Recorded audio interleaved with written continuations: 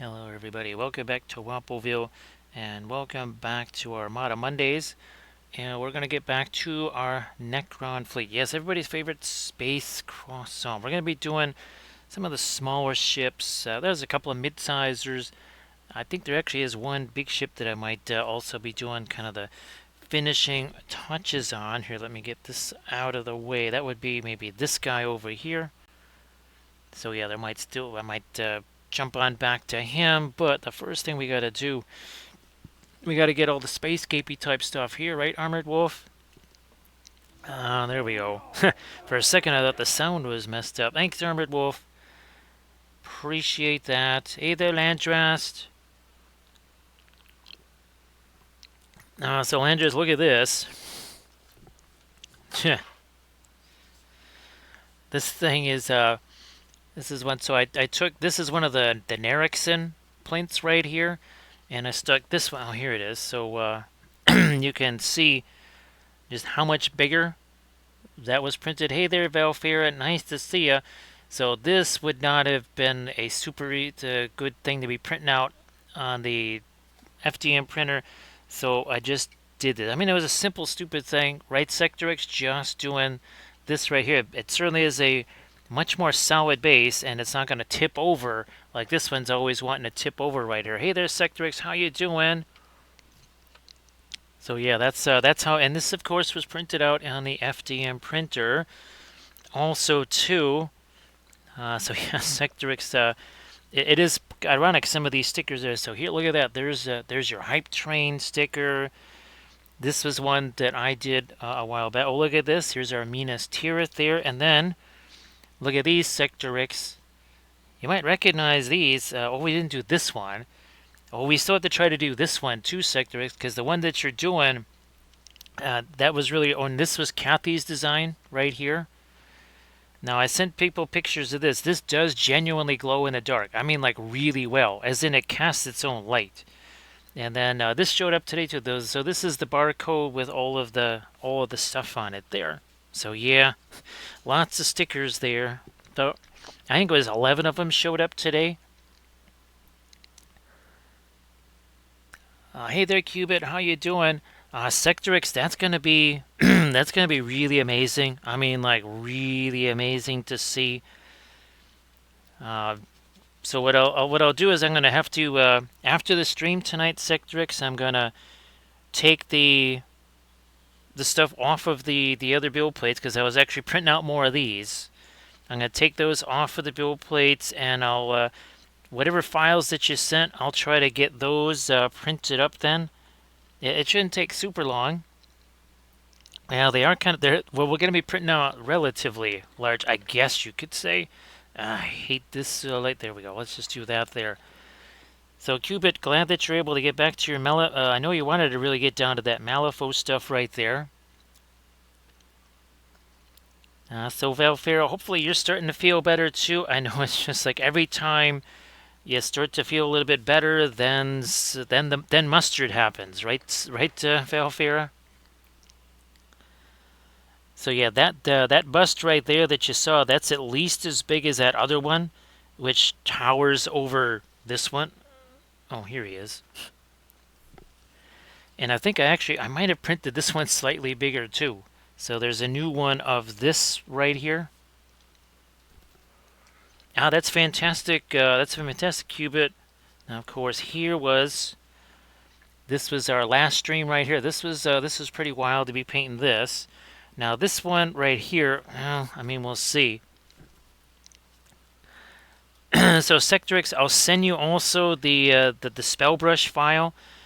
So the reason why I couldn't find it is because somehow the alphabetical order of that file folder was turned off to, I think, most recent or something like that. And the reason I didn't see Lazy Squire Games is because, well, I was looking through the L's and I didn't see it. So I thought, okay, there's no Lazy Squire Games on here. But it was in the Lazy Squire Games folder. There is actually a base for it, and it is all one piece. Yeah, Sector, I can kind of double confirm that it is all one piece. Geez, Velfira, I'm telling you, it's not safe.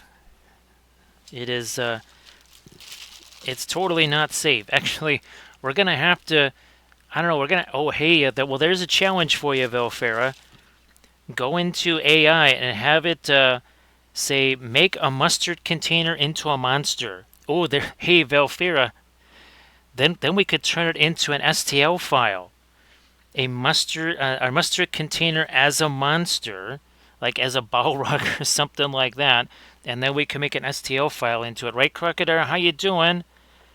So, Crocodile, I hope that the new project is going real well. Everybody, please give Crocodile a follow. How you doing?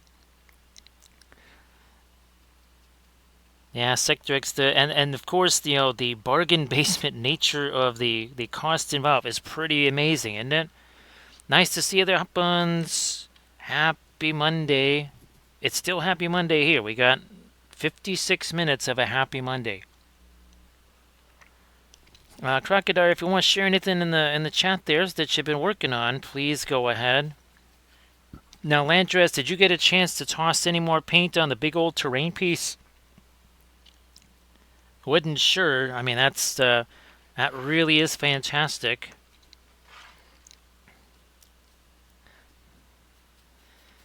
I think actually, Velfair, if mustard is anywhere in the house, it's not safe.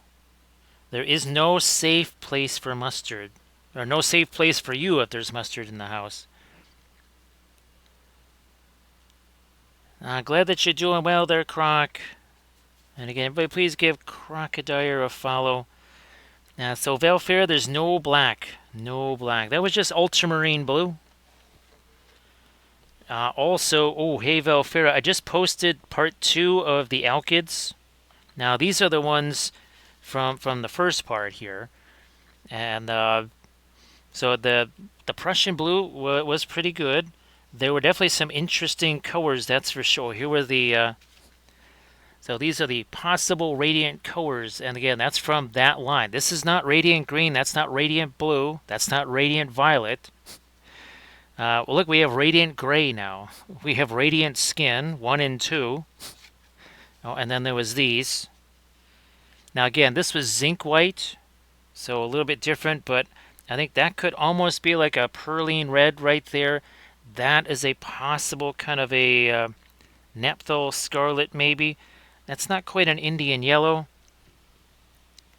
but it was pretty wild to see those. Sectorix, we did it once, never again. Because as everyone knows, the Optiling, the Optilings, they're like, it's the mustard of oil paints, right, Valfera? Yes, the Optilings are the mustard of oil paints.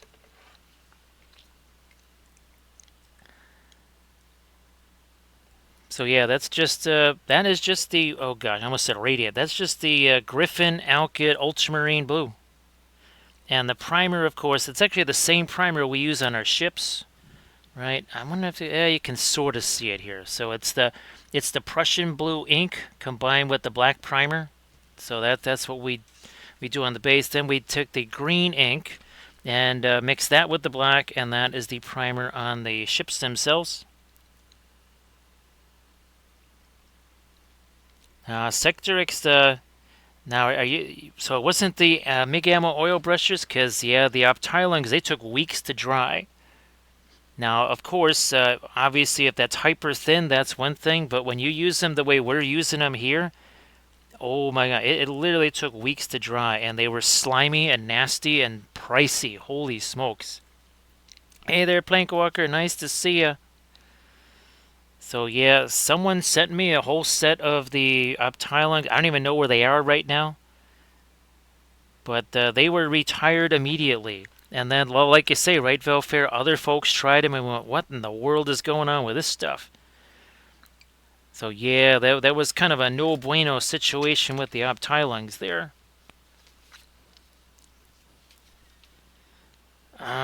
You know what? Sure, we're going to grab one of these. We're going to do a little bit of our blending stuff here. So yeah, Sector X, that's why you don't see him on the channel here. Now remember when I was showing you the Optil, or sorry, the the MIG ammo oil brushers, and I always thought that those came before the uptilings. Those came after. And ironically enough, they added alkyds to them. So yeah, they kind of took those, they added the alkyds, and then they created the oil brushers. And those actually dried, well, like alkyds, because that's what they got in them. Of course, this was, oh gosh, years ago, Sector X. The MIG ammo oil brushers, I think I was using those maybe as early as 2017. Yeah, that's how far back that goes. Actually, maybe 2016. So that's, wow, that's almost 10 years ago, potentially. Time flies, right, Sector X? So again, Croc, if you want to share anything in the chat, please go ahead. Sorry about that. I think this, yeah, okay, this is the last one I gotta do the blending stuff on. Then we're going to take our lighter stuff and then we'll blend that too. Okay, so we're getting there. That's where we're heading to, right there. Now, so so the zinc white, imagine white powder mixed with water versus actual milk. So zinc white is the white powder mixed with water. The titanium white, that's actually that's the real deal right there.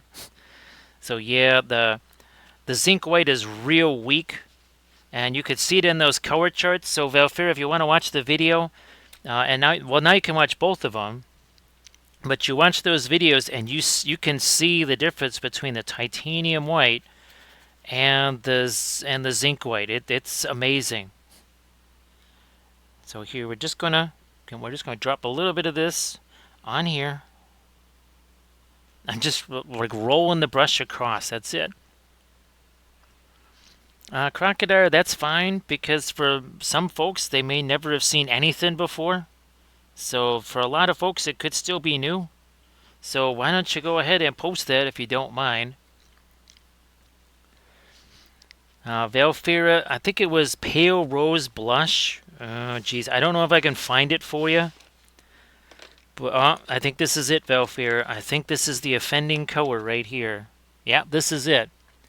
And it was Series 2, and we just thought we'd give it a try, but see that pigment white 4? That's the problem right there. And we were using this, and it's like, what the heck is going on? Actually, Valfira, I think it was a skin tone video. Yeah, I think it was a skin tone. Well, Valfira, you got the search engine thing. I don't think Pale Rose Blush is gonna direct you to it, but I'll see if I can find it, Valfira, and shoot you the link. But man, that was, talk about unexpected results, Valfir. I was not expecting that.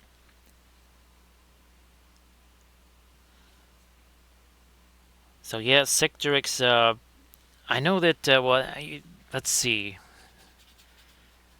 Grundy, he's obviously done several armies with the oil paints, and he tried those. Oh yeah. Now Valfira, did Grand Oracle get the uptilings and regret it? No, I think he was able to get rid of his, right? Because he heard what happened to us. But Grumdy wasn't so lucky, and he's probably still stuck with those. But I think Grand Oracle was able to offload his just in the nick of time.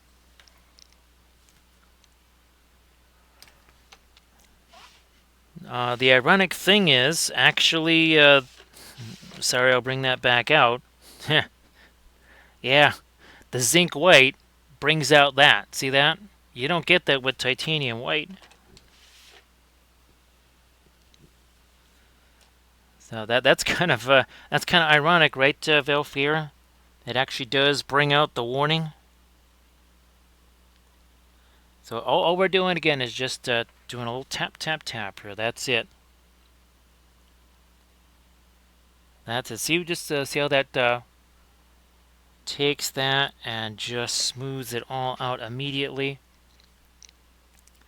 I think the other issue, well, yeah, they had no staining power, right? The Optiline colors, no staining power, and also too, there was really no colors like these Sectorix. So yeah, they were kind of limited as far as what they could do outside of just kind of weathering and stuff. Now Sectorix, I guess, was the scale of the Merkava, was that like a 1/50th/1/48th scale, or was it more? Oh, geez, was it more like a 1/72nd? I mean, obviously it's 3D printing. We can print at any scale we want.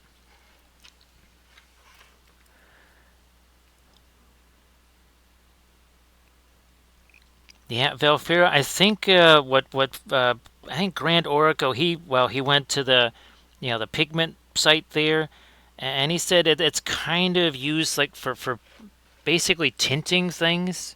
Like if you just want a small little bit of a whatever.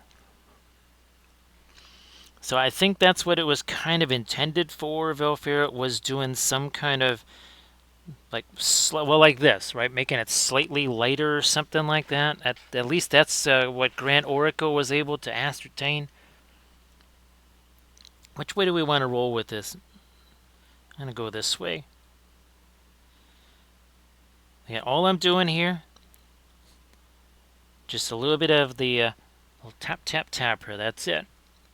So, but please check out that Carnifex. Check out that bug that Crocodile painted.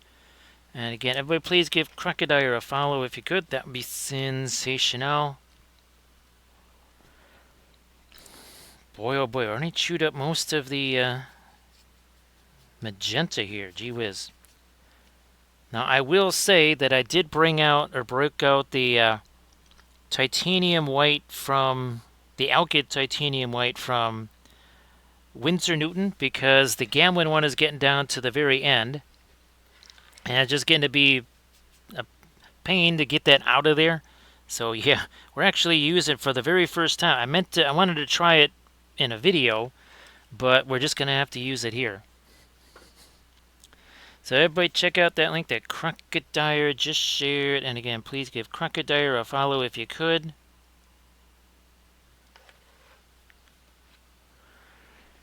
And of course, Sectorix, if there's a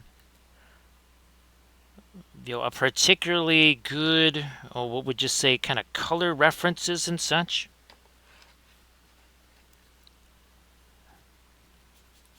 It'll be good for a Vehicles Workshop series, Sectorix, because obviously, weathering takes different forms in different climates. And I don't, yeah, this was, I think we did this on stream, right? So I've done desert vehicles, but like in YouTube Lives, I've never actually done a specific vehicle for anything that would be a desert thing, Sectrix. So that would be really perfect. Yeah, that'd be fantastic.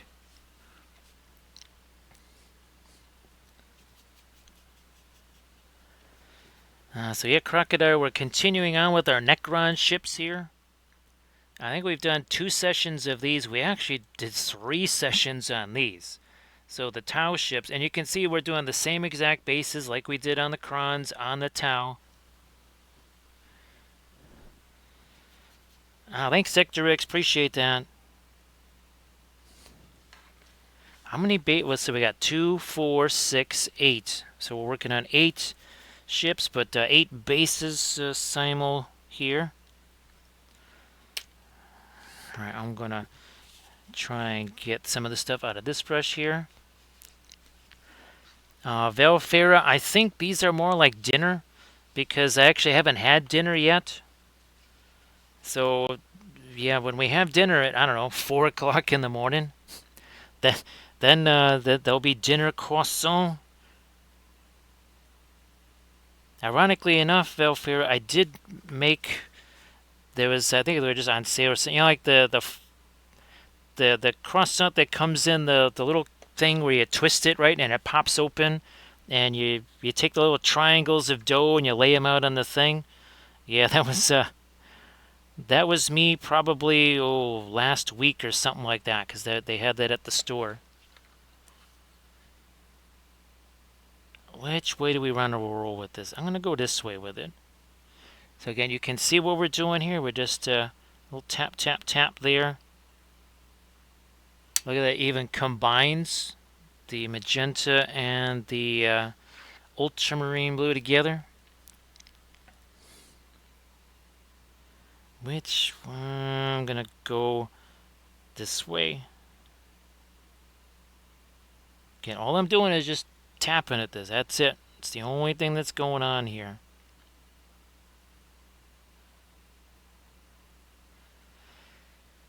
Oh, and of course, courtesy of Sector X and all the fantastic things there, we could have almost a full collection of these, or at least a much larger collection of the Lord of the Rings themed gummy bears. Obviously, I'll try to print those out for Adepticon. So actually, let me scroll on back here 1 second there. So hot buns, that is the plan. Actually, that's what I've been printing out some of this stuff for, is so that I can use these for painting demos at Adepticon, because it's being so much bigger. I think people have an easier time seeing it. In Sector, it was pretty wild. Yeah, I just did this the way I was telling you, right, with the doing the merge thing and then using the Z-axis, move it up, and poof, that was it.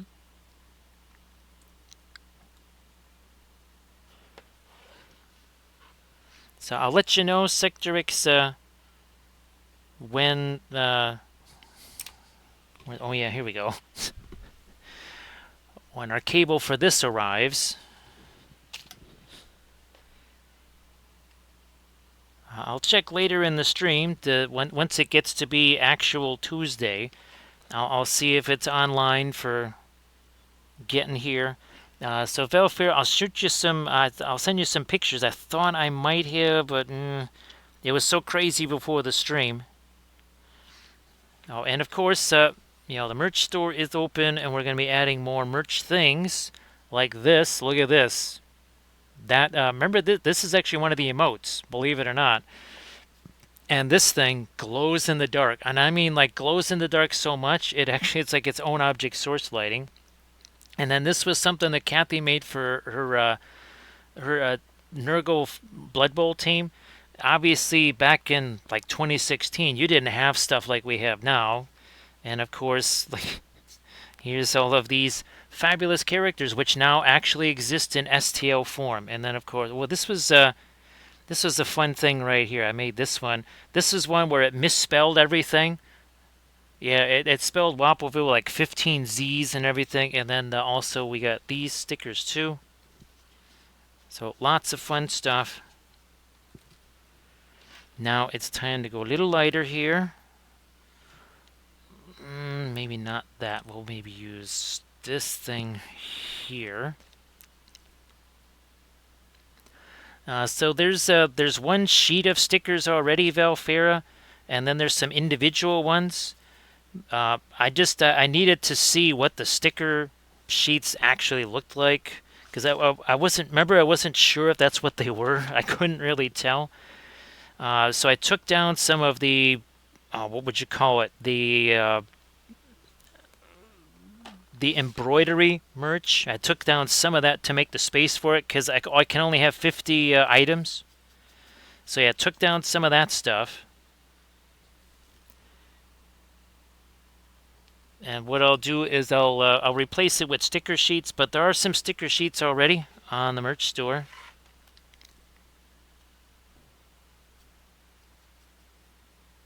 Let me bring this back over here. And we're going to do the same deal with these that we did with everything else. And then we're going to go one more level later. Then we'll do all the spritzy stuff. Right, we're gonna spritz some of the white on there to make those smaller stars. Let me grab this. 1 second. Let me grab this thing. I believe this should be the right... Yes, that should be the right link there. And there is your merch store right there.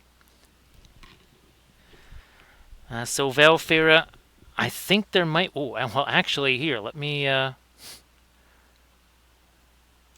wonder if it's in here. So, oh yeah, there is a sticker sheet, Valfair. There is a sticker sheet. Oh, I was making one with the Book of Wapple stuff. Of course, our Wapellia Spellbrush sticker is on there, and there's the Happy Accident sticker. And those are actually die-cut stickers, apparently, Valfera. Yeah, those are apparently die-cut stickers. So, yay.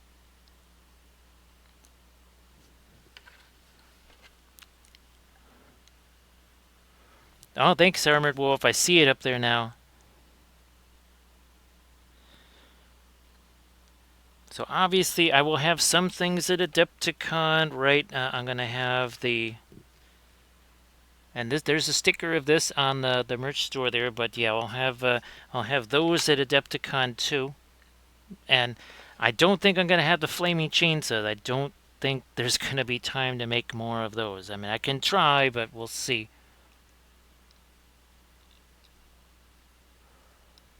So yeah, Velfira, just I'll let you know, Velfira, when I get the next. I think I could do maybe 3 sticker sheets. So yeah, Velfira, wait till I get the sticker sheets going, and then when I can tell you when those are ready.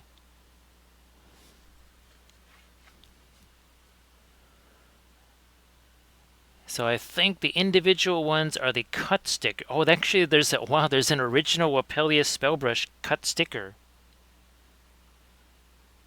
Let's just say it's been long enough since when I did these that I don't quite remember which ones that I did. Hey there, Doji, how you doing? So Doji, there's a new video for you to see on the Patreon page. There's a new video featuring the rest of the paints there. And of course, Doji, if you want to share anything in the chat, please go ahead. I know you got some things that you could share.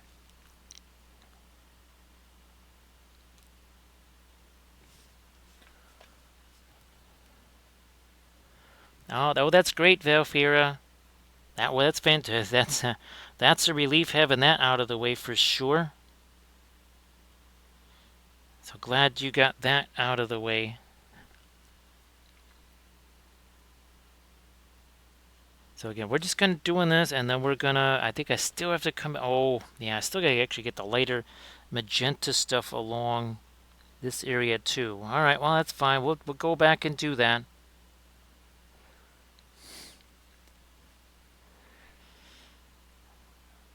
Doji, what's funny, Doji, is I don't know. You might actually be able to get your hands on the fluoros. I unfortunately am not able to get my hands on the fluoros. The crazy thing was that I found the Marion Street oils on Amazon, but I could not get the Paul Rubin oil paints on Amazon, of all things.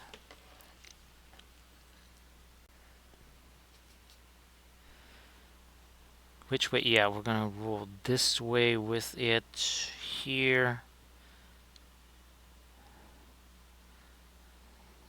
Gonna drop one of our lighter blobs over there.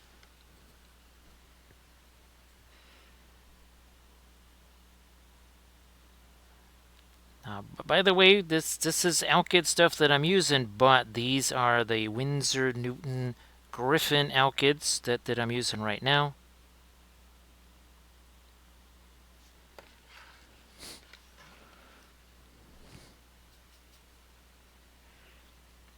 And it's the same concept as what we've done for all the other BFG bases.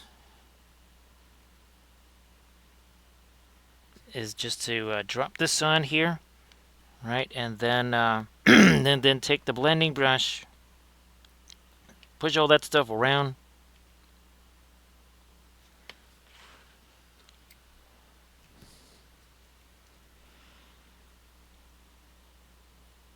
And of course, appreciate appreciate all the folks that have already done the supported the merch store there. And that helps out a whole bunch with things like the resin, the spools, all that kind of stuff. Getting new STL files. That's pretty much what that's all designed. That's what it's all for. Is for that kind of stuff. Or for getting things like the Paul Rubens oil paints to try out, which again it's been really fascinating to try those out. No. Let me use this. Actually, Armored Wolf, right now on Hobby Lobby, at least on their website, these things are $2.99 for a batch of 12. At least that's what it said. So yeah, Armored Wolf, I meant to tell you that yesterday. Sorry about that. It's been a little wild. But yeah, they're because the last time I checked they were $5.99, and now I see them for $2.99. That's on the web store. I don't know if that's at an actual store or not. Don't know. Hey there, Judge Dredd. How you doing? It's still a happy Monday here. We still have 30 minutes of a happy Monday left. So great to see you, Dredd. I hope that everything goes well. If there's anything that you wanted to share in the chat that you've been working on, please go ahead and do that.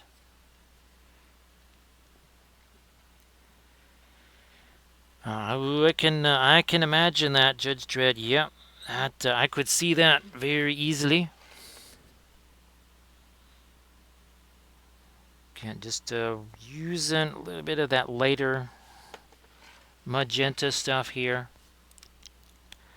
And the other thing I can say, it looks like all of the Paul Rubens alkyds, they seem to be matte. When they dry, some of them are like ultra matte, but I really haven't seen anything be shiny, and that's out of 38 of them. And believe me, like the CAS alkyds, holy smokes, Valfira, those are like the mustards of alkyds. They are super pricey and super shiny. Yeah, those are not fantastic. So I would, yeah, they're like the Obtilings of the alkyd world there.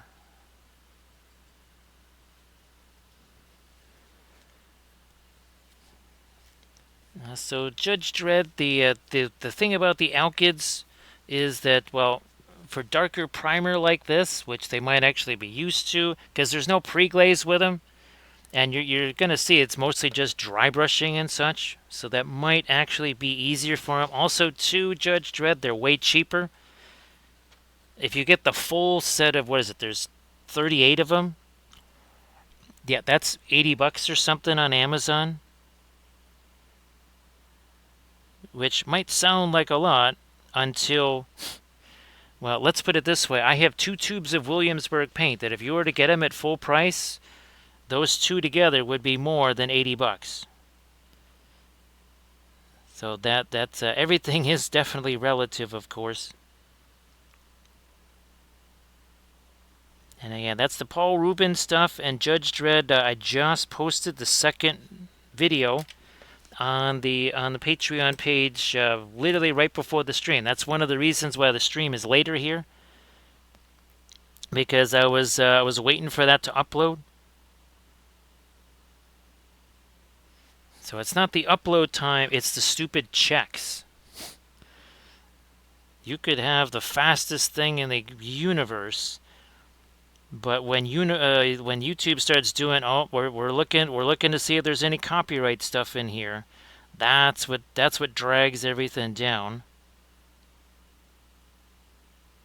Wish that wasn't the case, but that's kind of how it is with YouTube there.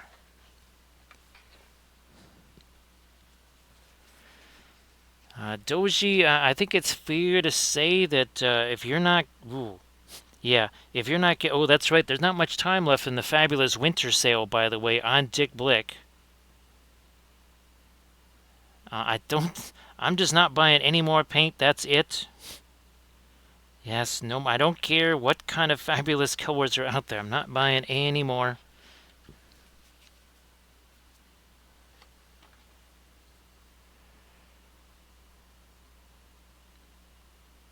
So from here, then, right, we're going to put the lighter stuff on the where the stars are here, and then we'll go one more super light, and then we're going to do all the spattery stuff, and then the bases will be done, and then we'll just get into dry brush type stuff on the ships, because that's what you do.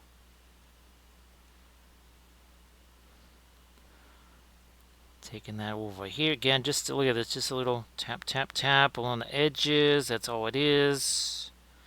Nothing else.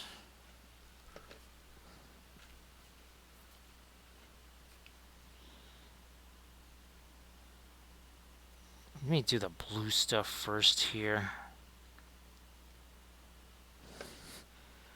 Again, I just keep my paper towel handy here, so I can just do that.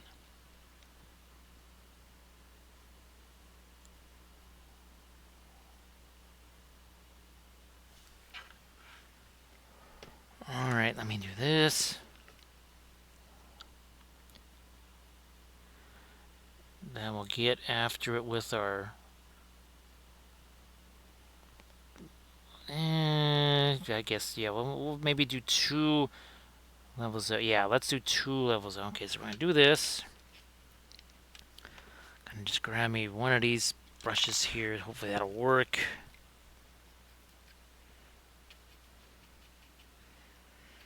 Alright. Nah, lighter than that.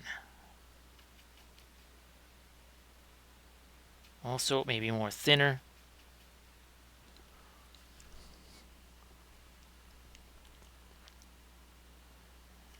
Start doing some lighter stuff on some of the edges too, maybe.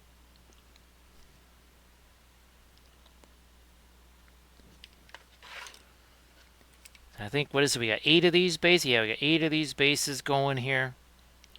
37 minutes ago, they had no paint on them.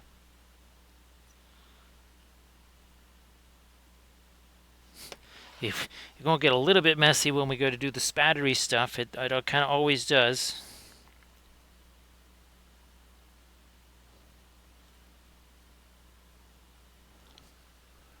Hey there, Camda, how you doing? So, Camda, did you see the new video? Yep, there's a new video, and guess what it is?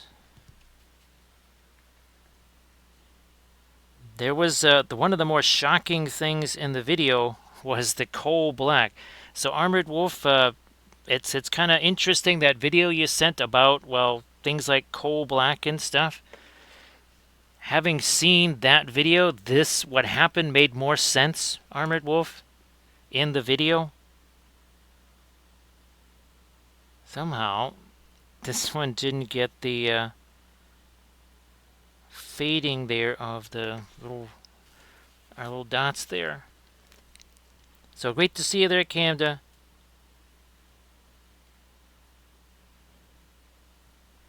Alrighty. So Camda, I'll have to show you some of the new stickers that arrived later on, and then I'm actually printing out another one of those giant Fae Enchantress busts. Again, that'll be for Adepticon. I printed out one. Oh, that's it, Camda. Yeah, I was gonna. I printed out this so I could do with the new Alkids. So I could do a skin tone video with this then. I mean, look at how huge that is. I mean, that's how big this thing is.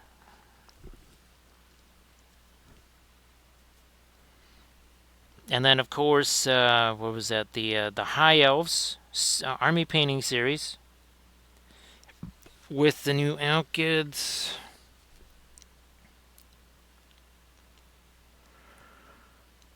So Camda, now of course I'm trying to not count things like, I don't know, yellow ochre, or well, what we would say is the Mars Yellow Deep as a radiant. But even subtracting those Camda, we're talking like 10 of them, and they're all Alkids, right? So potentially 10 new Alkid, 10 new Alkid whatchamacallit. There new Alkid Radiants. That's pretty crazy, right? Okay, this is going to be really irritating whenever I do multiple things, because that light now it's much closer to where my hand goes. Unfortunately, that light gets activated now every time my hand goes over there.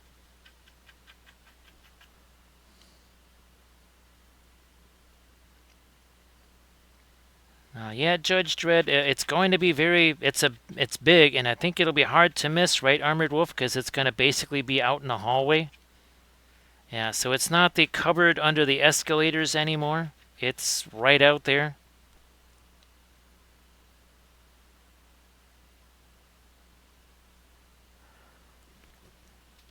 So yeah, Camda, I was about to do the final thoughts, and I went, wait a minute. This color here is kind of light, so I had to. It worked out well, Camda, because yeah, I'm kind of glad it worked. It ended up being that way.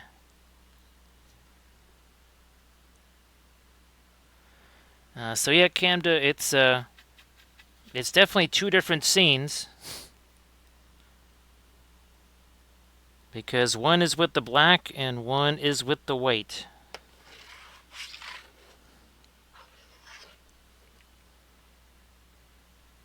So yeah, that's not a doubled up. That's two different segments there. So you might want to watch both of those. All right, here. I'm gonna get that little bit of light down there too. Okay.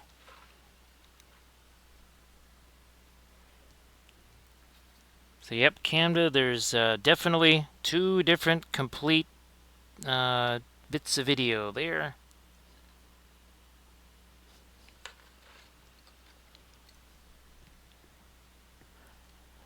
Yeah, I'm gonna go a little bit lighter right there. Fine. Let's throw another one over here.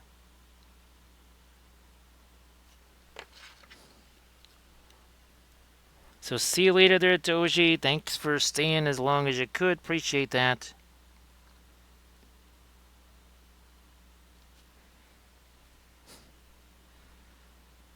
Yeah, so when you get to the end of the video, that is not a segment that was added twice. That's two separate segments.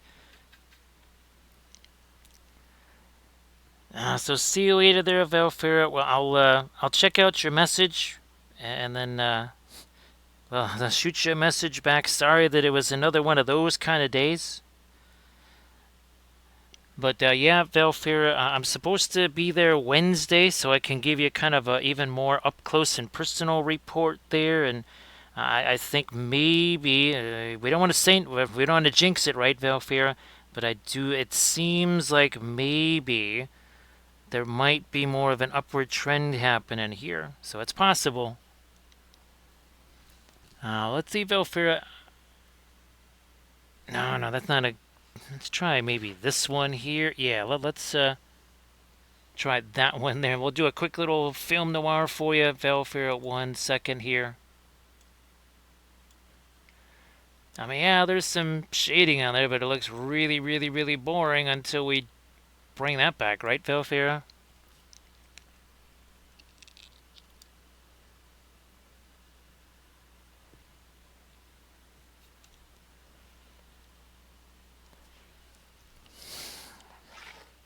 So Camda, there was a few times where I was grabbing our regular paints just to try and take a little look at the pigment info there.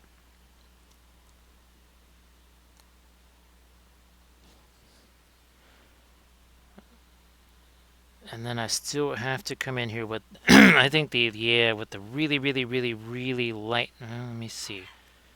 Grab some of this again here, because I see one over there we got to do.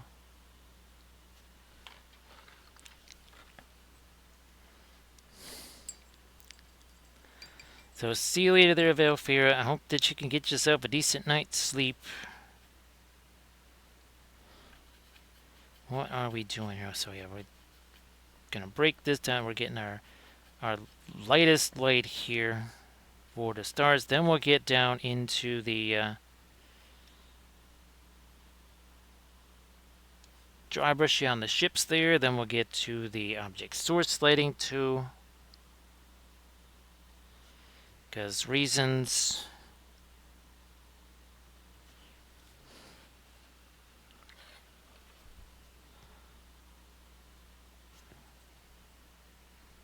This is, I want to say, a little bit less thinner in this too, because of the whole thin sticks to thick and vice versa.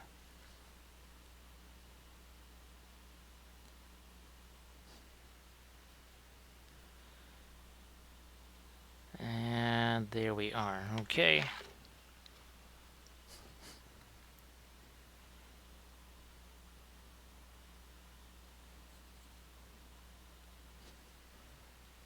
So I do believe the first set of 18 yielded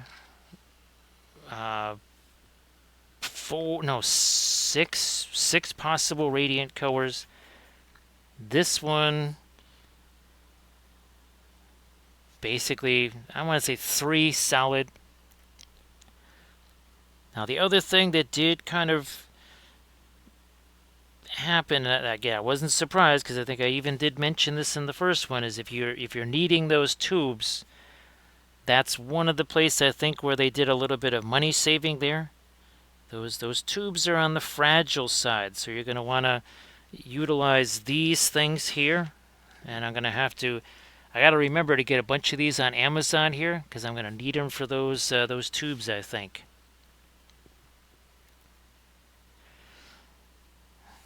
So yeah, Camda just and then when we do the when we do our little spattery thing here, it'll create those tiny stars so quickly. That's gonna make it real easy.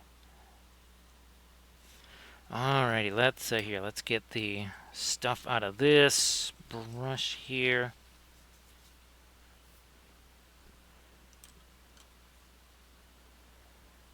Camda, though there's a little too much stress on those, I wouldn't really go the printing route on those. Yeah, there's I've had at least 3 of those break on me, and I would think anything that's printed would be more likely to break.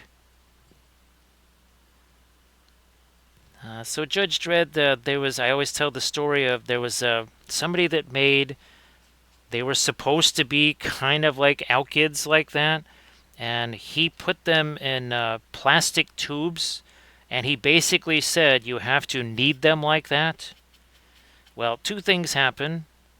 First of all, the kneading them didn't do anything. It still leaked the stuff all over the place. 1 second here.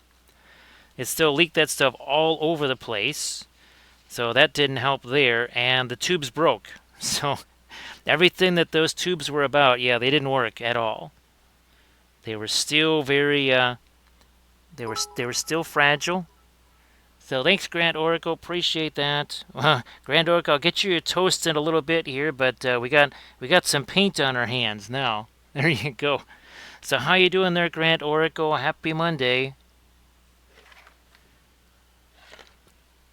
And of course, Grand Oracle, I got a new video for you to check out. So go check that out. So again, we're just doing some spattery things here. That's it. Real simple like.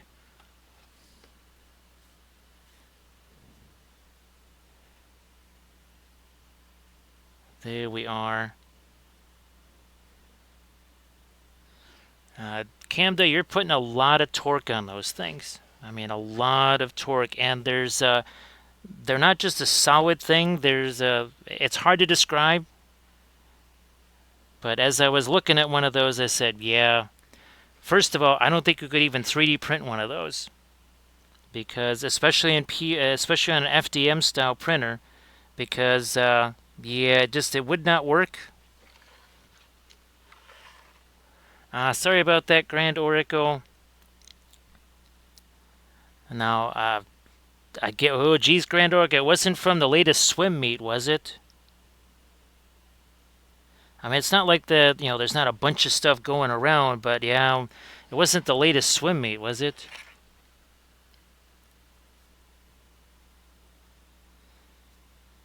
Okay, there we go. All right.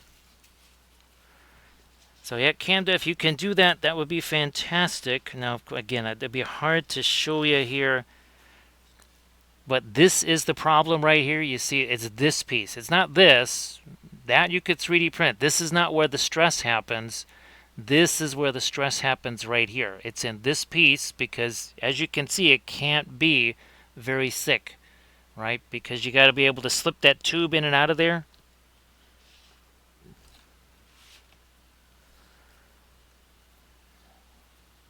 So sorry to hear about that, Grant Oracle. Here's hoping that it's just kind of it's not a full-on thing that lasts for a long time.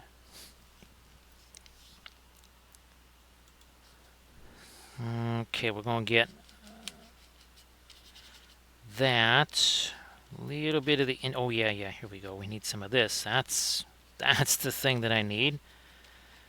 And we're just going to hammer away at the ships here, like you do. We want to do that relatively lightly, of course. Don't want to go too crazy with it.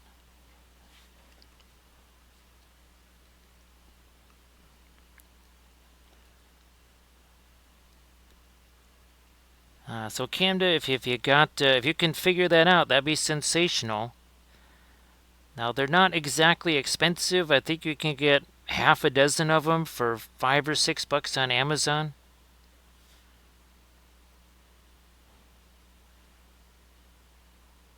Okay, you know what? We're gonna move you over here.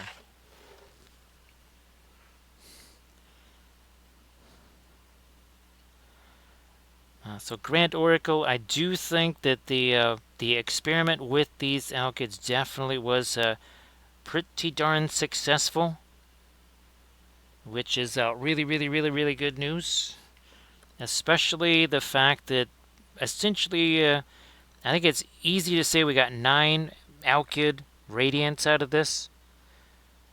Potentially 10. It kind of depends what you might count as a radiant. Of course, I had to bring in the Pluto argument. Right? The whole, oh, it doesn't clear its own orbit, so it's not a planet. It does everything else. It's got atmospheres, it does all this stuff. It's got a moon. But oh no, it's not a planet because it doesn't clear its orbit. Well, in that case, then some of those weren't alkyds, or so some of those weren't radiants because they weren't necessarily opaque. And that's kind of an important thing, right, Grand Oracle? So Judge Dredd, yeah, that's a huge find. Instead of people having to get like a little bit of this and a little bit of that. Now I will say there's some colors like obviously indigo, Van Dyke brown, those are missing. But you could engineer those by mixing certain things with the coal black. So you could take the Prussian blue, mix it with coal black, and you're probably going to get something like that. So thanks, Sarge. Oh, of course, thanks again, Grand Oracle. Appreciate that. Thank you so much.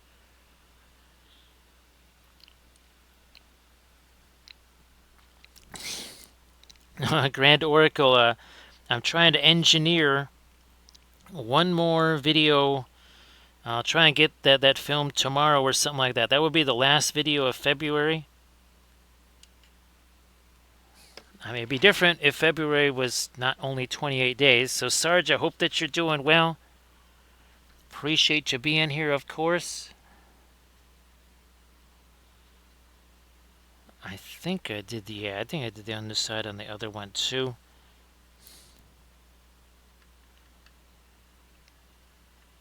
Yeah, let's get this. Then we're going to do the lighter stuff. Then we got to get to the source lighting. I think I've got 3 other ones, maybe, later on in the stream, if we want to at least just do some more bases or something like that to show new folks maybe how we did the bases, because we're not even an hour in yet. So great to see you there. Now, Sarge, how did the latest thing with the plumbing end up turning out? Because I think it was Saturday, was that Friday or Saturday, Sarge, with the latest craziness with the plumbing there. I think it might have been Friday. So sorry, I meant to ask you on the Saturday stream if I forgot to ask how things were playing out with that.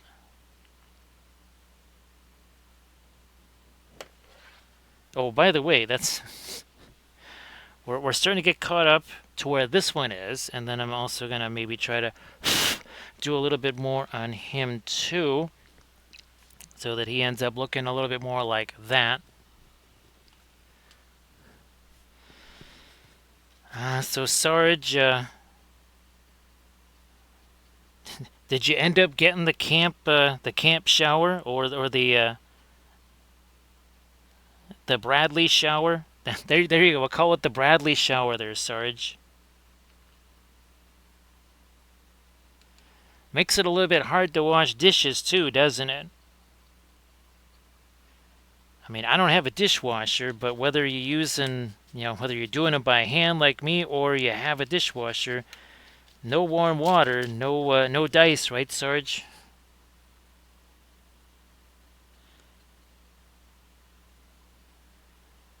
Okay, again, we're gonna do this first, then we'll come back with all of the magenta stuff.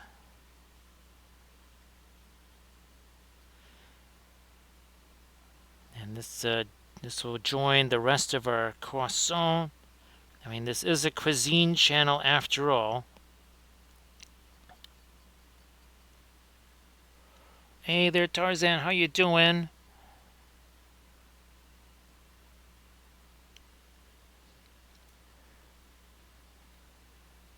So yep, Tarzan. There's don't have a dishwasher here, so there's only one way to do it, and that is the old-fashioned way.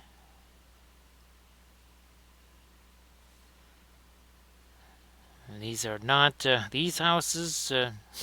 Not a whole lot of space for things like dishwashers.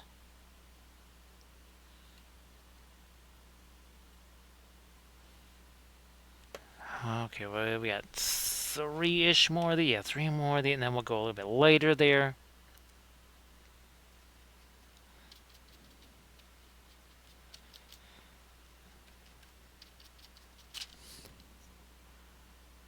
I think one of the new algae is always a Naples yellow. And I think that was one that I might have used in the possible radiance phase or something like that.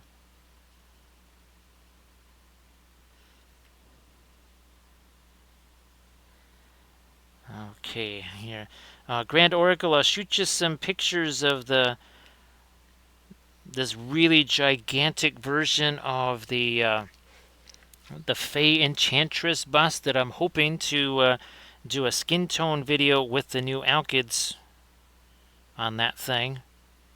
It's massive.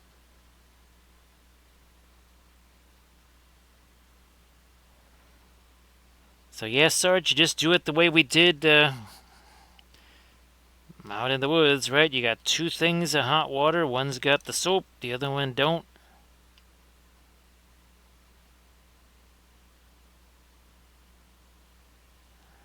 Keep going with this.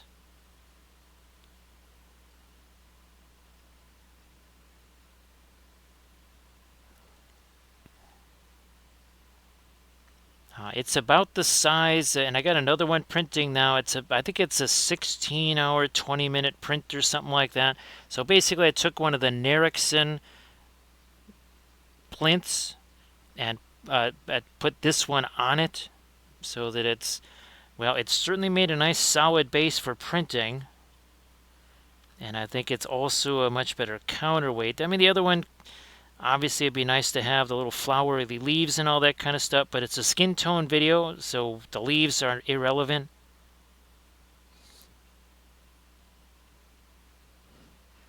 But it is very, very, very large. So I think there's one more of these where we got to do the dry brushy stuff here.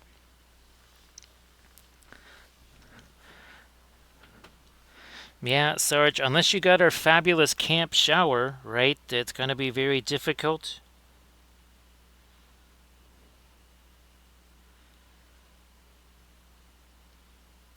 Yeah, that was, I never had such fantastic showers.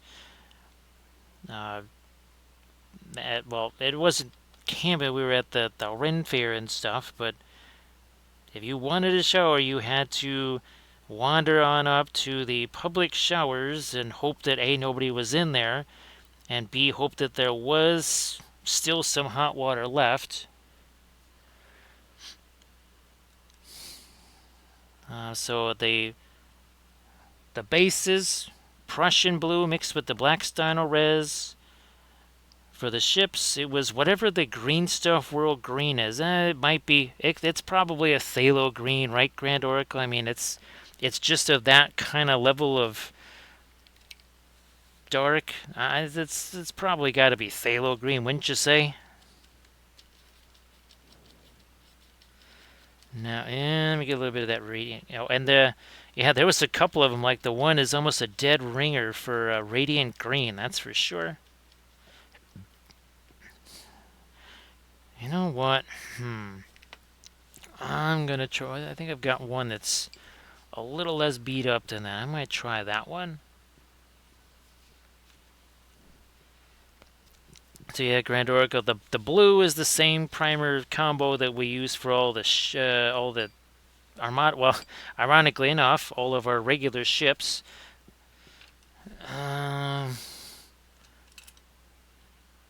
Oh, that's where you're hiding. You're over here. That's where you are. Okay, I was wondering where some of these went off to. That's a little more like it then.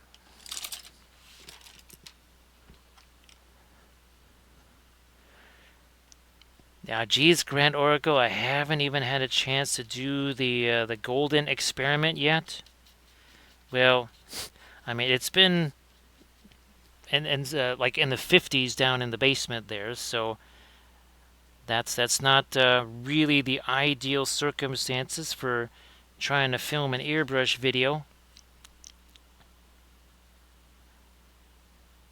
Oh, that's why we've been doing other stuff. Hopefully, the things just start to, instead of kind of bouncing around the way they are right now, become a little more consistent, although I doubt it. So here you go, we're just getting a little bit more of our lighter green on here now.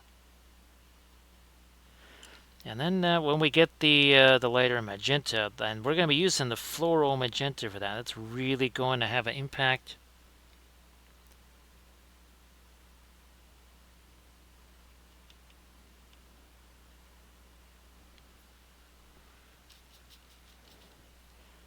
Get the rest of this guy here. So I think I've got one of these. And I'll show you where it is that we're going to be heading with, say, ones like this. Where you hiding? You're over here, maybe? So that's where we're ultimately headed with this. So, yeah, we'll be getting into, again, our magentas. What's funny is we're pretty much kind of using the same colors we used on this. On, what, Saturday, right? Yeah. And that was actually the same primer as the base. Yeah, it was the same combination.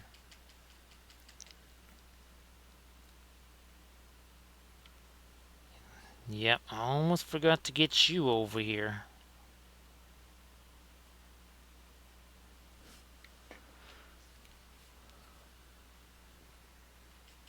Doing this again with our yellow and green combined. There's no floral green in here, by the way.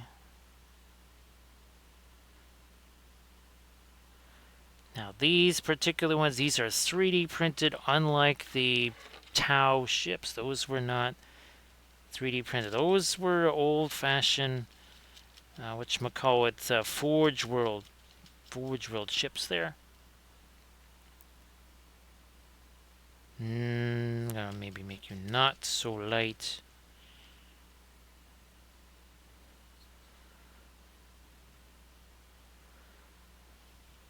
And again, the alkyd paints, they're not going to have the staining property to them. So if you're going to use those, then this is the approach you'll need. You're going to need the darker primer. And you'll have to do the dry brush like this. But once you do that, then you could go back with basically a post glaze type of thing where you don't have to worry about staining. It's just the glaze. You're not looking to wipe anything off. It's just a regular glaze. So their staining power, not an issue. Doesn't matter.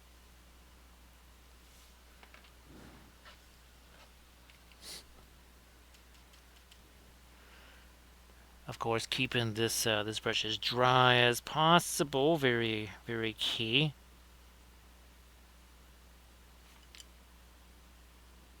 All right, some more there.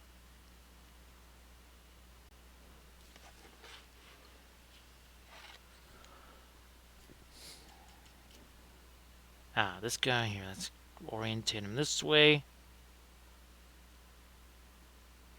Let me see. 1 hour, 7 minutes ago, all 8 of these ships. Yes, we're working on 8 of them. They had no primer or no paint on them, just primer. That's it.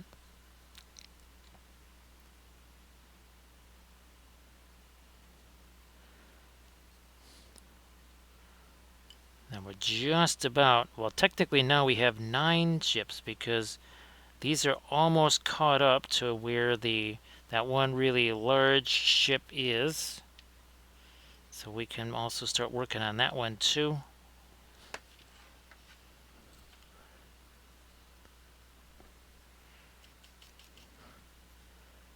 Here we go.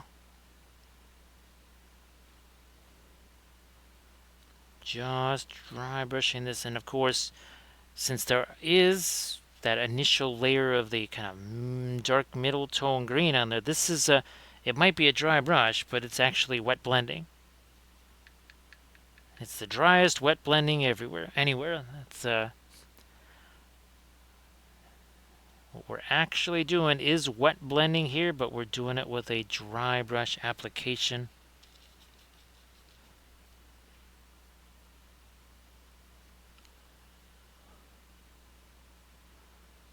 And there, all right, that too a little.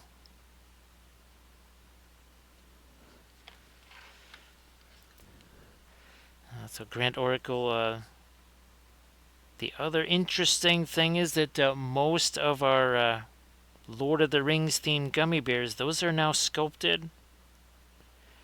They are potentially 3D printable now. I'm probably tomorrow I'll see if I can't try to do some test prints.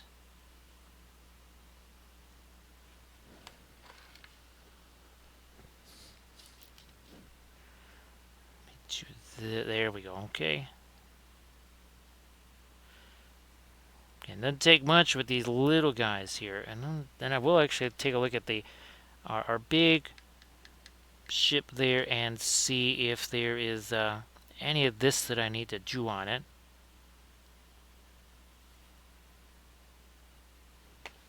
Where you hiding? There you are. Yeah, okay, I guess I can do some on here. Now this is basically caught up to where everything else is now.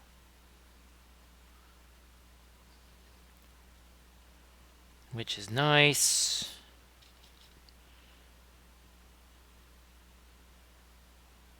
Do some more of that over here.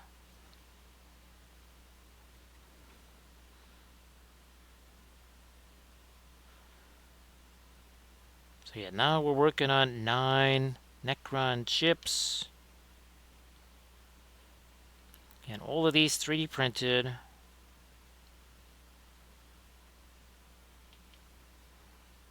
I couldn't tell you the name of the sculptor. I don't know. I was just sent the files. I have a feeling it was, this might actually have been Coco's models. I could be wrong, but just, I'm thinking that's who it was.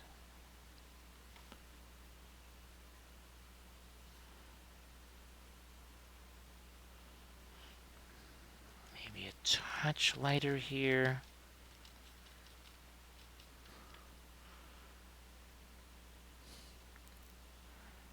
On our big guy.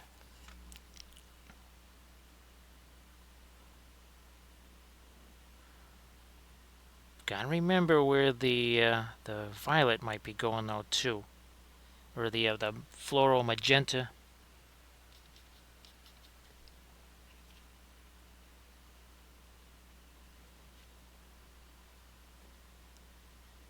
Don't want to do this on the. Yeah, we're only doing this on the dorsal side, not on the ventral side.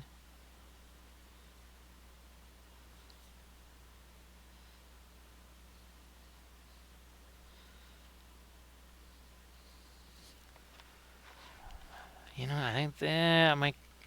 Yes, let's do a little bit of light on this ship right here. Something a little bit lighter.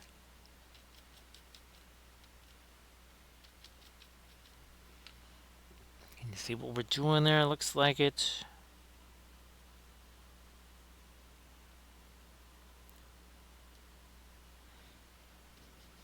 No, no, not over there.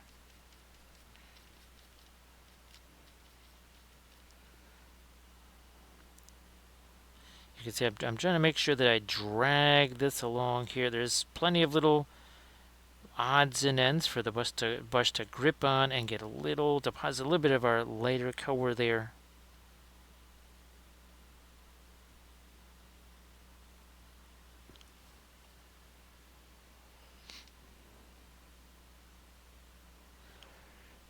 Camda way back when I was doing all of the starship designs and all that kind of stuff, constantly using dorsal and ventral.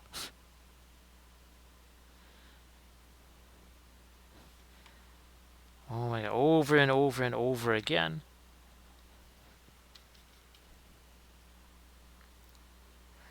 No, that's gonna be glowy there, so we don't need to get our lighter green down in there.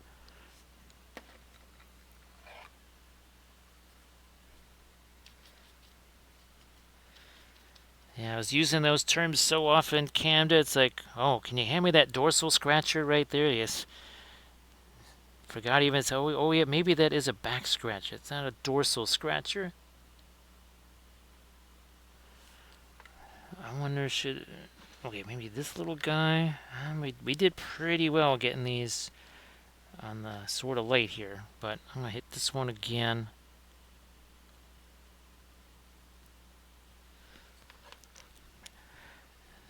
And now I'm gonna start getting some of the magenta stuff out here.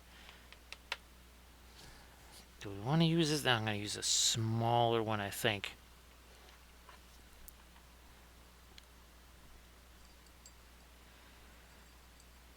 There we go.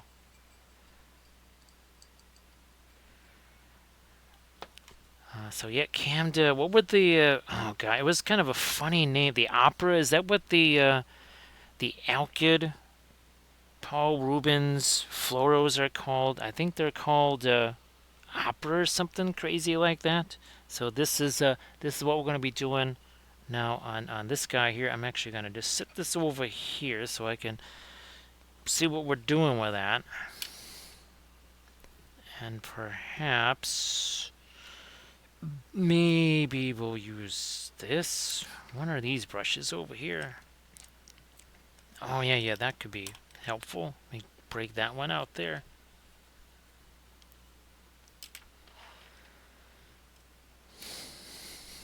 No, not chew. Let's see if this might work. Yeah, Camda, there is a tutorial vid on these. Yeah, there's a tutorial vid on these things, and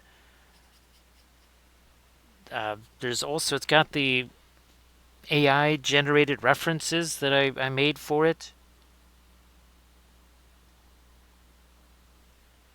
Okay, so that's all filling in there. That all fills in that little thing, which then comes down this thing. And then there's these things. Right here. Do they have... Okay, yeah, those are also going to be the magenta stuff. Same with these. So I'm doing this one first because for the most part the green is all, it's dry. The other ones, what I need for those to do is have a chance to set. So I'm working on this so that the other ones have a chance to set up. Okay, I think that is the last of the... Oh, nope. No, we got this bigger one here. Let's do that one too. Gammon over on that side as well.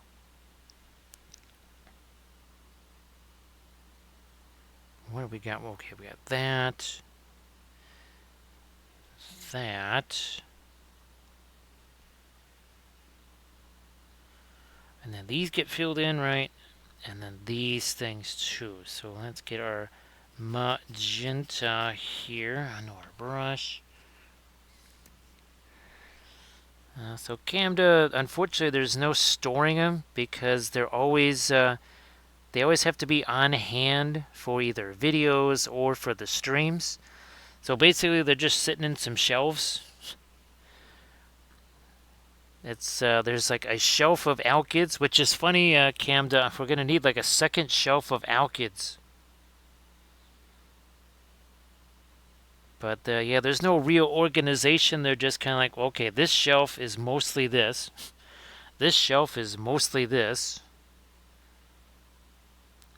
It would be nice if I could just kind of store them and leave them. That's for sure. But yeah, between the streaming and the videos, that's really not, that's not a doable thing.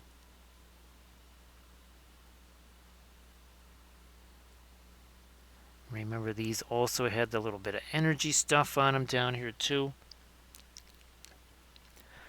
That's about it. That's about it, Camda. That's why there's some times where you hear me, well, shall we say, getting a little bit consternated there. Because what happens is sometimes the colors just get pushed further and further back on these, and they're pull-out shelves. And you can only pull them out so far, right? So yeah, when you hear me on, say, especially like a video or something, and I'm really, really, really banging around looking for something, and it's and I'm just about to the point where I'm like, do I have to actually turn off this video to find this stupid thing?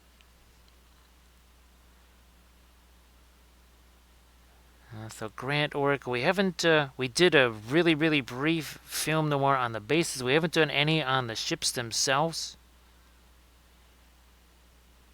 Which, oh, now that we're doing this, you know what, here, let me, this should be interesting, Grant Oracle. Let's do a side-by-side, because it's also interesting to see them when they don't have necessarily their full range of shading either.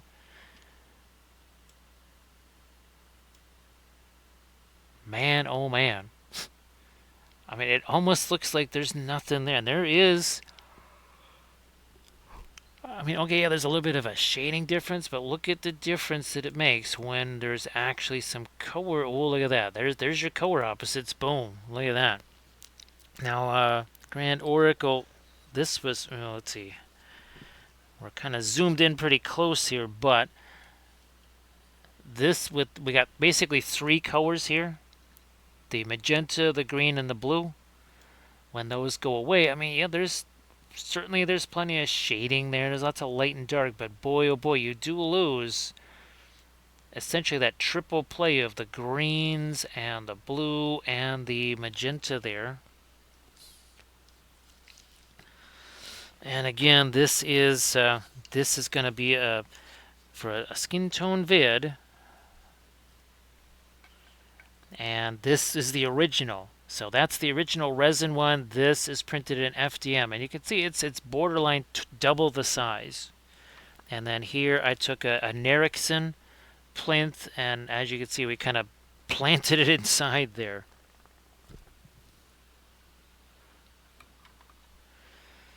Tractor, it's so wild to see that, right? Because it does give you that notion of how critical. And of course, contrast is more than just light versus dark. No doubt about that.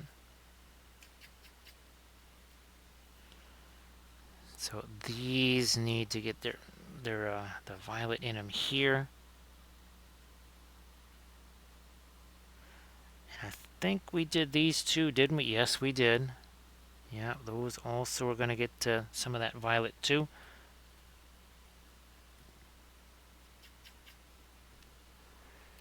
I think Camda, that one was pretty wild, wasn't it? How fast it was to do with just essentially just doing the dry brush. A lot of dry brush. Then we did do a little bit of kind of a post dry brush glaze type of thing.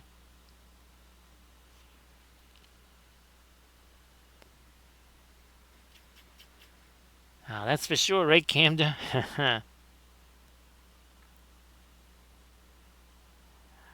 Do these also get... Oh, it's a different... Okay. What was really weird is that when I did the AI-generated references for these things, it did actually create all these weird little... These little round things like this. I did not prompt it. It just happened to do that. Hey, Maynot, welcome back. Everybody say hello to Maynot. So, Maynot, I hope that your Monday was fabulous. Once it's a happy Tuesday here now.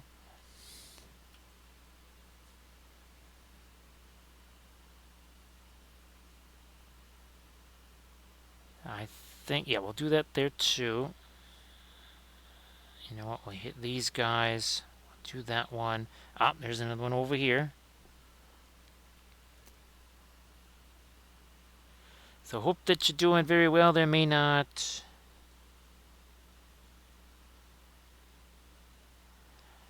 You know what, I'm going to chuck a little bit more of that. Again, that's our floral magenta right there. There's these things too. Okay, let me get these guys out here.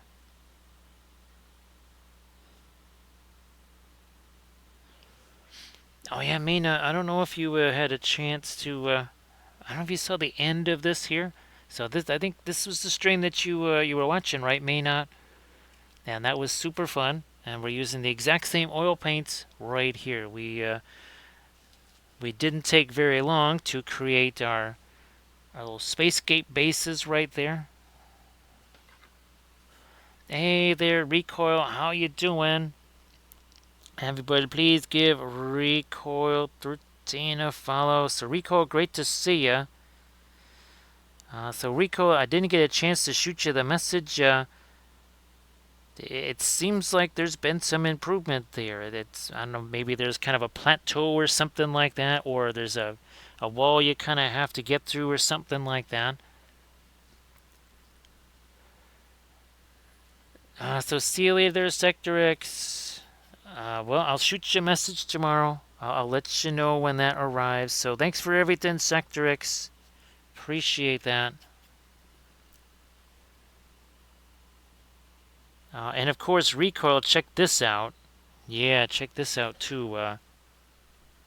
So 11 new stickers arrived. Yes, 11 new stickers arrived. So here's our... Oh, look at that. There's our hype train. And then look at these. Oh, and actually, Recoil, there are miniatures of these now. Yeah, there's a miniature of this. There's a miniature of Legolas. There's a miniature of Gimli. Here's a couple other little... These are some AI that I did. Of course, there's that. Now, this was fun. Of course, we got these. This genuinely glows in the dark. I mean, it glows in the dark so much that the picture I'll show you, there was a green light cast on my hand. And then this is the design that Kathy did right here. So yeah, that's the one that Kathy did.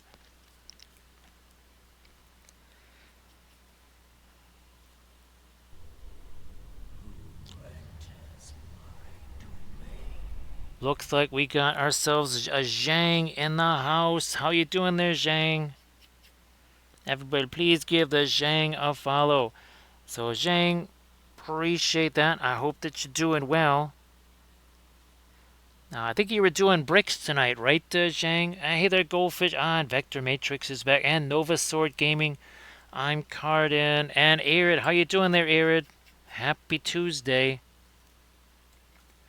So yeah, all of your Lord of the Rings gummy bears there, Recoil, there's now STL files of those. I'll be trying to print those out tomorrow to see what they look like. So Zhang, we're back to it's Armada Mondays, and everybody's favorite croissants are here. Yes, indeed. There's more of our Necron chips. So here again, here's some more of them right there. I'm glad that you're doing okay there, Irid. So we're adding on to the fleet of Necron ships. We did 3 streams worth of these. Thanks, Goldfish. Appreciate that. Now, of course, lately on stream, this is one of the. I think I've got the. Oh, I got a. You can see this. You can see the actual bust. So yeah, here. Oh, check this out. Because we can show them side by side. So we painted this. Oh gosh, maybe 2 weeks ago, right on stream, right here. This is a FDM printed bust, and then this is a resin printed version of the miniature of this. So yeah, this was pretty fun. You can see we did the same color scheme right there, basically. Very fun.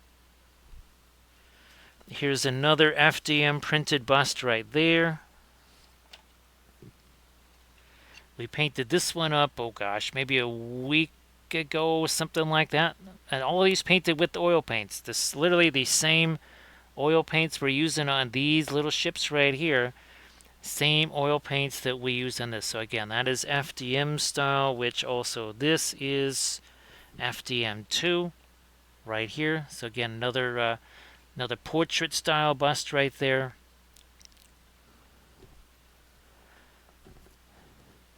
So yep, we're using the and here again is our typical brands that we're using here. I think we've got, what do we need here? Oh, we need a Richardson.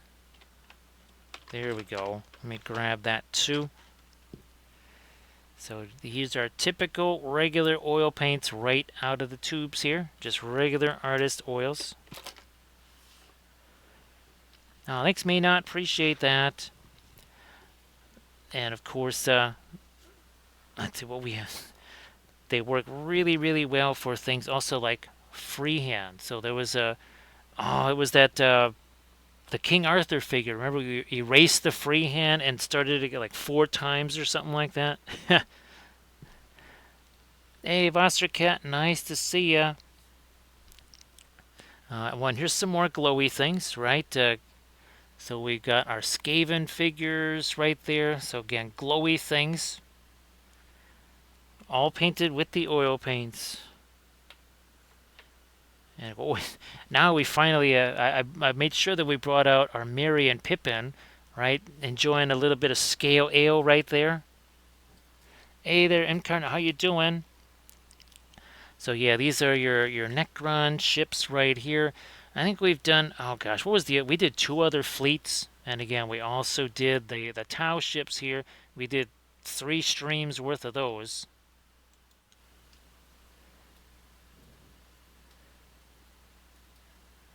So Vostercat, yep, we did the entire we call it the Fellowship of the String. So there's our Gandalf right there. Where the heck is, oh, here she is. There's a Cat Ladriel right there. We did Aragorn, Legolas, Gimli. We did all of them, including the Argo kitties.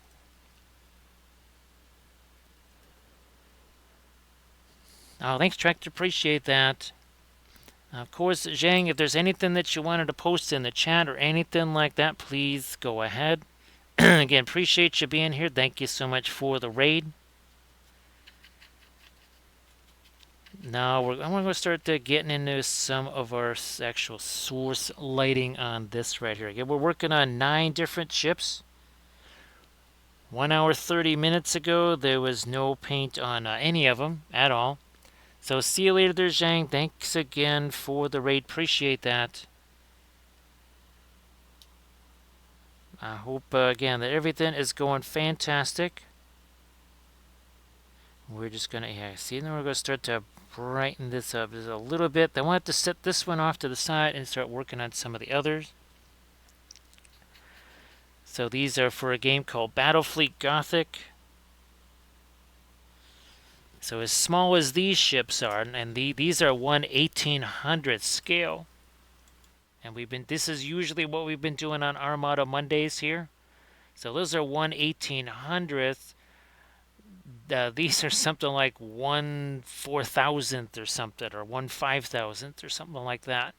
So thank you so much, Brittany. I appreciate that. So Brittany, how you doing? Thank you so much for the raid. Everybody, please give Brittany a follow. And of course, Brittany, if you want to share anything in the chat, please go ahead. So thank you so much, Britt. Appreciate that. I hope that you're doing well. Again, we're working with oil paints here right out of the tube. We were just showing some other things where we're actually using the same magenta here that we're using for the source light on our Necrons was also the same source lighting on these two. So this is a FDM printed bust, and that is a miniature we did just on our last stream right there. Again, these were painted with the oil paints, same stuff we're using right now. So that's a regular resin print, that is an FDM print. And actually, oh, here's another thing with some magenta glow on it right here. So again, that's also some magenta glow. It's really the same stuff. So whether it's this ship or this, I guess, paladin right here, same deal with the swords there. Ah, that's fantastic. Oh, hey, Rico, if you want to share some of your stuff in the chat, please go ahead. Sorry, Rico, I think I forgot to ask. So again, Britt, if you want to share anything in the chat, I know you just finished that stream, so it'd be kind of hard, right, unless you ski-daddle off to that photo booth right now. But you got a Discord or Insta, something like that, you want to share something, please go ahead and do that.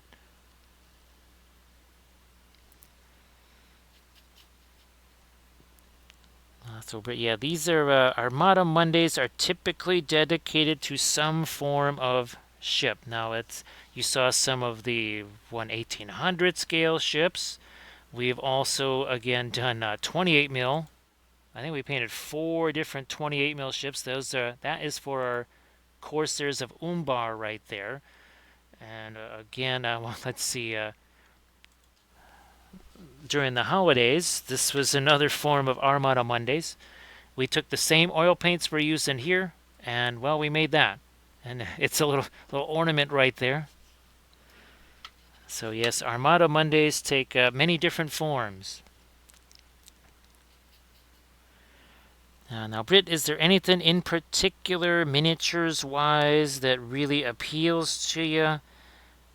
Or at this point, is it just, well, kind of paint whatever and kind of see what you might like the most? So, everybody, please check out the link that Camda just posted. Sorry about that, Camda. I think I forgot to say, hey, post something in the chat there. So we have other folks in the chat that also have been using the oil paints. And again, these are just regular artist oils right out of the tubes. Oh yeah, we gotta get these. Some little pyramids over here too. Oh, that's asymmetric. Oh, here it is. Ah, there's a few more of these. Let's get these other guys here.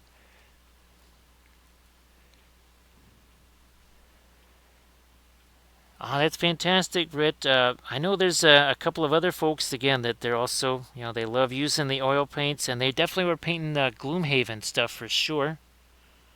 And I don't know if I've painted Frosthaven, like specifically Frosthaven. I know I think I painted stuff that people might have used for it. So Irid, I think this is well, I'm doing 9 more Irid. This will probably put it up to at least 30 something. Because even with the Tau, I believe there's 27 of these. I mean, well, we got 7 there. We did 3 streams, plus I did a tutorial video with 5 more, I think. So, yep, there's a whole bunch of ships. And there's actually more to do after these. There's also, I think, 3 more fleets. Oh, actually, by the way, the next fleet you'll probably be seeing will be orcs. Everybody, please check out that Discord link that Recoil just shared.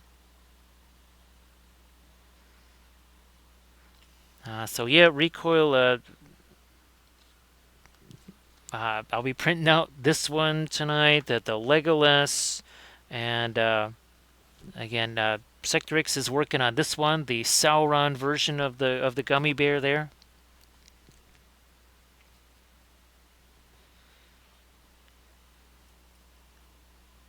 And let's see. Oh, and I'm also gonna try. We're trying to, now that I found the file, we're trying to make this into a bust version. The problem is that the staff here, and again, this is all one piece. The staff is actually connected to the figure here, so that makes it really hard. Unless I basically cut it here, which I might just do. I might just do that. Thanks, Britt. That was something that we did back in October, and someone actually did sculpt a few of them. They sculpted the Golem as a gummy bear, and also Galadriel, or as we called it, Gumladriel. Yeah, that was Gumladriel. Because we don't have enough weird versions of our Lord of the Rings stuff, right, Recoil? Clearly we need more. Let me drop that in here. And again, thanks for the raid, Britt. Appreciate that. Now, I wonder, how did I do this? Oh, okay, we don't want to do that there, but we'll do it here, right? Yeah. It's almost a little bit of a pinline wash there.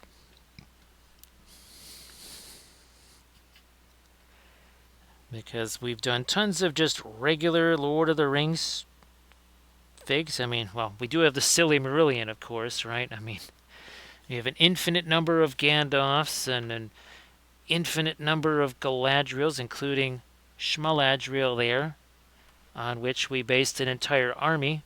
So this is our Galadrim here, but they're obviously have more of a winter theme because Galadriel has actually accepted the one true ring.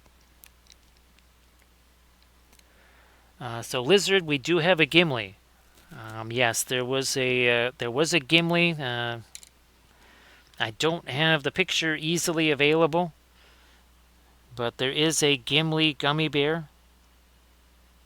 Was that like the most challenging one, Recoil? I have a feeling that the Gimli one, because he had to like do a lot of different prompts, right?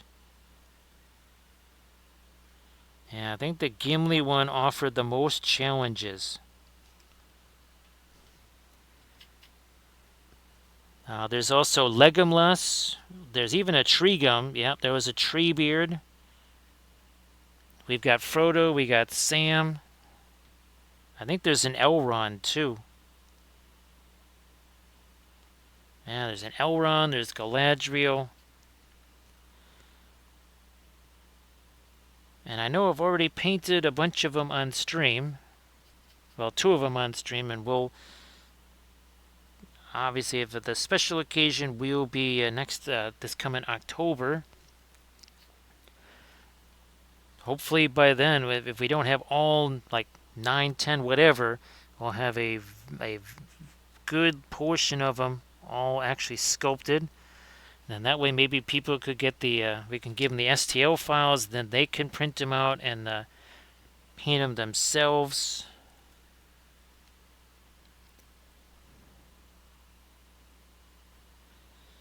Over here.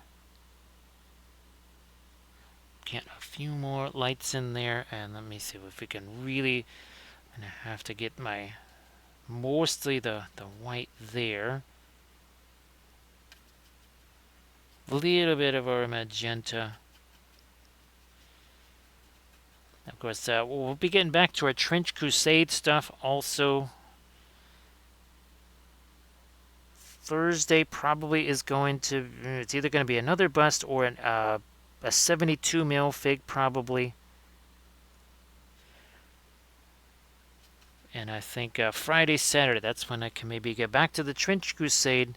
Oh, hey, Landrast. I printed out the big guy with the water wheels. You know, the Trench Crusade guy that has. He's the big guy. You painted him already, right, Landrast? Oh yeah, your other ones were looking real good there, Landrast.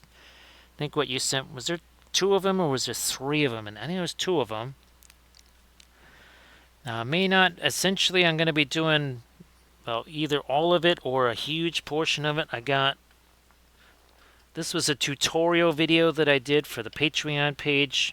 I also did a basing video. We've already painted up, I think, about 6 or 7 Trench Crusade figures on the stream. I think actually one of these is on the YouTube channel as well. Sadly, I can't quite reach the other ones. But yep, we are doing Trench Crusade.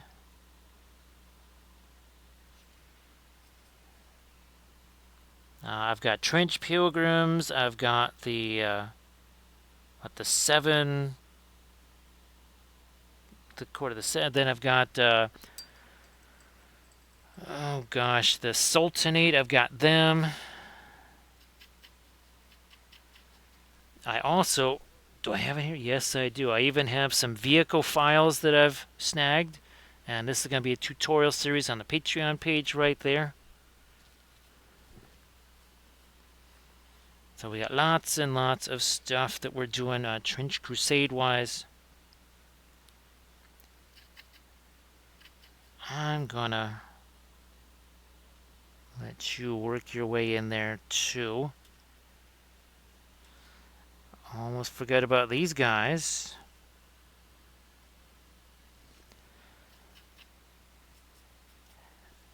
Yeah, recoil, we don't get often a chance to do that, right? There's not a whole lot of chances for Grimdarks, so might as well take the opportunities right while we got him recoil. So yeah, here, let's get these going now.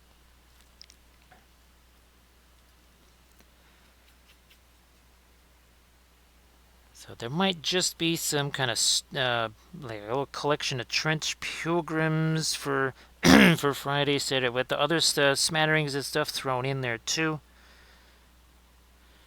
Obviously, for some of the figures that maybe are a wee bit too spicy for Twitch, well, we'll be doing those in tutorial videos. Hello, little hobbits. Spark my gun. Thank you so much, Chaos Wolf. Appreciate that follow. Thank you so much. Gandalf loves all of his little hobbitses. Aha. Now, that's the weirdest looking croissant I've ever seen. Not a croissant. It's like, I think I'll just eat you. You really smell like fish. It's like, don't blame me, man. It's a scale ale. It's got an aftertaste. Got an after smell. So, yeah. The scale ale has returned, right, with Merry and Pippin. It's good stuff. You got to try it. And, of course, that's everybody's favorite master brewer. That is Wally the Walrus. This is his own little craft beer. It's called Scale Ale. You got to get used to the fish bones and the scales and the gamey taste, but after a while, it just it grows on you. So yeah, that is.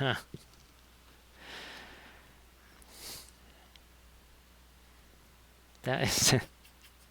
Ay ay ay ay ay. So yep, that's how we roll here. Right recoil. Let me turn this back around again. I need to see where that goes down in there. Now we're talking. Now we got the light that we need. Oh, let me see. 1 hour 45 minutes ago, all 9 of these had no paint on them. They were just primer. Less than 2 hours ago.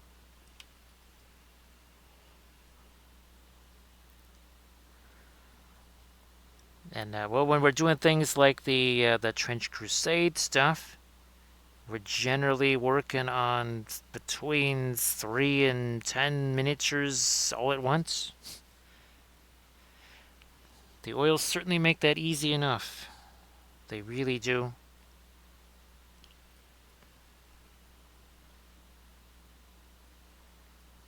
And of course, with the oil paints, you're going to want to use less paint than, say, if you're working with acrylics. Less is more. More is always way too much. That sometimes takes a little while for folks to get used to with the oil paints. Now, of course, we always recommend that you do things like, say, the color charts, and well, I think I did how many color charts, Camden? Was it 5 color charts in the latest video? But here again, I'm just taking colors, I'm just mixing them with white just to see, again, how opaque are they? How strong are they? How much do a tint do they have? That sort of thing. And of course, you can always maybe just do one in black and white, or in that case, that's just a dark brown and a really light yellow. So it's almost a black and white there. It got crazy, Ken. I was starting to lose track of time there because I think that was over. Yeah, it was like an hour and 15 minutes of color charts right there.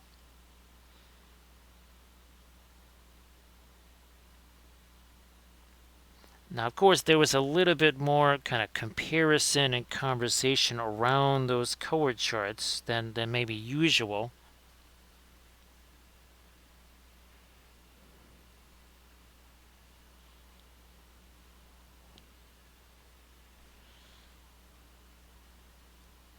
So yeah, Camda doing the. I'm still glad I did the white though, Camda. But Camda, when you take a look, it'll be interesting to really see what it was, the difference that it made. Let me check you. Okay, so we didn't do that on these ones. All right, that's good to know. I do need to get this pink out here, the magenta out here too. Okay, that's good to know. Oh, and this. Yeah, let's get this too. Did I do the? Nope, I didn't do those either. All right, good to know. So we almost forgot this stuff right here. Let's just do that.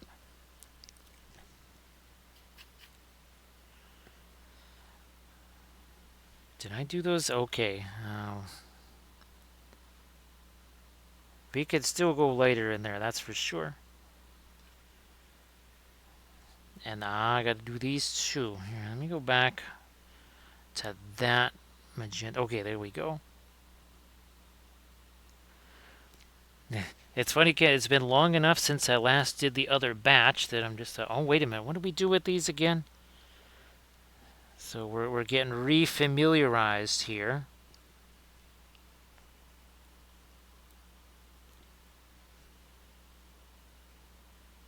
Let me do this too.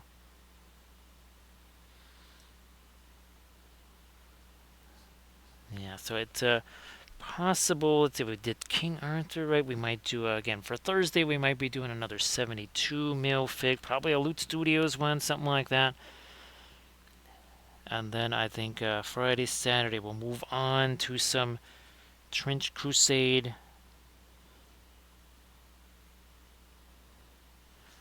Is there any other? Okay, I think I'm going to start going a little lighter now with some of our magenta on maybe in these two. I'm going to try to get some lighter stuff in there.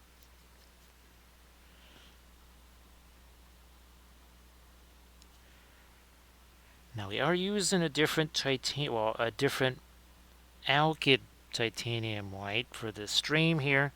It was just easier to say, I'm just going to open up the Winsor Newton Griffin alkyd. So yeah, we are using a different titanium white than usual. Right, Sloopflock? How you doing? Great to see you there, Sloopflock. Happy Tuesday. Hopefully your Tuesday is also off to a fabulous start. What is it here? So we're almost 1 hour into Tuesday.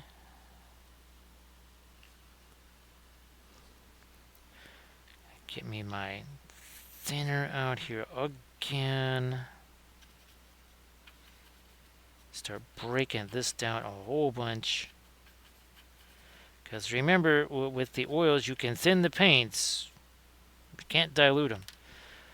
Where's our little example we like to use here?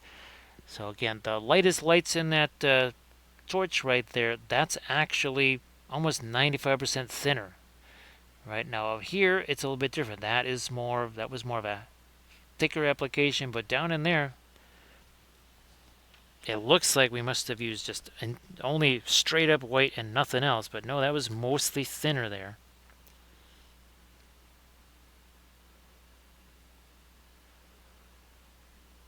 So Sloopflock, yeah, I've got, let's see, there's the basing video on the Patreon page, there's the weathering video on the Patreon page for Trench Crusade, and actually, well, we've got a whole bunch of, shall we say, blood effect videos on the Patreon page too. I think the latest was for the, what were they? The Conquest Werewargs. Yeah, we did a whole bunch of bloody stuff on them.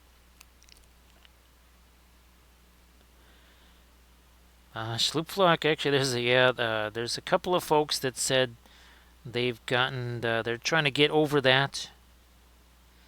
Here's hoping that that ends very soon and you're playing again at full strength, at full speed. So yeah, there's plenty of, I've been doing a lot of Trench Crusade stuff already. I've got a vehicle tutorial series that's going to start up this week.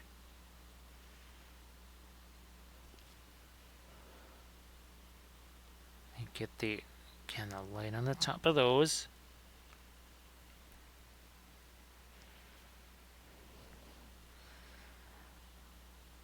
So yeah, Sloopflock, those type of ones, those are the ones that'll just kind of be tutorial vids.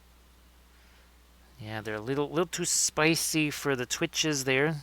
So we'll do those in some tutorial vids.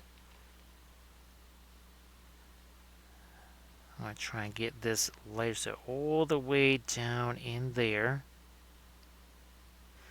Again, it's not quite a pinline wash.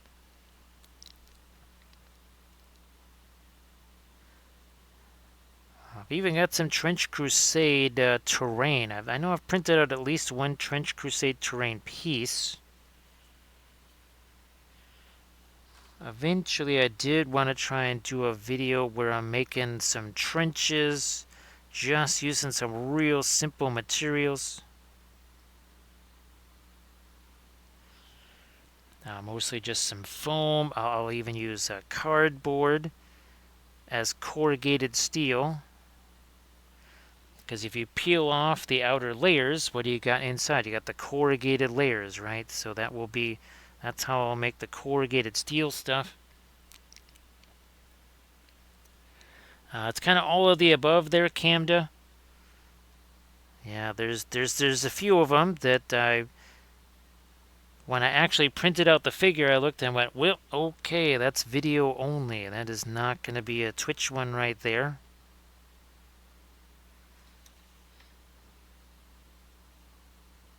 It's a little bit like certain creature caster figures, kind of fall in the same category.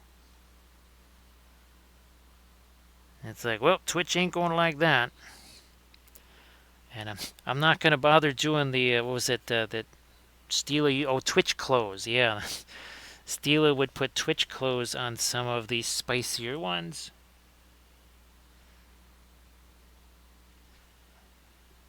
Someone try and get me some, there we go. And then we're going to do the rest of that. We'll just glaze that MAC darker again. I'll take the magenta. I'll probably throw in our Alkyd quinacridone magenta, and that should be enough to darken that down again.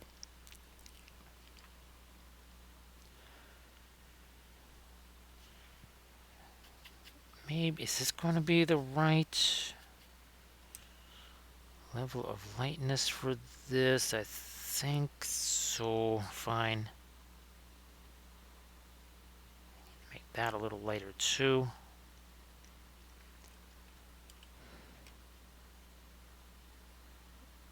And that. How much later did we go on the engine? Oh, we did actually go reasonably light on those. Okay, good to know.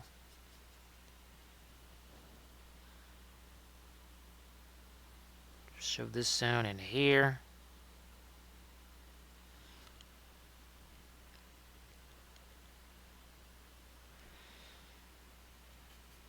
So yeah, Schloopflock, the actually Green Stuff World made some interesting blood effects, that's for sure. Oh, the Steino Res. I think it was, ironically enough, it was called Dry Blood. It was one of the ghost tints. That's right. Yep, it was the dried blood ghost tint.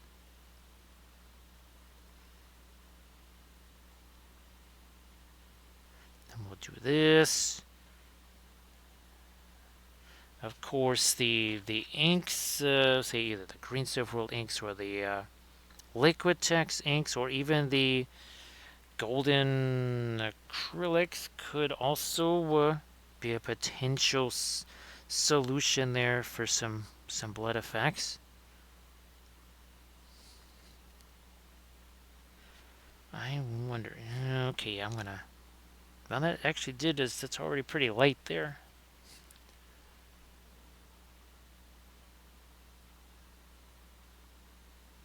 Gonna get these little. Well, they're not really. I don't think they're steers, but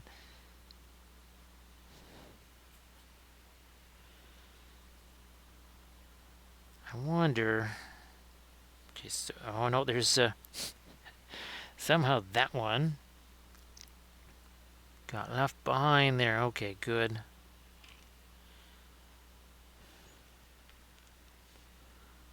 Did those. Okay, this is definitely going to get a little bit more of our lighter magenta on here. Guess I'll have to thin that down a little.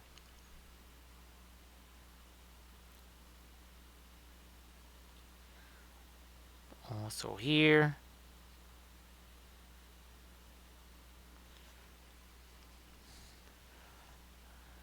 Try it. You know what? I think what we'll do is be easier just to shove the lighter stuff in here and then do the darker stuff afterwards. So I'm just gonna hit the whole thing with the lighter stuff and then come back. Yeah, that'd be easier.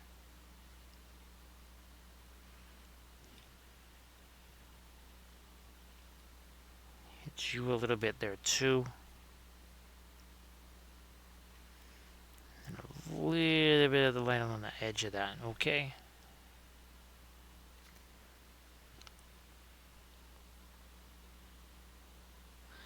Once again, doing essentially a pinline wash here, but with our lighter color instead of with a darker color.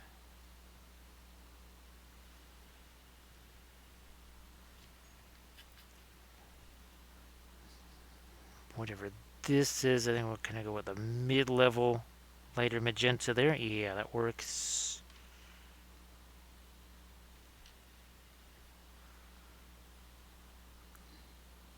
Those are gonna need to be a bunch lighter.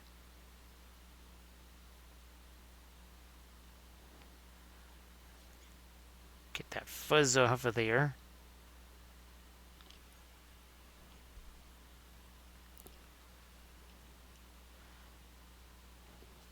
You know, I think I can zoom out on this. I have this zoomed in for all the really teensy ones. There, okay, there we are. That's and you go. Now you can actually see the whole thing.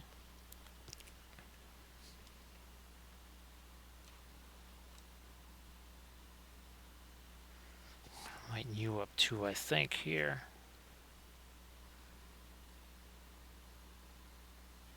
Also that one. I think we kind of already started messing around with these. Yep, I already started messing around with those.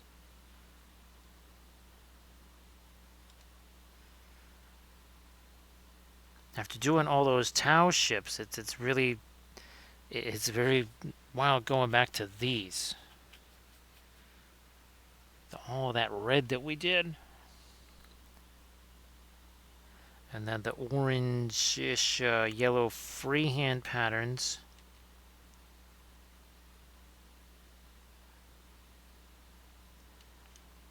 I did also a tutorial video on the Tau ships.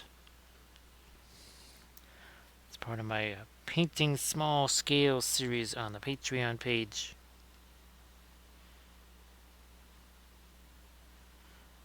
Eventually I will need to get into some of my brightest green, I think. For some of the highlights on the hull. Especially since there does come a point where you have to kind of stop working in certain areas and give that paint chance to set. Which I think we're going to do. Yeah, we're going to do that now. Let me get to some of my lighter greens on this thing. Let's do that. Mostly radiant green. I'll just, okay, fine. We'll throw a little bit of the Indian yellow in there, whatever. A little thinner there to start breaking that down. That little bit of Indian yellow, and that's going to give it that extra little hit of warmth there. Radiant green gives it that opacity. So now we'll just start working on some areas of the hull here with the greens.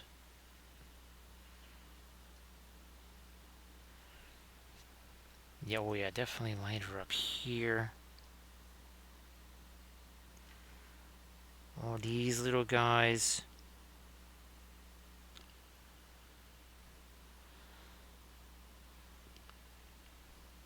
Now, Camda, boy, there's really no underestimating the contrast of color, right? I mean, value contrast, that's definitely a thing, but the saturation contrast, the temperature contrast, those things, well, they actually, like film noir shows, right? They kind of stand the test of time.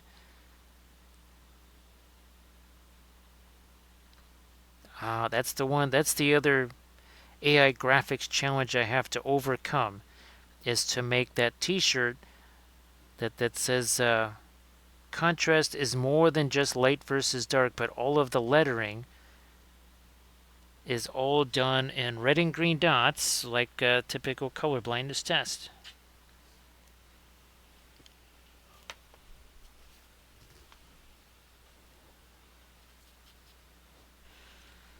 Now for these little round guys here. Lighter these get, the darker, hopefully anyway, are magentas. Oh yeah, it definitely is doing that.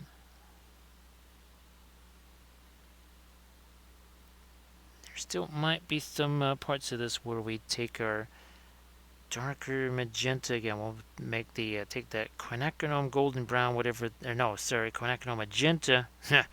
Not quinacridone golden brown. That'd be too expensive right there. It's the paint that's too expensive to use, much less own. Even for my tiny little scrap of a tube that I have left, I could probably get 20 bucks for that. Especially now that it's not made anymore.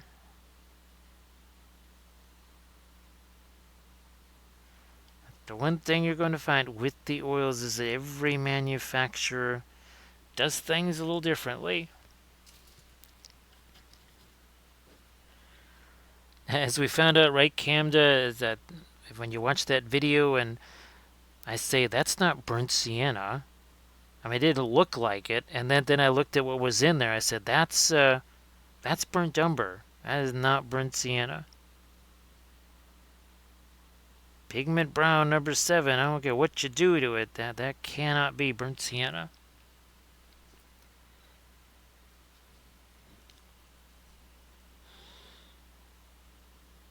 Yeah, Grand Oracle.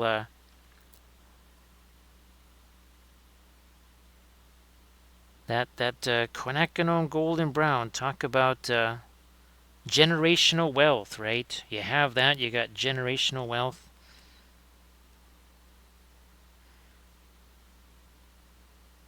It's sort of like Fort Knox, right? It's just you just store that in your painting container, kind of like gold in Fort Knox.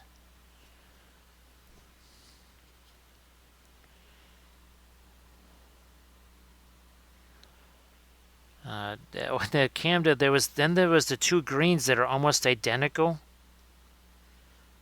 That was another unexpected event right there. Those two light greens.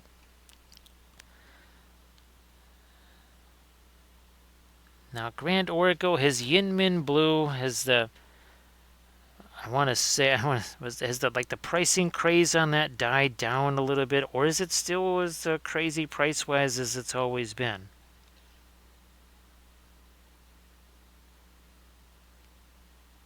What's funny is I've never even seen a listing for it. Oh, actually, right now, Grand Oracle, these are on. I almost said Dick Blake. These are on Hobby Lobby for $2.99 instead of $5.99. So yeah, and it's a package of 12. I like quadruple checked it, Grand Oracle, because I'm like, okay, how did this go from? Well, it was always $4.99 for the longest time. Then it went to 5, and right now, at least as of yesterday, day before, whatever, that is it's $2.99 on the Dick Blake site, and I went okay. So I tried to snag at least I think 3 or 4 of them. You know what? I'm gonna actually maybe lighten that up too a bit. This one here.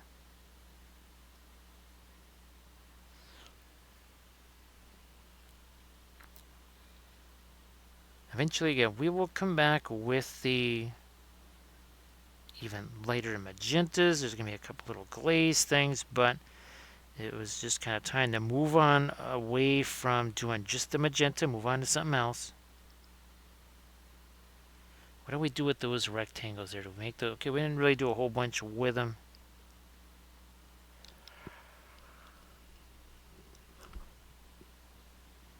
Maybe I'll just try to catch a little lighter edge on some of this here. I think.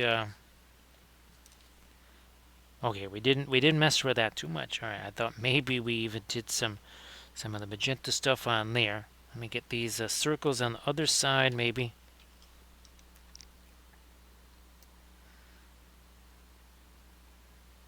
I think we did some of these also with it. Yep, okay. I just looked over there. We need to make these guys lighter too. I think I actually started doing that over here.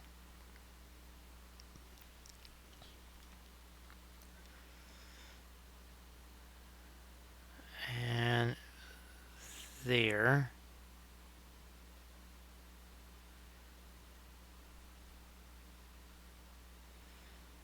So that.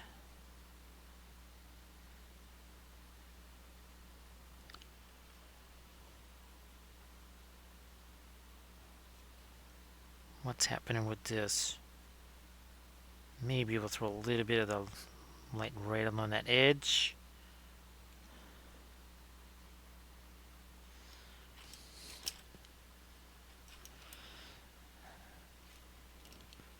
is that certainly starting to catch up to where other one was. Yeah, Camda, there was a slight difference. I mean, one was a little bit darker than the other. It was even hard to tell what the exact opacity differences were. Again, there might have been. Couldn't really see anything super extreme. The only thing I noticed is that one seemed to be really, really, really matte right out of the gate. But all of these, when they dried, they seemed to dry very matte. I did actually throw a link in the video description to the one where we were doing the chromatic black so that you could actually go and see what happened with the, what's that, the CAS alkyds, basically oxide black. Boy, that was super shiny to start with, and it dried super shiny.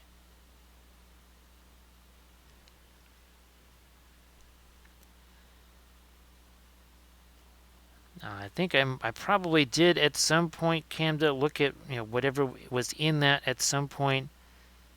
I couldn't tell you right now. It's crazy because there was 20 colors in there. There's a couple of yellows I couldn't identify. As far as pigment numbers go, actually one of those greens did have the really light yellow in there, and that's our brilliant yellow pale.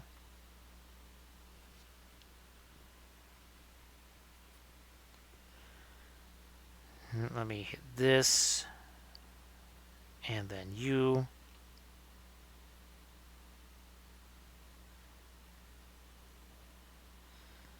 Did I do anything? Oh, maybe a little bit with these here, so we're going to back off to something that's got at least a little more of the magenta in it.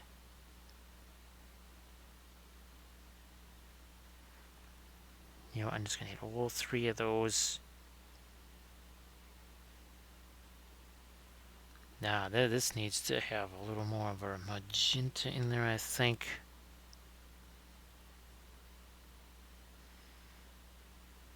And that is, we're going to make that a little more magenta too, because these would, we already did that over here.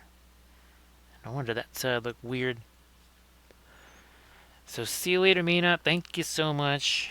Appreciate you being here. And Maynard, hopefully Thursday, Friday, Saturday you can join us, especially for the Trench Crusade stuff. Just like Surface Tension's joining us now. How you doing there, Surface Tension? So Surface Tension, hopefully you're having a fabulous gray day in Welshlandia. And of course, if you want to share anything in the chat, please go ahead and do that. Oh, look at this. Hey there, JT, how you doing?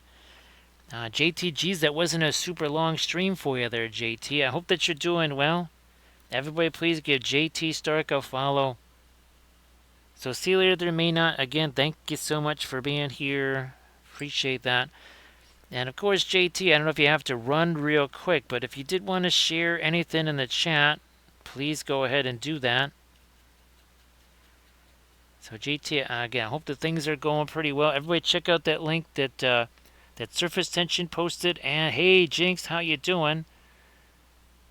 So Jinx, if you want to post anything in the chat, same deal. Please go ahead. And again, great to see you there, JT. I hope that you're doing real well.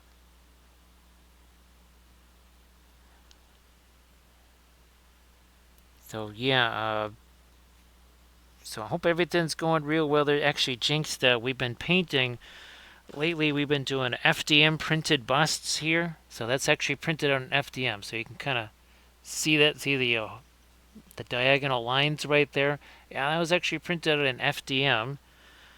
And then our couple of streams here we did. This was our last stream, which is interesting because about a week before we painted, and this is an FDM bust right here.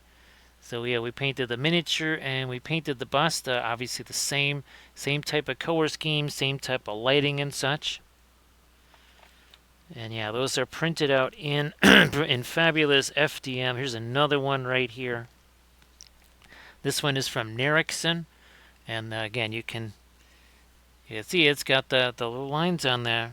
But yeah, that's and all painted with the oils, of course. So Jinx, do you want to share something in the chat? Please go ahead. You got Skelly friends. I know you got Skelly friends this year. You got lots of Skelly friends.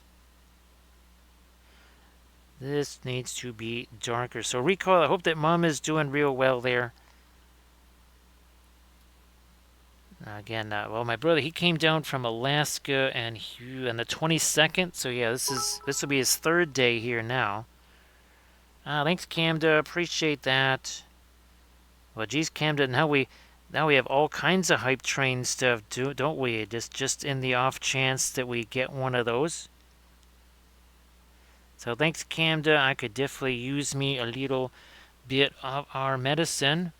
So speaking of medicine, it seems like everybody is sick here.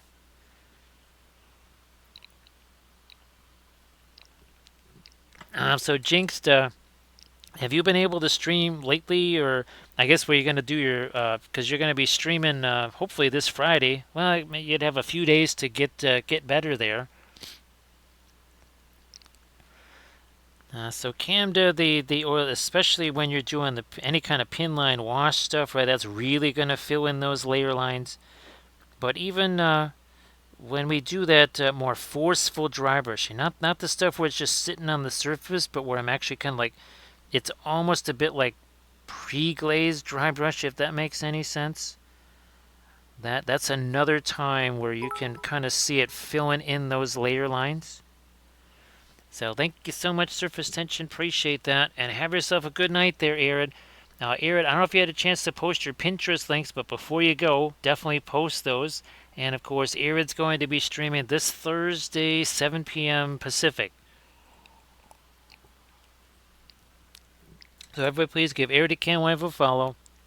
And Arid will be streaming this Thursday, 7 p.m. Pacific time. So don't miss that.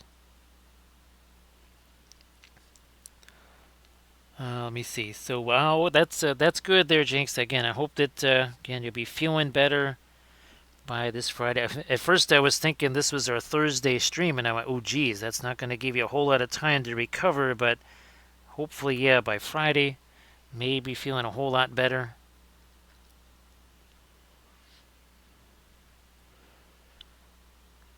So, Cam, it is primarily when you go towards more the thinner approach with the oils, that's where you're going to get a lot of the layer lines filled in.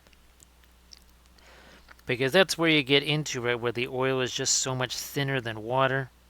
Whereas the water-based stuff would just literally sit on top of the layer lines. Your oils are actually going to seep down into those. Now here we're creating a little bit of this darker stuff at the top of these pyramids. And it's the floral magenta mixed with the fabulous, the same magenta that we used on all of the bases, right? Oh, this one never did get its, the star spatters on it. Oh, that's okay, we can do that.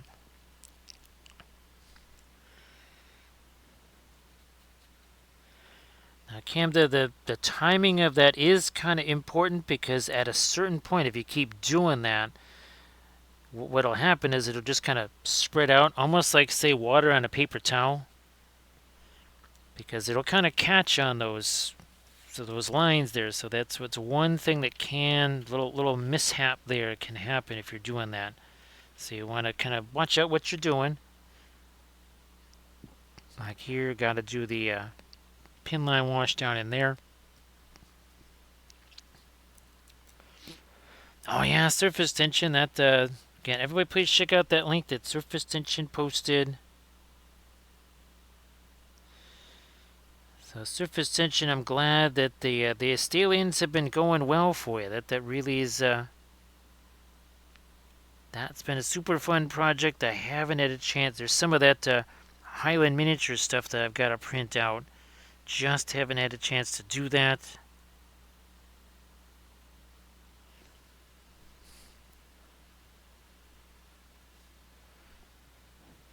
And Camda, since we're usually doing right well, as we're kind of calling it the post glaze approach with the bus there. There's always some kind of glaze that's happening. It just kind of automatically fills things in.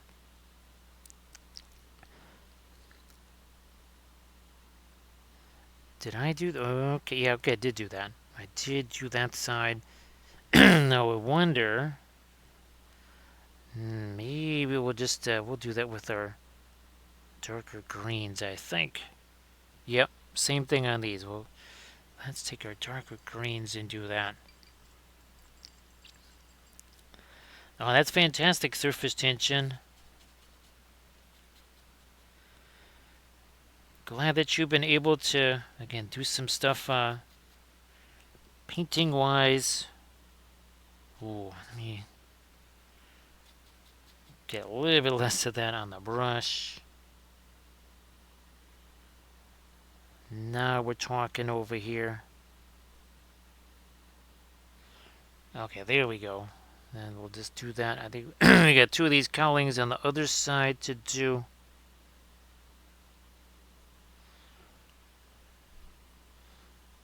Just make you darker. Oh yeah, same deal over here. We better make that dark. And we'll try to get lighter with that magenta in there too.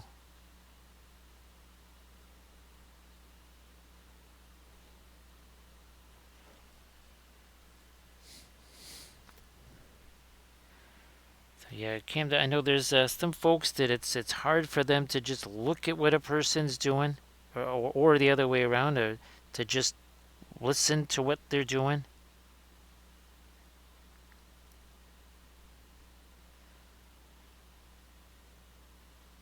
That is why I never like the speed ramped videos, right, Cam? It's got to be really really hard to really pick up what the person's doing when everything's going a bazillion miles an hour.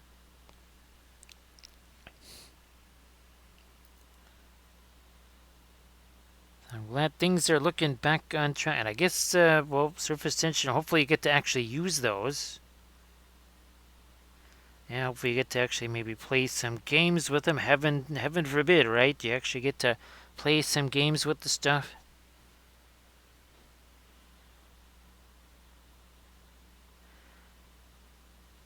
Alright, we're doing some more of that. Yeah, more of that here. And surface tension, I printed out on one of the Fey busts. That I'll show you the resin version of it, and then I'll show you the new FDM version. And I actually took a Nerixon plinth and stuck it on the Nerixon plinth, which made it a whole lot easier to print, that's for sure. And it's going to be a lot easier to hang on to. Oh, that's fantastic there, surface tension. Everybody please give a JT Stark a look-see there on that Discord. Yeah, it's a Discord link. It's a long one. Gotta be Discord. So here again, this is printed in FDM. This one was done in resin. So this is the standard size of the file. You can see I mean, it's not quite twice the size. It's maybe 45% larger, whatever. But you can see instead of this little spindly thing, I took the Nerixon bust and I fitted it to that. So it's a whole lot steadier in the hand. A lot easier to keep that in it's not going to want to fall over there. So thank you so much. Everybody, again, please check out those Discord links that JT Stark posted. Actually, this is going to be, Siegfried, this is going to be very different now that this has most of its shading on there when we do our film noir and we make all of the magenta disappear. So yeah, we have shading, right? But you lose all the bluishness in the base. You lose the intense greens. You lose the intense magentas. Till we bring that back. Almost at 50. There we go. All right, look at the difference there. Now this one, oh yeah, this is a fun one right here. So there's basically three colors. So you got the magenta, there's the blue, and then you got that green. When we take this away, okay, yeah, there's shading there, but that doesn't look anywhere near as interesting. That base, especially, when we bring back our color, look at that. See, there's that looks way more interesting, right? Basically blue, green, magenta. Otherwise, it's all pretty much the same level of shading. So see you later there, JT. Thank you so much for the raid. Appreciate that. So JT, again, thank you so much for the raid, and again, I hope everything is going pretty well for you. Surface tension, yeah. Now the bamboo stuff, I'll be curious. I get there's supposed to be some new printer coming out. I mean, it's supposed to be first quarter of this year. Well, we're halfway through our first quarter, so they better get a move on. If the the X1 carbon all of a sudden gets like to the price of say a P1 or something like that, that'd actually be a good thing to jump on their surface tension. I know that latest greatest all that is great, but sometimes where you get something that works pretty good and you get it for almost who knows, maybe half of what it was not long ago, that's not too shabby either, right?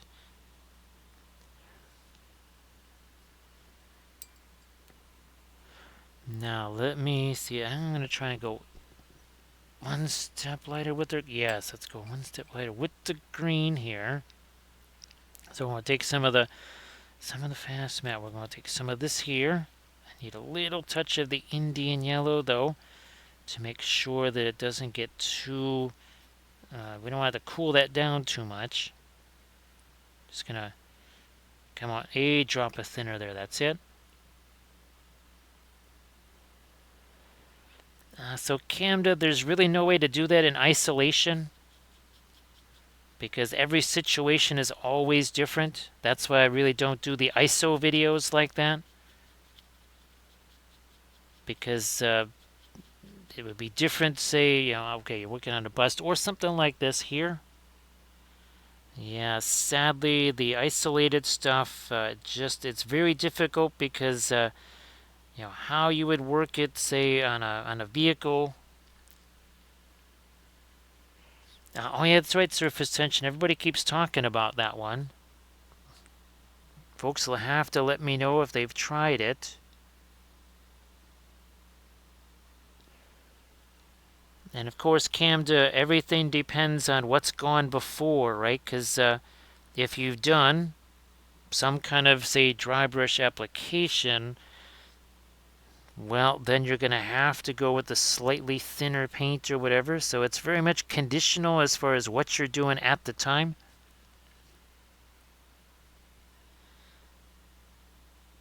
And even the nature of the pin line wash changes. Because, yeah, how many times have you heard me say, well, that's like 80% to a pin line wash, or that's 40% to a pin line wash or something?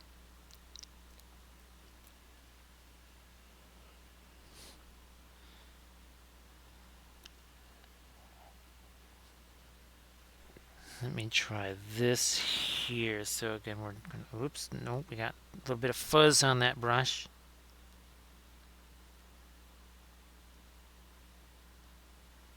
Like that. I mean, even these have had to do, there were parts where I thought, okay, I'm just going to do a pin line there, and it just, the nature of the sculpt didn't really allow that to work. And we had to switch gears to something else. And of course, I don't want to do anything that's too specifically oriented to, okay, well, that worked for this one piece, right? Oh, and this is the other thing too, right, Camda?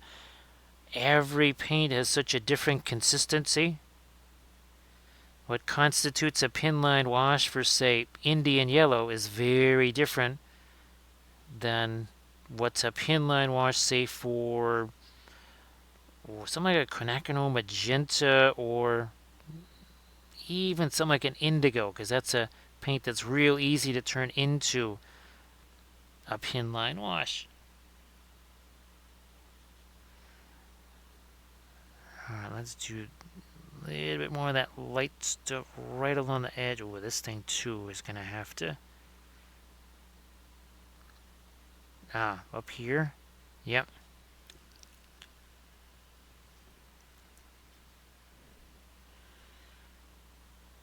Did I get... Yeah, these do need a little more light on them here, I think. Sure, like so. Let's do that.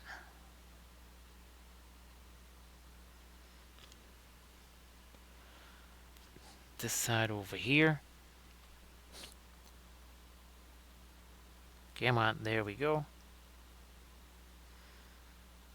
I mean, technically what I'm doing right here is a dry brush, because the paint's relatively thick. And I'm just kind of dragging the brush along there. It's not really a typical brush stroke, I guess, if we want to call it that.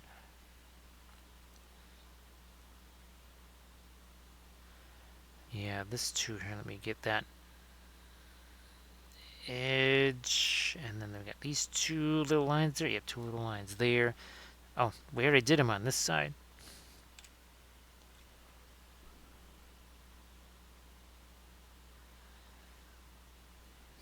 Did I do these little guys here? Yeah, I think I'm gonna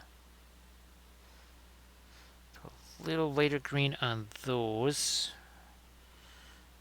Oh, I see what I did here. All right, well, let's back up a bit. Not the magenta, I need the green. There we go. Okay, here's our dark green again. And mix a little bit of the indigo, a little bit of the phthalo green.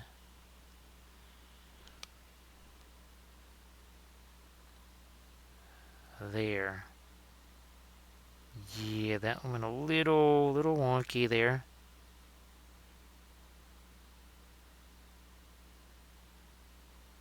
Like, okay, that's better.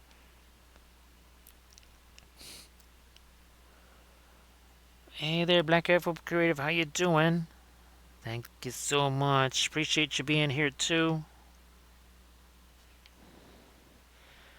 It really is fun to have these, well, the really intense greens, the magentas, all those kind of playing out together here. And well, then you see the film noir and you take it all away. You say, okay, yep, there is some shading there, but man, when you see those, like the really intense color contrast taken away, really it makes you kind of realize, all right, yeah, this is, we have to make sure that we're not just relying, I know but the painting contest, the judges just say, okay, push the contrast. Mostly people say, what does that mean? Well, that's really legit, because what does it mean? Are you making it just lighter or darker? Or are you doing an edge contrast? All right, because where's our, like this here, all right. The reason that sword is blue is because it's surrounded by blue, and then of course it's punctuated by these little bits of gold right there. But maybe if we were to take all the color away, now it kind of looks more like a typical, the sword looks more like it's just got the hard edges, right? So you're not seeing that reflected color on that sword.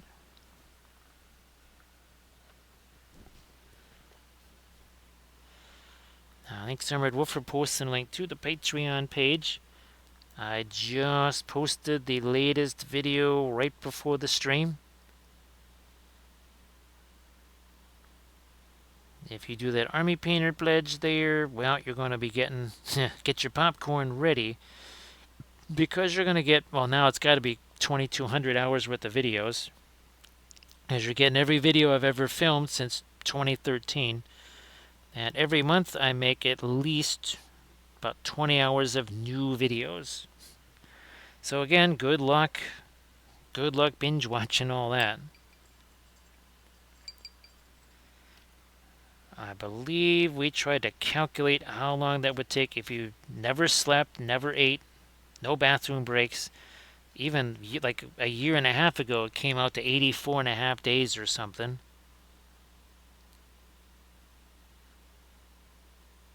So, yep, if you've run out of everything to watch on Netflix and stuff, not to worry, you'll never run out of this. And there's always something new that we're experimenting on, whether it's materials, whether it's a technique, whether that's for painting, for basing, for dioramas. I've made that a little lighter. That is good. Let me see if I can't toss in a little something there. Okay, that's good. Something there. Now in here, let me see if I can go lighter there too. Let me get my... I keep wanting to say fast matte white, but this is the first trial run here of the titanium white. That's the basically the Winsor Newton version of the white alkyds. Not quite sure how it's going to work out. We're going to find out. I can't imagine it's much different than the Gamwood version because we've used plenty of the Griffin alkyds for other stuff. All of our bases on these, all Griffin alkyds.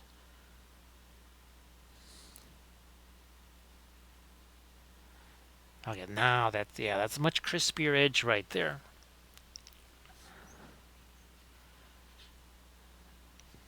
I wonder if I can also go a little lighter out here now. Sure enough. Like that. Ooh, that needs to be lighter. Somehow we skipped out on that. These little guys here, let me just try to shed a little more light on those.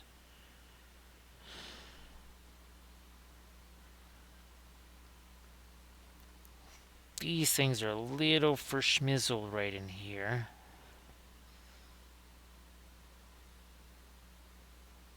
I want to see what I can do to get a little touch of our lightest light down in there.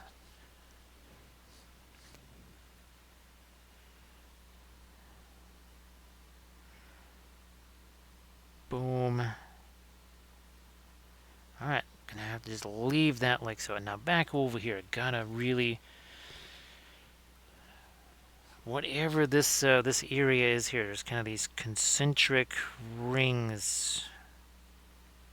Could be something akin to a stair or something, or stair or amphitheater, whatever.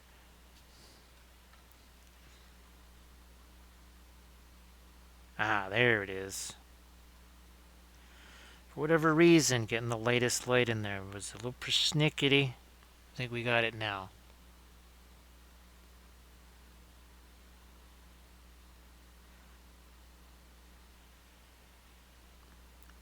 I'm gonna maybe do a little... Okay, that was a little too much.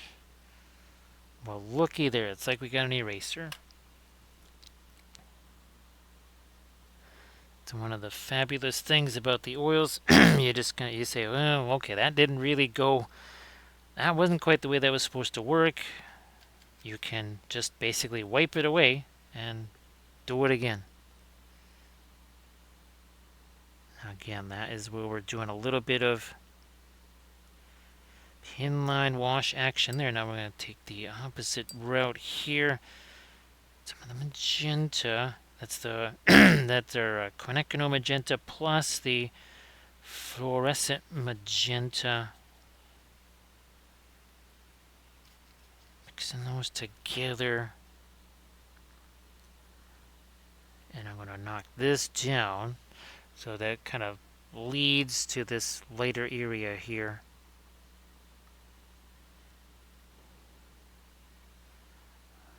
Those two, we're just gonna... It has our same magenta here, just kind of doing almost a... It's not a glaze in the practical sense. but it acts like a glaze only because the colors are so translucent. So I'm not painting those over the top in a glaze way. It's actually being painted over the top just like a regular paint there, but it is so translucent that it acts like it is actually almost like a glaze. Indian yellow is another one of those. Works the same way.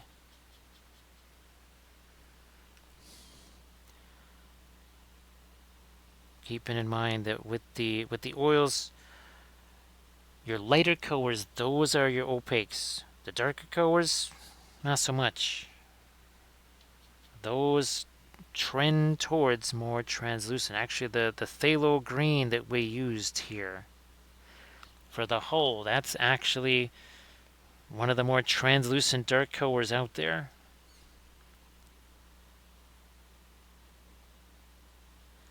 And that will, well, you just saw how that affects, okay, what is a glaze, what's a dry brush?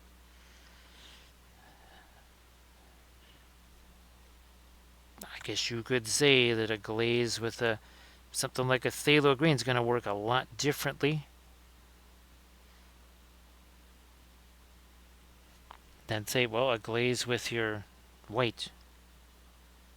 Especially since you can't dilute that way. It's still going to have it's going to make a real bright effect on that, wherever you put it.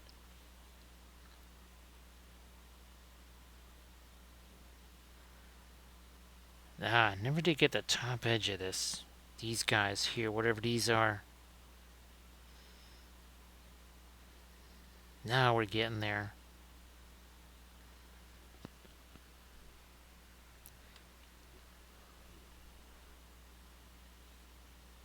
Fine, I'll hit those a little too. It's happening on this side. A little bit of fuzz there. Yeah, so this thing, oh, let's see, we're 2 hours 42 minutes in. Again, we're working on 9 chips. Actually, you know what? I'm going to set this guy aside here, and we are going to get to a couple of other more mid-sized ships here. So let's start fooling around with you. Going to be doing, again, a lot of the same things that we did on this ship. I do want to check out Bambi Cam real quick here. 1 second. So Bambi Cam, that's keeping track of our new print, and it's, again, another one of those Fae busts here. So here's our Bambi Cam. Let's see what we got. Probably about 40%, maybe. Maybe 30 something. No, 24%. So again, here's. So say we all. So you can see what it's doing there. It's printing out the plinth at this point. So again, thank you so much. Appreciate that. How you doing there, Meth Muffin? And have yourself a good night there, Jinx. I hope that you feel a whole bunch better. Yeah, I feel lots better. So thanks, Meth Muffin. How you doing? That's 14 months worth. Gee whiz, we're going to have to get ourselves a little refreshment there of the medicine. Yeah. So now we're going to get the same deal with the violet and stuff here. Let me grab my example. So this is what we're going to be doing, right? Let's start doing this. So Meth, how has things been going there? Hopefully you've maybe had a chance to do some painting on some stuff there. Let me just take this and we're going to start working on it. There's a whole bunch of the magenta to do here. And a lot of it does cast some light elsewhere, so we're going to do that too. Now remember, the reason why we did all the lighter dry brush stuff on these and then we moved to that larger ship was, see that? There is still some of the green getting on the brush. However, because we let this have a chance to set for a while, it's a lot easier doing this. Now, thanks, Crocodile. Appreciate that. I have no idea what the color scheme for the Orc fleet is supposed to be. I think the bases will be done the same way, but yeah, I'll be curious to see exactly what we got to do with the orcs. I don't know if it's gonna be Bad Moon or actually Bad Moon was yellow, right? It was the Death Skulls, right? Oh, that was the blue. And then there was oh gosh, what were the ones that were the red and black, right? Yeah. So we're just gonna get some of that magenta down in there, down in there. Hey there, Mortal Kill Form. So Kill Form, it's pinned up at the top of the chat there by Armored Wolf. And again, we will be putting, there's some of these actually just arrived here. These are some versions that I have for myself. And then actually I'm going to be making, I'm not sure if this is already a sticker on the page, but if it's, we're going to be making this into a sticker as well for the merch.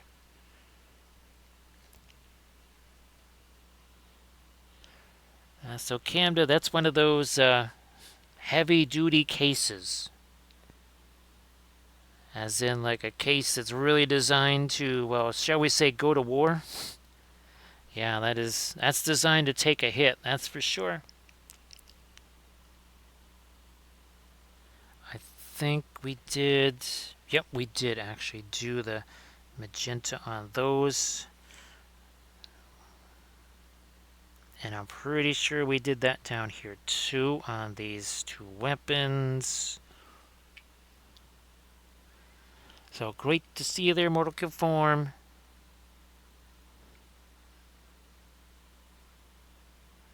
Oh, there's a couple of them up here too. Alright, that's, so I'll get these up here.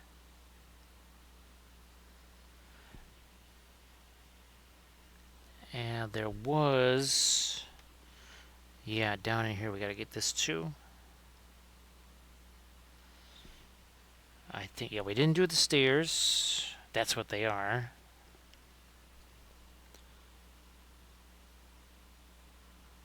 So that one too. Anything? There's only those two pyramids there. Then we'll start doing some lighter stuff there.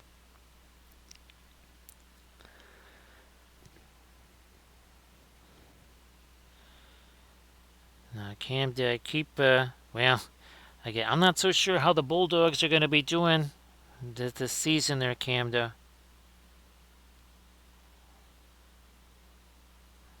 Is it Bulldogs fight, Bulldogs roar, they give their very best. You can't beat the dogs of the Bulldog breed. The team of the Mighty West. There you go.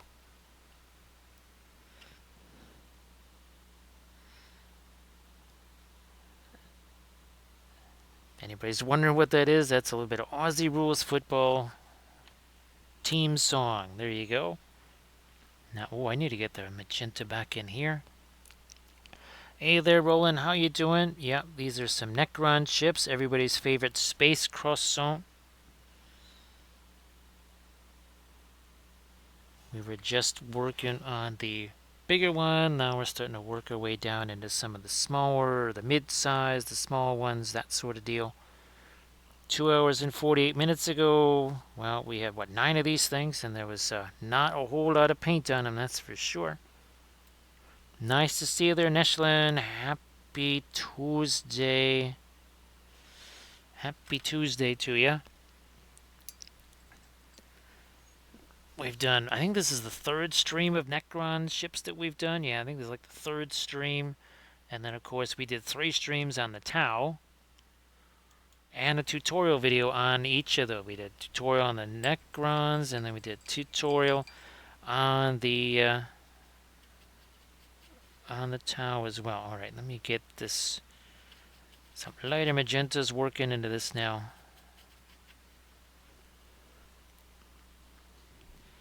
So Nishlan, I hope that your everything's going well there. Push you over there.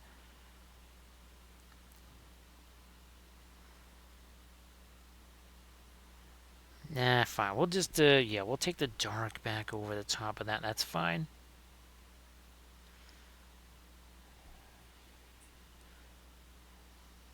Just, almost kind of just dry brush. Here's again, this is kind of like a semi-dry brush right here. Nice to see you again there, Flight Sim. So recoil, yeah, that was very wooden spoonish for him this year, wasn't it, recoil?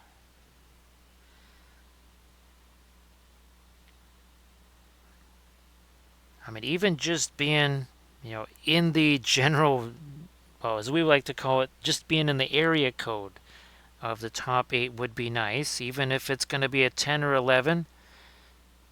Well, think about it. Recoil, wasn't the difference between 8 and 12 just the difference of percentages? I swear, at least 6 teams all had the same record.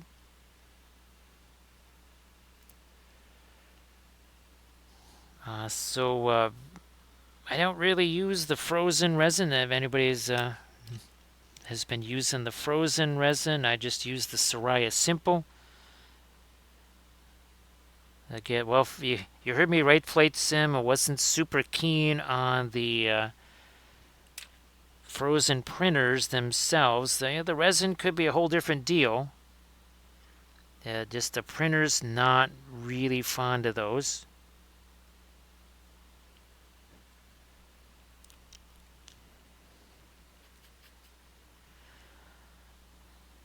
Because I seem to remember, yeah, all it took was just, one ill-timed, large deficit loss, and you went from maybe being either in the 8 to down to like 11 or 12 or something. That's all it took.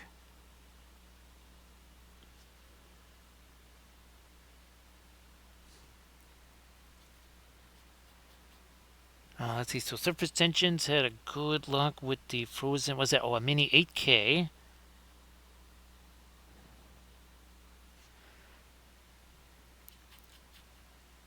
Oh, yeah. We need to start lightening these up a little bit here.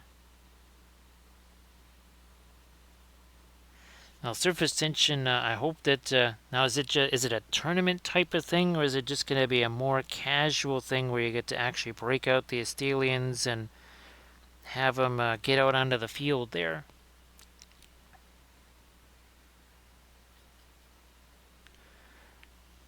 Yeah, recoil. I mean, it was looking pretty dicey for the doggies, right? It was not looking spectacular. I think, well, it was the game against, I would say, it has to be the game against Sydney, right? That really turned things around. Because remember when you said, hey, you want to guess what the score is right now? And the guess was they were either up by 50 or down by 50. Now, that's fantastic, surface tension. Nice to see you there, it's Ranual. Happy Tuesday. I'm sure you're, are you on the, doing your commute right now? I would imagine. I mean, I'm not going to bother with the pin line washes. I'm just going to go in here with the lighter and then come out top with the dark afterwards. Flight Sim, it's just one of the problems with the frozen stuff is that if you want to replace things, that can be very pricey and it can be a long wait. You do something like an Anycubic, one of the benefits you get is that it's just, you can look around on the street and go, oh look, here's a whole bunch of Anycubic parts. It's much more difficult when it comes to the frozen to get pieces and parts if you need those.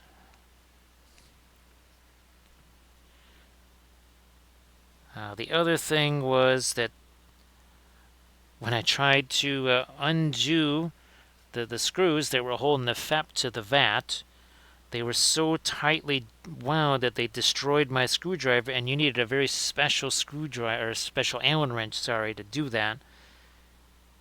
I think I had waited like a week and a half for that Allen wrench, and it destroyed it in about 2 seconds. So see you later there, surface tension. Thank you so much. Hopefully we'll see you on Thursday. And again, something I think we'll either be doing a bust or we'll be doing a 72 mil fig. And then the Friday, Saturday, that's when we'll start diving back into our trench crusade.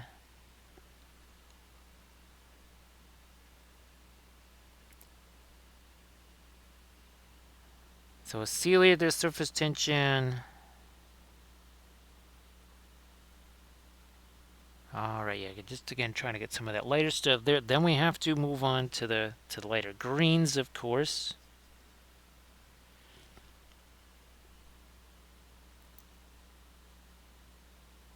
We can still go lighter with our magenta here too.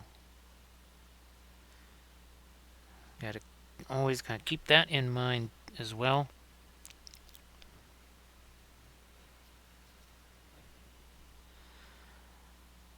So yeah, at a certain point, we stop messing around with the magenta, and then we get to stuff like the green.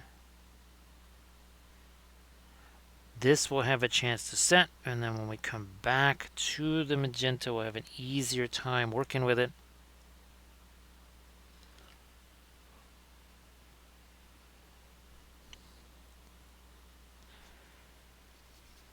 And again, sometimes flight sim, there's a cost type of thing. You say, well, okay, I would really like this, but this particular brand in my area costs a ton more. So that's where I might say, well, okay, I might have thought about that brand, but gee whiz, it's going to cost 3 times what this other thing is. And you also have to kind of think about, all right, what am I using this for? Do you really need 12K? To me, I think it's the features that matter more than the resolution, because at a certain point, the resolution, you can't see it. Now, if it's something that automatically heats up the resin, or it's something that gives you an alert when the resin's running low or whatever, or auto leveling, I mean that almost might be more. It could be a 4K printer, but if it has those features, that actually might be better for you than an 8K printer that doesn't have them. So just again, there's lots of different factors to consider. So Thranuel, did you see the latest video? I just put that up on the Patreon page. If anything else, Thranuel, if you get those, you're essentially getting yourself basically 10 Alkyd Radiants. I mean, I only use on a regular basis maybe 5 Radiant Colors tops. So just think, you're doubling the amount of available Radiant Colors, and again, they're in Alkyds, and Radiants tend to dry slow.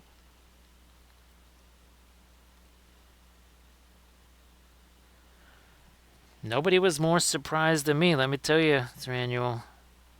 I was all set to think, okay, yeah, these might be good. Situational, that's it. Yeah. I thought at best they would be situational.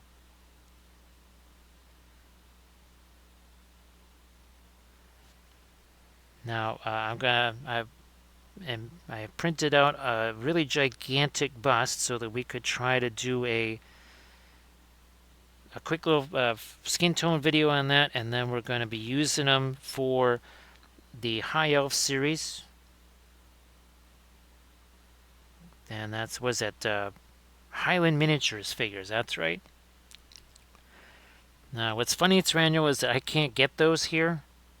I can get all the other stuff, no problem. Can't get those. Well, I mean, at least not through Amazon. I'm just going to start doing some just general, okay, Paul Rubens fluoros and see what happens.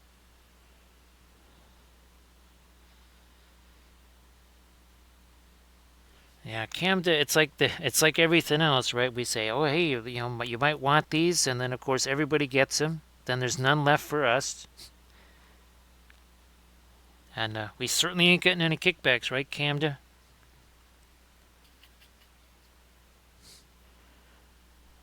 And in an era where most folks, if they're showing you something, they probably got it for free.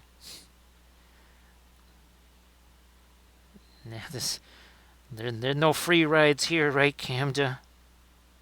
It's just like we had to get it just like everybody else.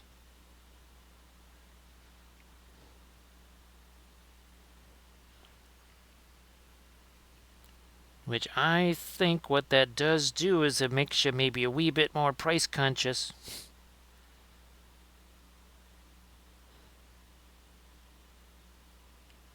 That's for sure. Let me see if I can get a little bit more of my lighter magenta. Where you at? Where you hiding? There you are. Get some of that out here. Then I'm going to start hitting my lighter greens, I think, too. Now, we already did the other side of this, I think, kind of. Oh, not back here. There's this one, too. Oh, by the way, we are using the Battlecraft supplies holders here, and you could, where's here was my, that was my solution right there, as I got some of these big old washers, because this one you can unscrew and put weight in there, same size. This one you can't unscrew it. So yeah, that's we got the counterweights, and boy, that's this is the first time I've had a chance to really use them like this. Man, that makes a big old difference. Man, that makes, I mean, it's like these things were falling over all the time, and that extra weight, ooh, that is mighty nice. Little extra weight down there. It's like putting a couple extra quarters down there. So thanks to Armored Wolf for sharing the YouTube channel. I did put the bust of the king. That is up on the YouTube channel.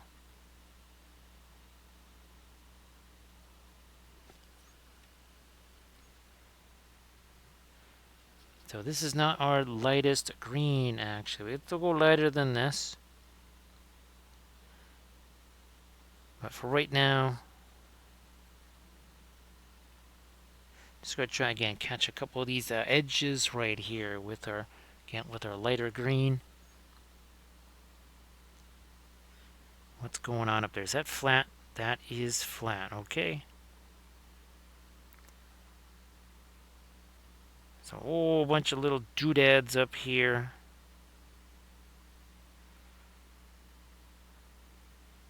I think maybe that too, yeah.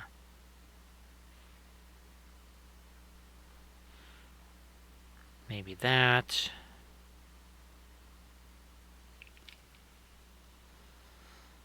Do some of our lighter green this way now.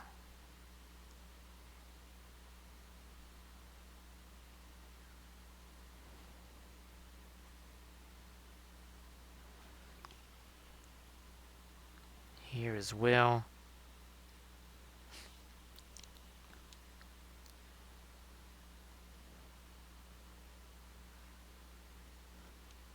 Fine, we'll throw a little bit of lighter green down there too.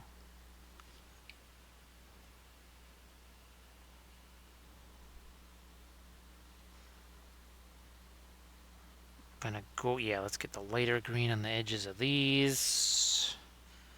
Same here.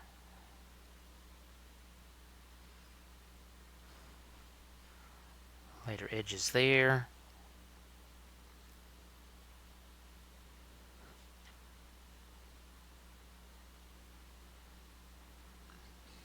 The steers. That needs to switch to green, so not the magenta there.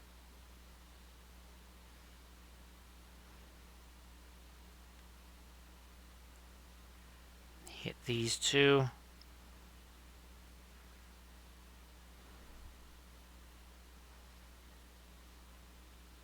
What did we do at the edge? Okay, so I don't want to make that too light. All right. we can always go back, make a change to that too, not a problem.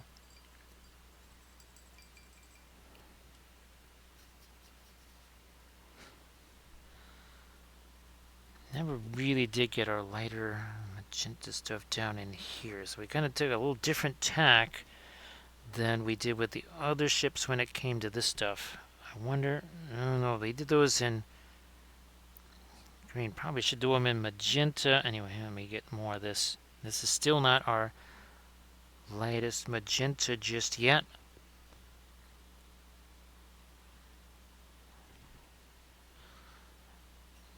Hit this other side with the lighter stuff, and then I'm gonna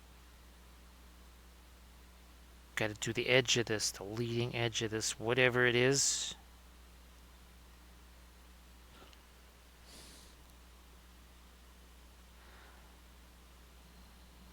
There we are. Like so. We'll do this one too.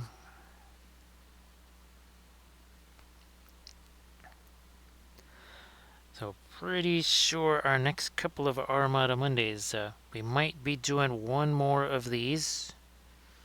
And then there's also the orcs. Yeah, we'll probably be doing the orcs as far as at least one of our Armada Mondays. Possibly a second one.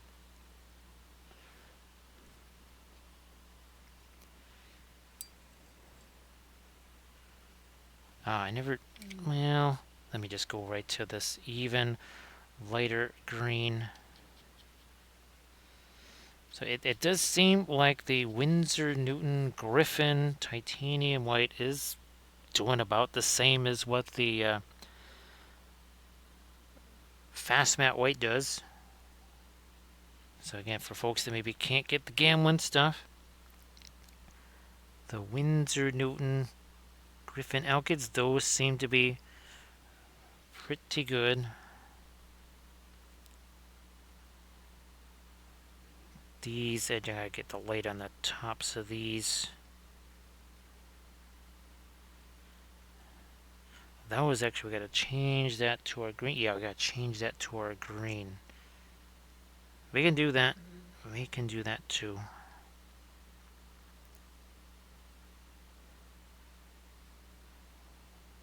Gonna catch me a little more light out there as well.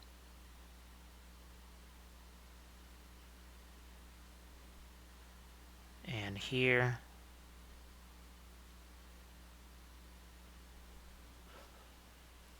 So 3 hours ago, none of these had any paint on them. We hit the bases first. We took just a few simple alkyd colors, took the magenta, took the ultramarine blue, basically slapped them on the figure or the ship, pushed them around with the blending brush, and then did the lighter stars in our little kind of spatter brush fashion.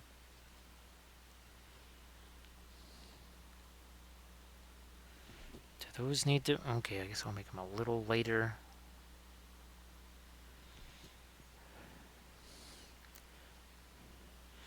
Almost forgot about our little circles right here.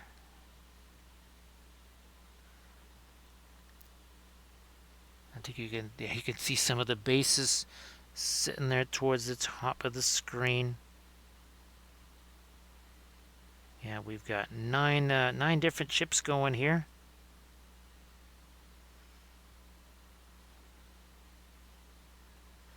They start getting smaller after these. So again, we've got some of these, and then there's some of the really teensy ones right there.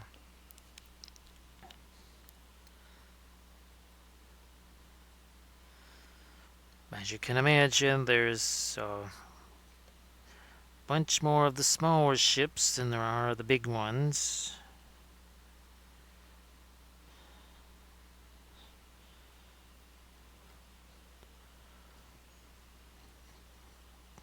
Did I get the... No, I'm going to get this little bit of lighter green on. These will extend out, but yep, we gotta do these too. Let's get those guys.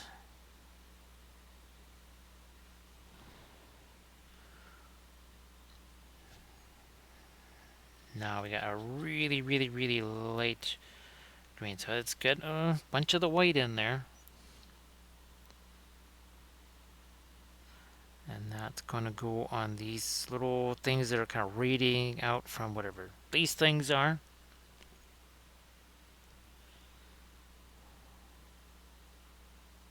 More light there. More light here.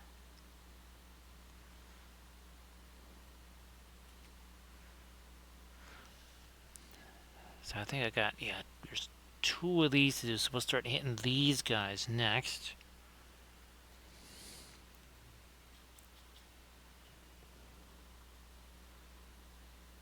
Get this going. And then if I have to come back with the darker green or something like that to redo some edges like these, we'll be doing that very soon here. I need some of my latest green on these edges, though, especially this top stuff. Just a few of those. Also, maybe a little something back there.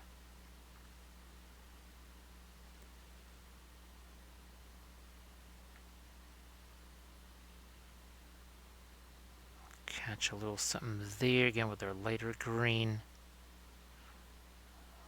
These edges. Oh, no, wait. Also, let's move that so we don't knock that thing over.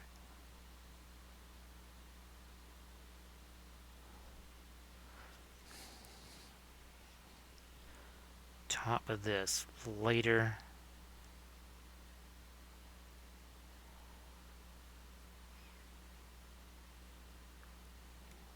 The guns there, get a little bit of light on them too.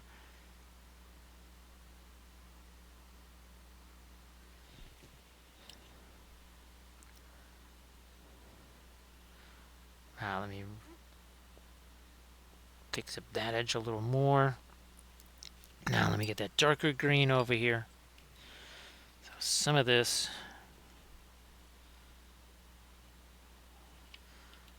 Especially this side, because we lost all the green over there. Alright, that's good. I'm going to just leave that as is.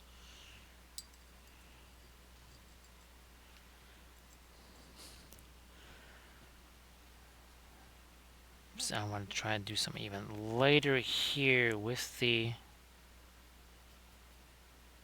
magenta stuff. Let me see if I can get this going here.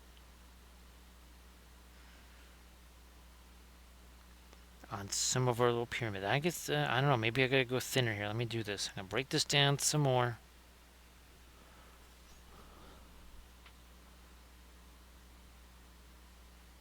Yeah, okay, yeah, I needed to do that. It's not a big thing, just a little thing, but that does help with some of the kind of glowing effects there.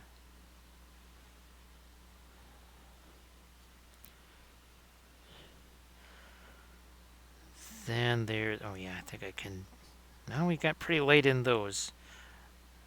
There's this stuff right here, actually.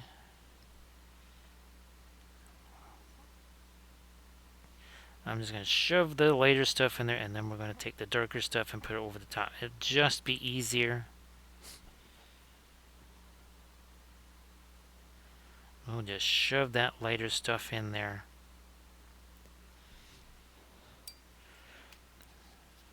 Also going to take our darker green around that ring. Okay. And then back to this darker magenta, where we do take a little bit of the floral and mix that in it. Let's see what we can do here to darken these guys down.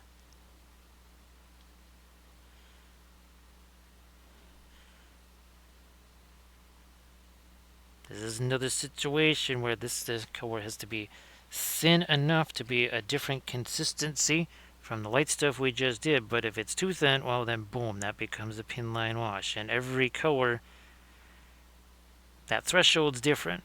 There's some colors where it takes very little, and all of a sudden it's a pin line wash. There's other colors. Indian yellow is one of those. You're gonna be putting thinner in there for days, and it's like, okay, when's this gonna become a pin line wash here?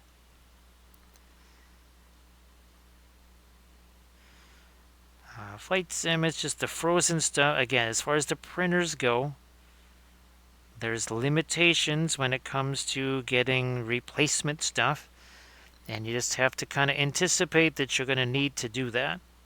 It would be great if you never had anything go wrong, but I've had to replace both of the vats on my Anycubics. Not only are they cheap, not only do they get here fast, but I don't even have to change the FEP sheet. It's all one thing. And actually, the replacement ones that I get technically are better than the ones that were in there to start with. So that is the advantage. And Elegoo is probably the same way, where it's going to be a lot easier to get yourself replacement parts or whatever for an Elegoo than it would be for a Frozen. And unfortunately, yeah, you might. What if you need a new screen or something? That's maybe not as big a deal as it used to be.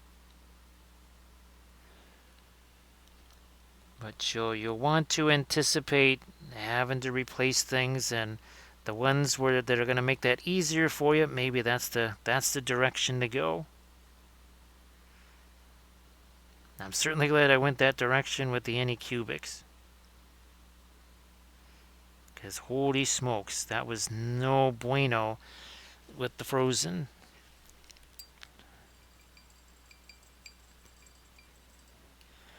Now, what I might do in just a sec here, after we get these two guys underway and I get some of the magenta on them, I might go refresh the medicine and such. That won't take long, just take a minute or two. Also want to check on that print, just to make sure there's no mischief going on. Bambi Cam is handy, but it doesn't necessarily show everything.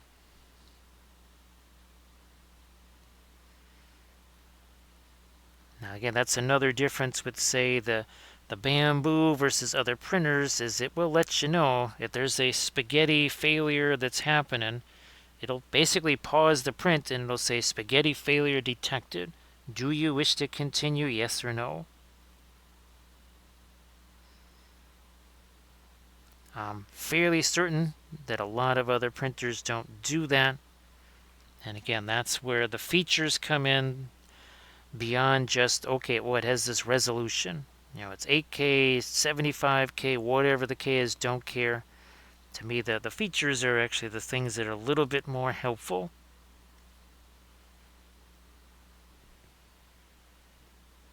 And that's the kind of stuff that I would gravitate towards. Does it make printing easier? Am I less likely to have weird failures and that sort of thing? Because failed prints use up tons of resin and potentially filament. They also, well, they chew up a bunch of time.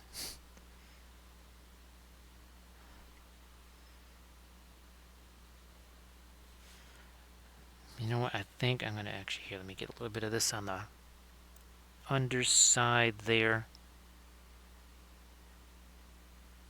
Like this.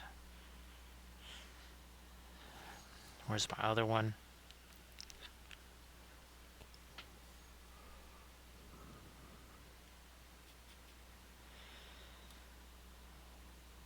So yeah, again, like the cost there too, you know, and how much are you going to use it too, I guess, right, Camden? I mean, for me, it is in constant usage every day of every week. If you're doing it more as an occasional type thing, that is something to consider.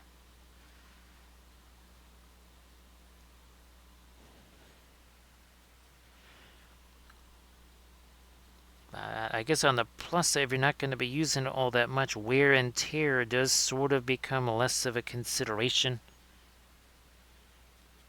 That was another reason why I went with the Anycubics. They have a tendency towards ruggedness. They don't tend to give up the ghost quite so easy.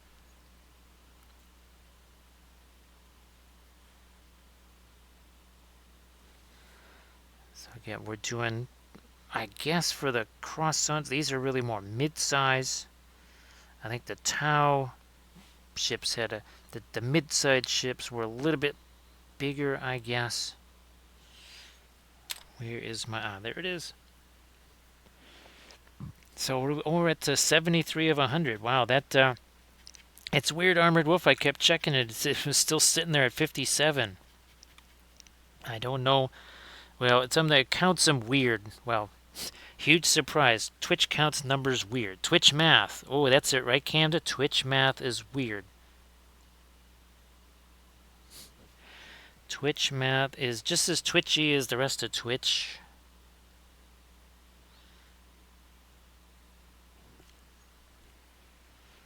This is pretty much just the magenta right here, because actually I'm hoping that some of the green will actually show through and give me some default dark shading there. So it's a little bit of a cheatery thing going on there. Saying, you know what, there's this dark green underneath there. Maybe the dark green just serves as just enough shading for us. So I don't have to sit there and do a whole bunch of layers of magenta for our glowy stuff. It just kind of happens more by itself. And of course, that's the fantastic thing about the oil paints. Where's my other one? Here it is.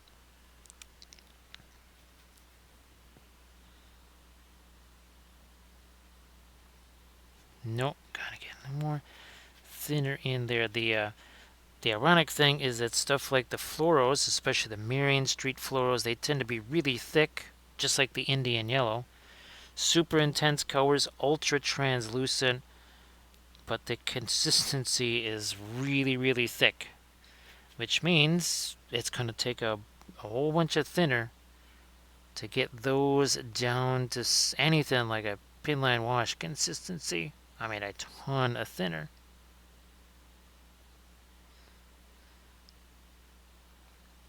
The phthalo green, by comparison, well, whole different deal. You know what? I was tempted to. Maybe we'll just hit these two with it. Well, fine. We'll do that too.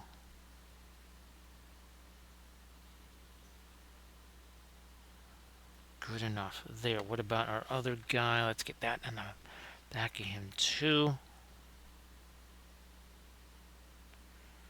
Is there 3 on each side? We're doing 3 on each side then. Okay. Whoa, wrong way. There we are.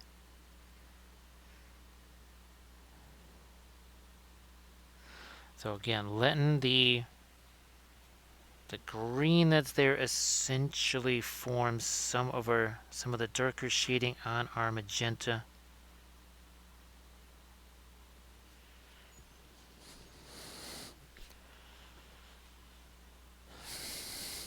Go back to this guy here so that maybe it's had a little chance to set there.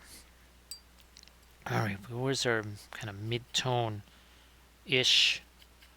magenta? All it is titanium white, and we let it mix with the magenta. I think I can zoom in here. Can I? Yes, I can. There we go. Like, why are these looking so tiny all of a sudden?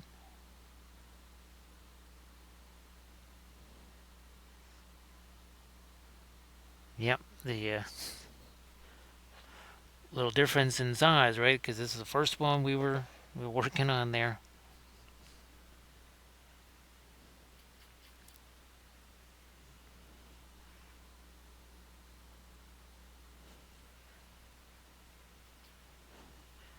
And again, just going to drop in some of this lighter stuff here.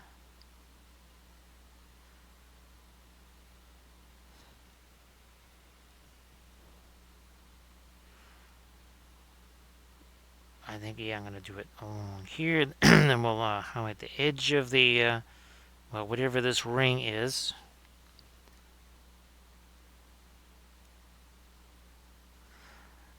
That's going to get lighter for sure.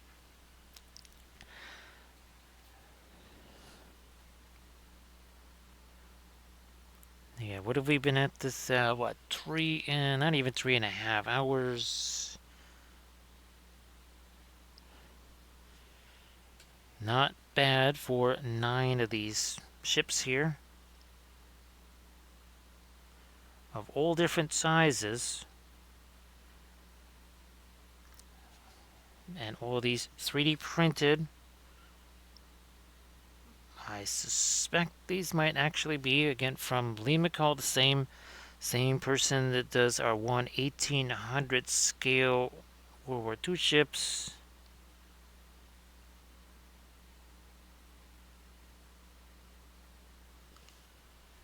Is there... let me rework that a little.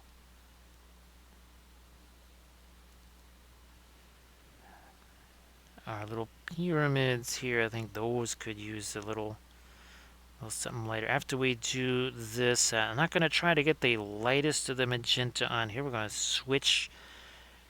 We're going to change tack a little bit, and we're going to get the lighter greens in there because it's again going to give this stuff a little chance. 15, 20 minutes. Oh no, maybe a little more to set, and that really makes a big difference when you do that. When people are working with the oils early on, they tend to be hasty little hobbitses. And they just start slapping paint all over the place, and they get way too much paint on that figure. Becomes very difficult to get any more on there, and then and they usually they're waiting a long time for stuff to dry. They say, why did it take 3 weeks to dry? That's when you know you're most likely getting a wee bit too much paint on there. That's a good little indicator.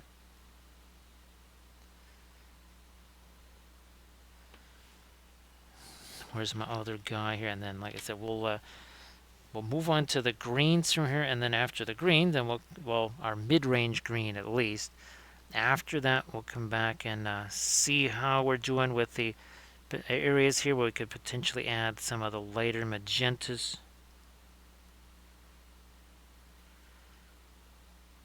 And even if it's not quite set, well, guess what? We got at least 4 or 5 of those really small ships to work on. We do those.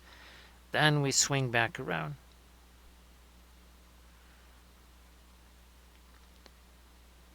Now, maybe some folks, they're not painting multiple figs at the same time, but what you could do is, okay, if you're not going to be painting another fig, what if you were to just prep another figure or base another figure? So get the future miniatures ready to go. Instead of just, well, okay, I don't know what to do with the 15, 20 minutes. I want to wait for this to have a chance to set. Just go ahead and you're always going to have more figs to prep, so might as well do that. In that time where you're maybe waiting for the oils to set. Maximize the use of that time. That's what we really talk about in those, or even not just the army painting series, but any multi-part series, whether it's a vehicle series or a large scale or whatever. Trying to figure out how you get the best out of your work sessions, that's a big deal.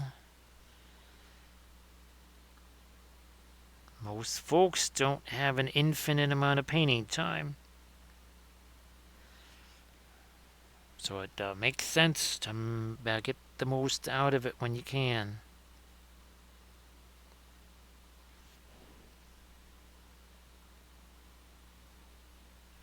And of course, when we're approaching the oils, we don't do, okay, one little part of the miniature and then that's it. We don't just work on one small part, we're working on the whole thing.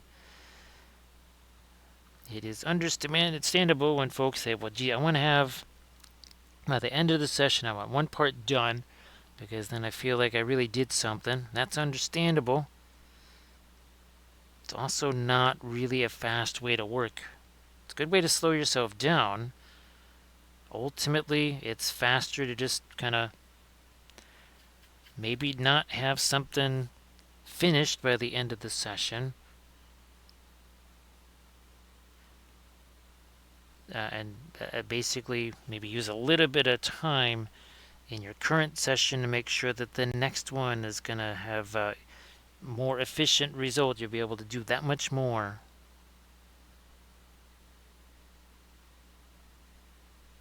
Could mean trying to get to a certain place where, all right, if this were to dry, because who knows, maybe I don't get to it till the next day, 2 days, 2 weeks later.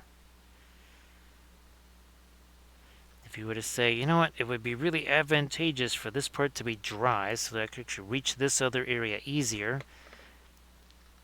you're better off just trying to, so okay, I'm going to try and get to the point where it doesn't matter if this dries, where it's actually almost an advantage if it does.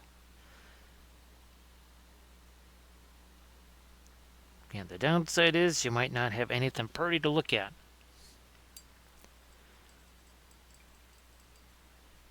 But what I'm going to do is, so how many others? I got 1, 2, 3. Okay, so there's 5 of the really little guys.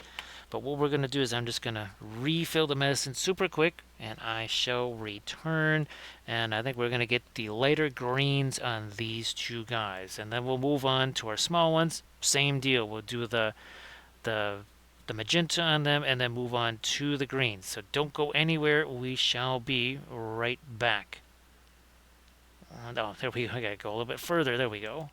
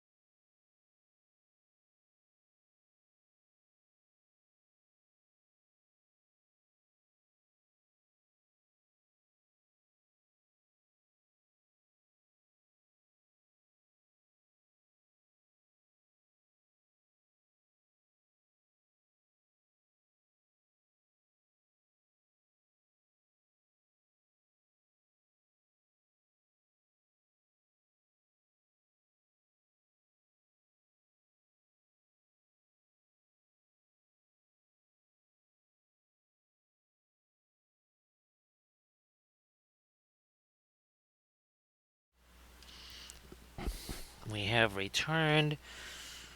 Bambi seems to be printing just fine on that second bust, so that's good. That's working out. And now we're going to get to our greens on these two ships here. I'm going to move you off to the side.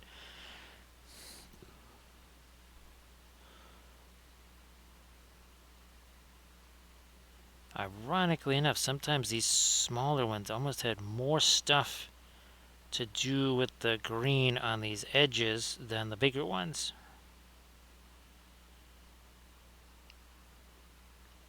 And the teensy ones, the really small ones, there's a ton of glowy stuff on them.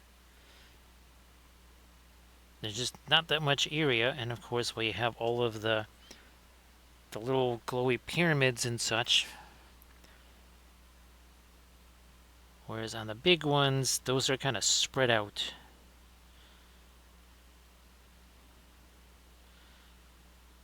Trying to make sure I catch some of those edges there. I wonder, I did do those as magenta. So we're going to have to change that. You know what? I got another one of these. I'm just going to grab me this. While I'm thinking about it here, let's just hit this real quick. It's been a while since I last did these, so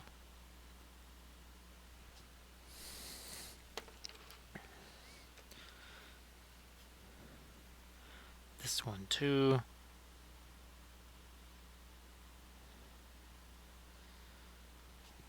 One more. Okay. There we go. We reset that. Now back to the green. Let's do this. Wow, those counterweights really are making a difference. That would have fell over before I had that counterweight on it. Let me see what we can do. No, I'm just going to wait till more of this gets used up on the brush here before I was going to do a little something on the steers there, but I'm just going to deposit a little more paint elsewhere before we fool around with that.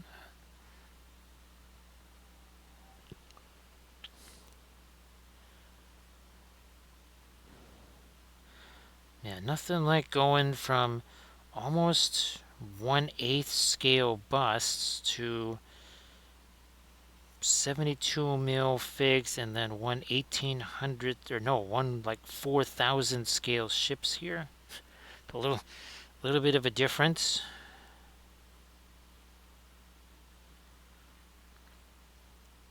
I'm using the same oil paints, I'm using the same brushes.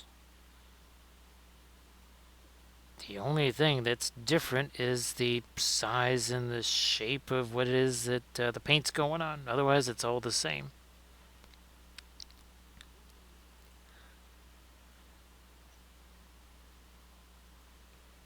I think initially there was a lot of folk, they were convinced that there was some radically different way that you would do a vehicle or a bust or whatever, just based on, well, it's a different thing, you must have a whole different approach to it. Lights and darks, color contrast, none of that stuff changes.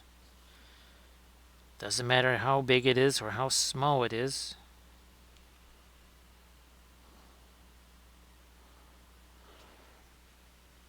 How easy or difficult it might be to get at a certain area, or let's say a 28 millimeter face on a figure versus, well, those really gigantic busts. That's going to be different. A lot different.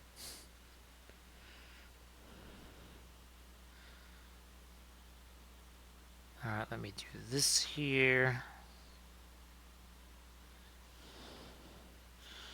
I'll do this up here.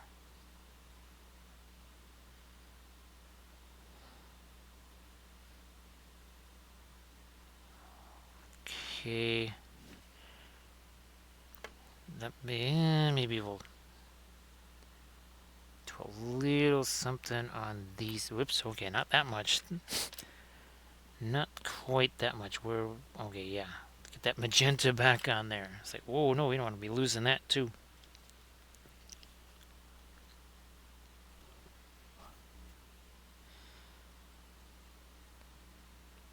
Now these crazy little rings.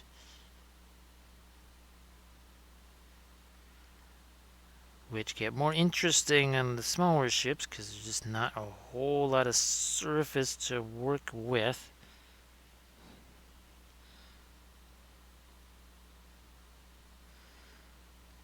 And as small as these two guys are, we're going to be moving on to some even smaller ships from here.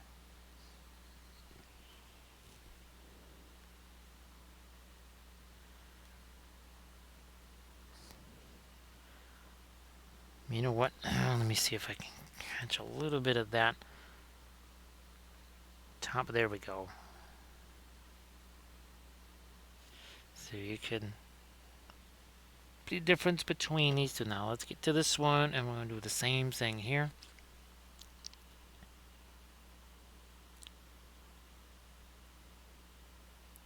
On the top of this guy.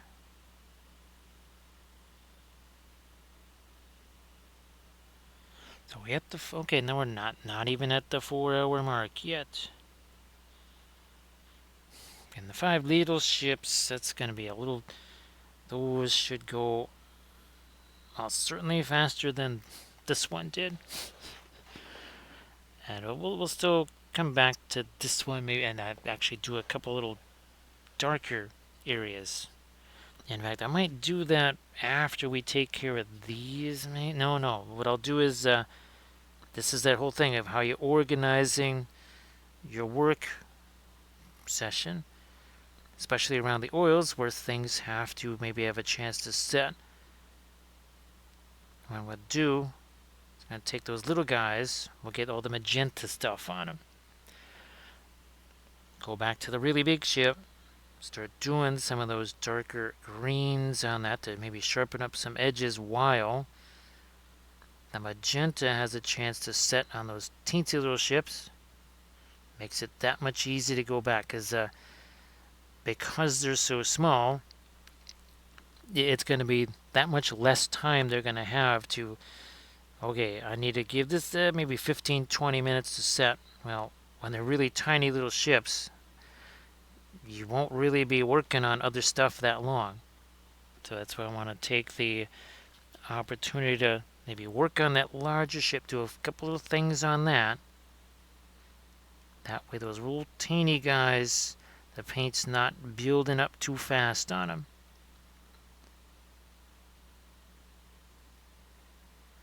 It's going to be interesting to see Camda when, okay, right now there's a fair amount of radiant green in this. In fact, this mix here is probably 65% radiant green. When that becomes an alkyd, that's going to be interesting. It's going to change things a little bit. In that I might not have to wait as long for things to set, because again, it won't be dry, but it is going to be set, and that means I can go back in there sooner and not have to wait quite so long. So that makes a difference. Camden, they're not really that slow drying. That was one of the reasons why they were kind of... that's why we were intrigued by them, because as opaque as they are, they should take a long time to dry, but they don't.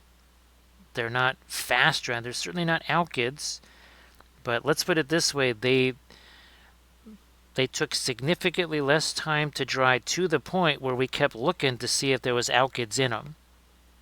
And if you look at some of the older sessions or older videos, especially older sessions, you'll see that I'm looking at those tubes thinking, man, there's got to be alkyds in here somewhere. All right, so we're going to set you guys off to the side. Let's grab these right here. So we'll put you two back here. So there's, what, 5 of them here? So there's the 4, there's number 5. And now we're just going to try and get some of the magentas on here.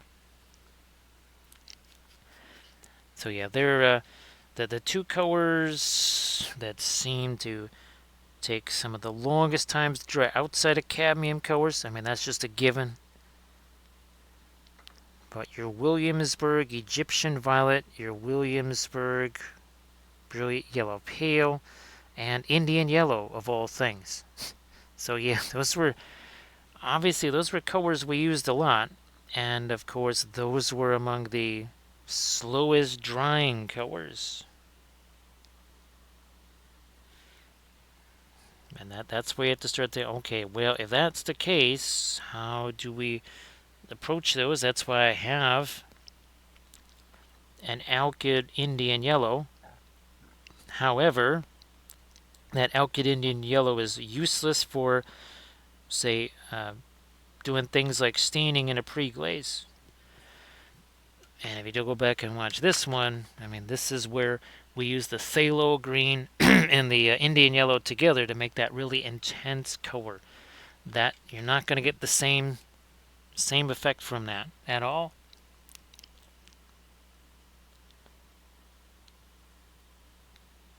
So cadmium colors will always just be super, super slow. Again, zinc white is another really slow drying. That's a very slow drying color there. Aha, alright, let's change this here. I just realized we got these also. So we're just doing this super quick, and then we're going to get back to our really large ship. And that is where we're going to do some of, again, the darker greens. You can see some of the green even here getting onto the brush.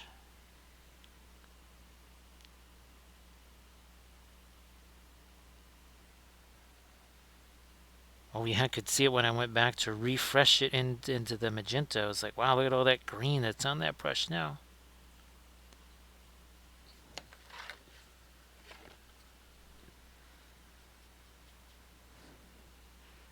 Oh wait, that's right. A little different on this guy.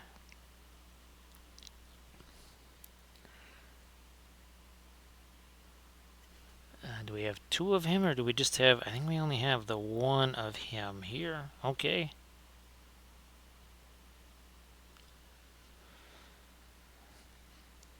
Now this, you could sort of call it like a dry brush. It's not necessarily a dry brush. The brush is not super dry, but it is kind of a feathered type of a brush stroke.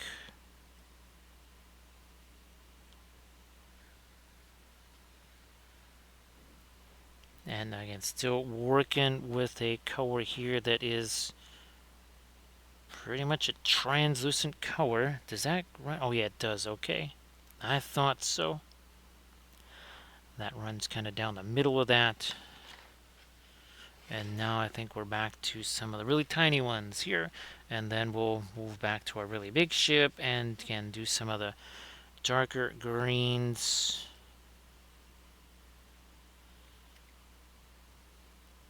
So here, if the magenta kind of overflows a little, that's going to give me my source lighting effect there. So not a problem. So we're doing this first before we're doing all the lighter greens and such. Okay, let go of that.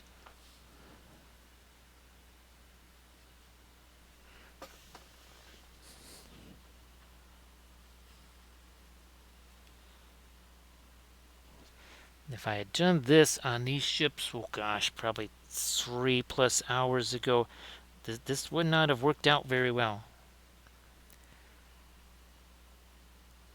Even though they're not dry, giving them that 3 hours plus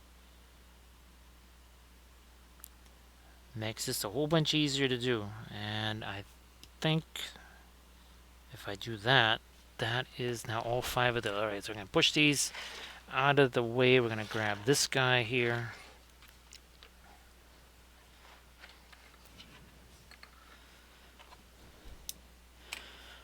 And now we're going to take our much darker green and work kind of in the opposite direction from the way we've been going here all along with the much lighter green. So we're going to take our indigo, we're going to take our phthalo green, so now we have indigo green.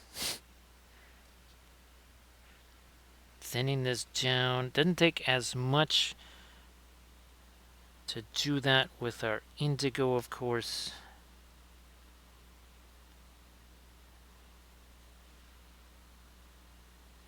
And this, I guess, see up here. Okay, I'm gonna move this down. See how that became a much sharper edge. We're doing that over here. Look at that. See, all across there now, much sharper edge. We've done a little bit of this before. Now, gotta be careful not to get too much thinner in there because then it goes full on pin line wash.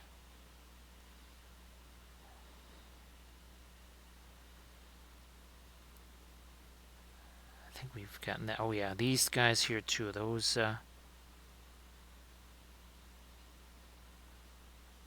did we do that on these already? Nope, we hadn't done that on these either.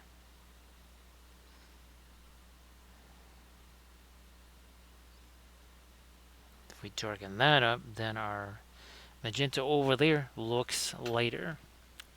There's it's the theory of relativity. If you have something that's light next to something that is also light or mid-tone, it's just not going to look all that light.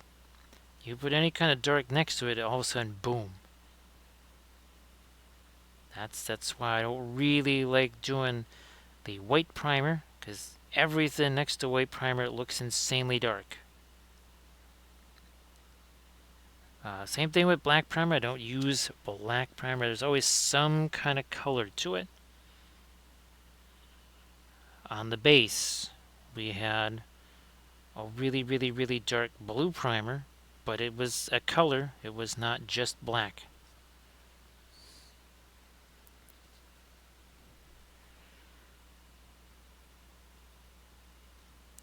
And what constitutes a miniature that's good to do a pre-glaze on? Well, the most recent miniature I did a pre-glaze on was one of the Trench Crusade figs, because essentially I used the pre-glaze to establish a weathering effect. So it was almost like the figure started out with the weathering effect. Not really different from how when we're doing our object source lighting, right? We start out with the source lighting effect. We don't end with it.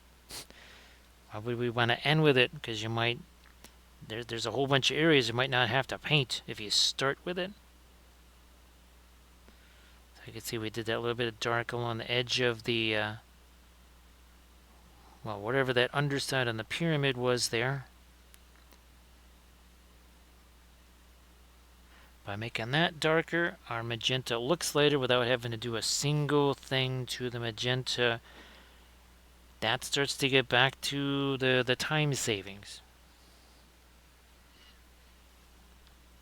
Instead of painting an area 2-3 times, I don't really want to do that. I don't have time to paint the same miniature 3-4 times.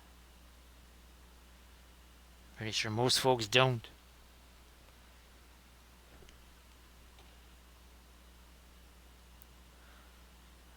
Is that, yeah, we're gonna hit that line. This one.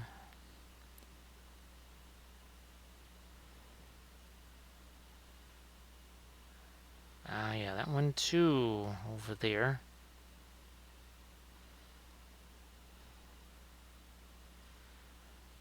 I'm not sure what, yeah, I'm just gonna interrupt that light there just a teensy bit.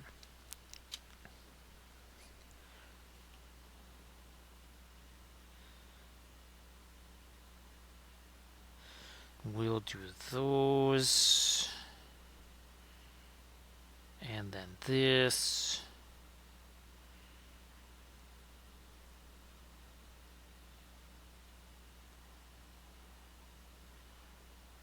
Okay, I did the dark over there. Let me take a quick little... Okay, so I might... maybe I'm going to use this. Take this and some of my darker magenta together.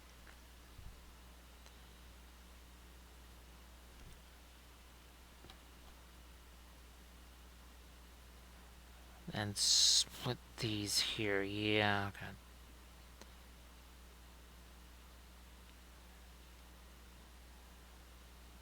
Looks a little less fuzzy. Let's split there. Okay, that's better. Now, where's my guys here? Put you back off to this. Actually, I can move this out of the way. We don't even need him here anymore.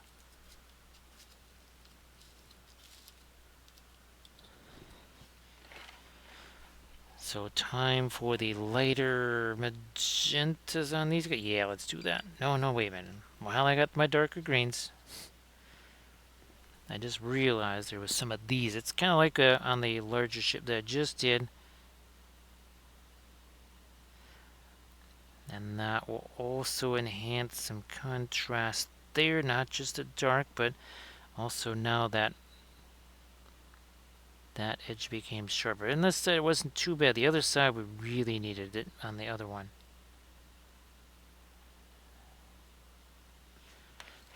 What about this guy?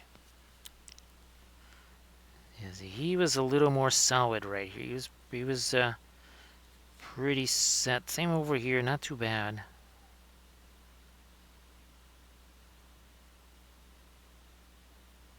And he's taken care of now there. Alright, lighter magenta.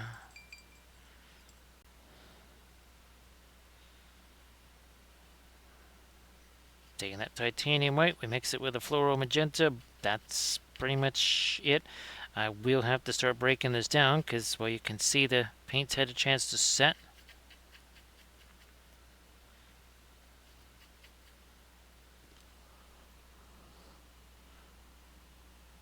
What's happened here? A little bit of light there.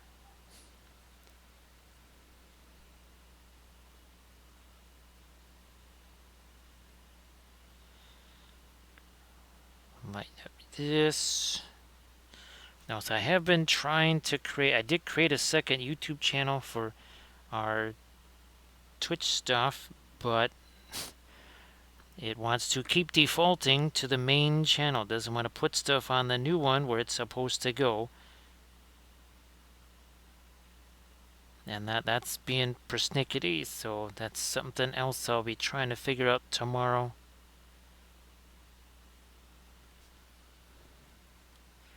Because, again, the Twitch is going to get rid of all of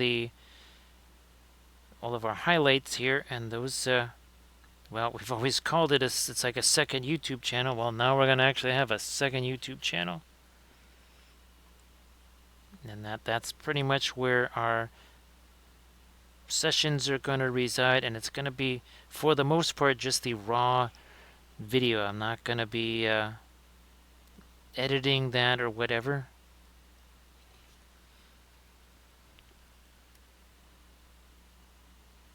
That's essentially what our highlights are. I do a thumbnail so that people can see what they are. Oh, I guess that is the one difference. If I have everything on the YouTube channel, I can at least make a playlist there. So we could separate our sessions into, well, okay, this is all Battlefleet Gothic or something. Can't really do that on the Twitch sessions.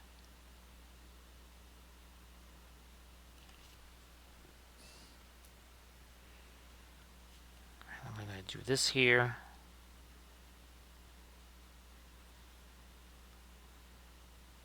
Just getting a little bit of that lighter magenta there. Maybe here, back off a little bit. Not quite that light. Somewhere in between. Ooh, too thick. Let's break that down. Yeah, Armored Wolf, that seems to be the best way to go. I'm sure it's a heck of a lot easier for you instead of having to head back around, we'll just try to have everything good, ready to go. So that it's just like on the way up there, just snatch and grab and head up there. I also figured too that's maybe another way to be able to get stuff in there without all the chaos going on. Certainly that will be happening by Wednesday and Thursday.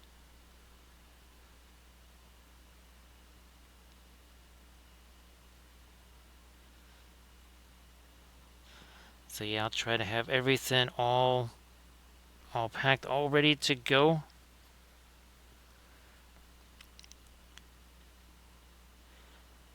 I'll be sending pictures of. I mean, it's the main thing will just be those carrying cases. That's primarily what it's gonna be.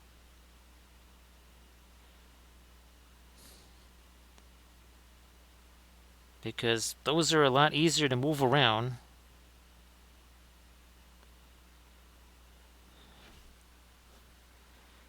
I mean, they got their handles on them.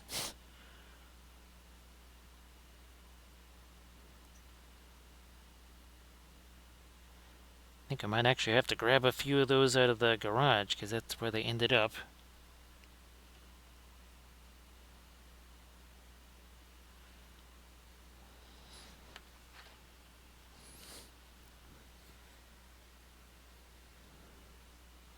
Did I do? Okay, I did do the lighter magenta stuff out there.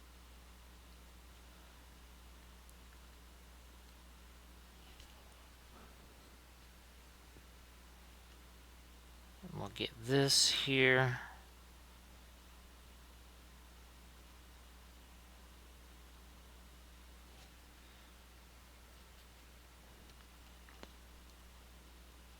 Come on.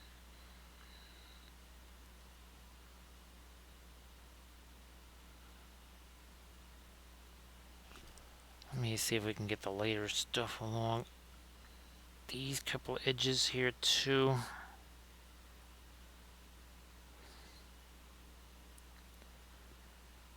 On this,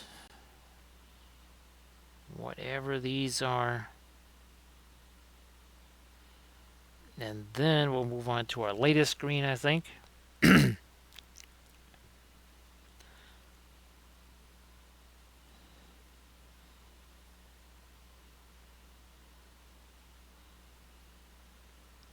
So here.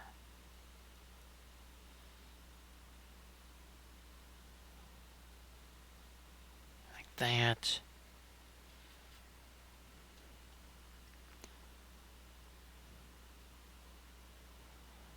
Oh yeah, we didn't get these. Oh geez, a whole bunch of lighter stuff we need to do over here with our magentas.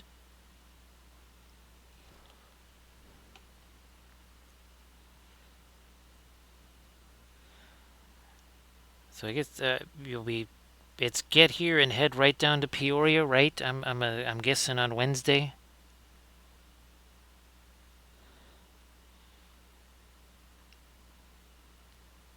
Cause well yeah, you have to be here, then get the vehicle, and then head down to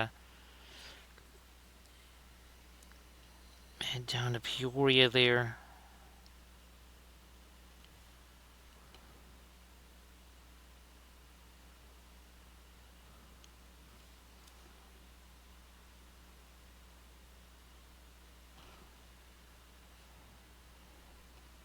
Now that's fantastic. And well, the other thing too, since this is a brand new venue that haven't seen, it would be if I can have at least part of Monday and all of Tuesday to just get familiar with where the heck things are. That'd be a huge help. I would feel way less stupid if that were the case.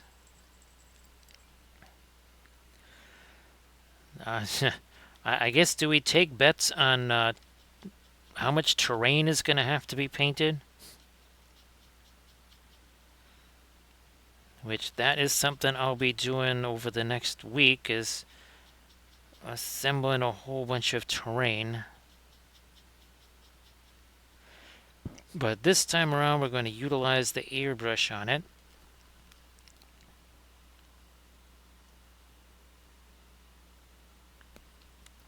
The fabulous Galeri's swallowtail. I'll try to do some vids with it, I guess.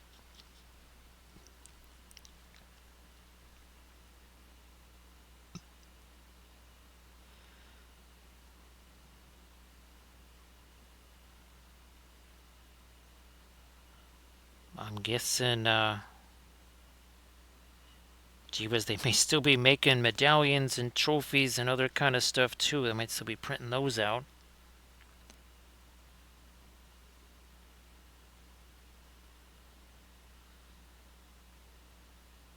Let me do this.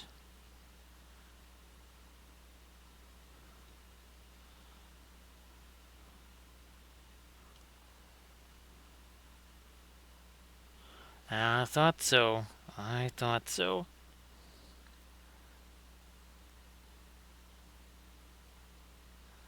I could swear I saw Hank post a picture to the Adepticon thing. I guess I don't know if it was a new printer or a new laser etcher or something arrived. I could swear I saw something like that.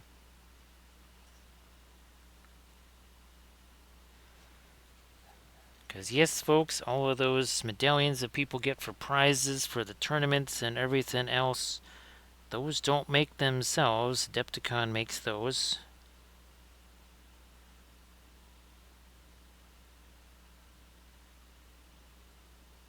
What do we do? Yeah, let me get that a little bit there. And a little something there too. Okay. So I think that's going to take care of the lightest light on him. Let's see if we can do that. Same deal on this guy right here.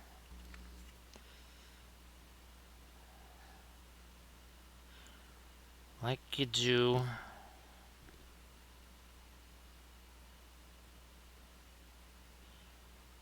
Like that.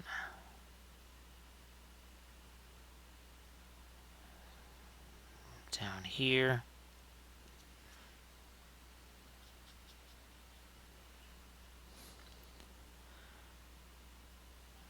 Alright, let me get that little more of this. Lighter. This too.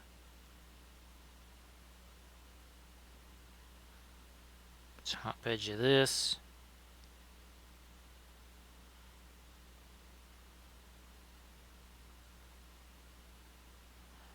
Oh yeah, top edge of that there.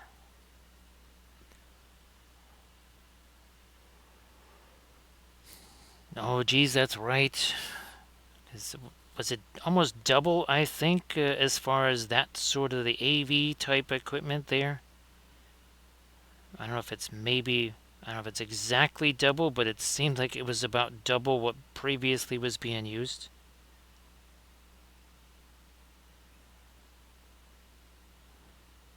I'm gonna, okay, there we are. Nah, not reaching everything. Now we got it.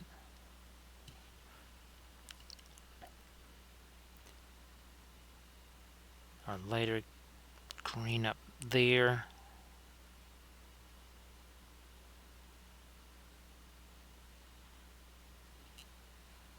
Something along that route there too. Yeah, that's gonna, oof, that is gonna be, it's gonna be very interesting to say the least. Now we're gonna get to our, let's start doing our magenta again here. I don't know if classroom setup begins on Monday or is classroom setup gonna begin on Tuesday.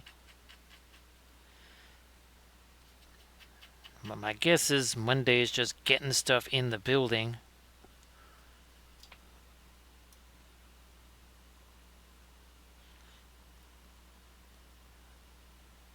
Are we starting? Yeah, we're getting this. Oh yeah, need to make these magenta as well. Here, let's do this. I think I got what, 5 of these smallest guys here. We'll be doing this. Then we'll be, oh, I think I can. Oh, I am zoomed in. All right. Okay. All good.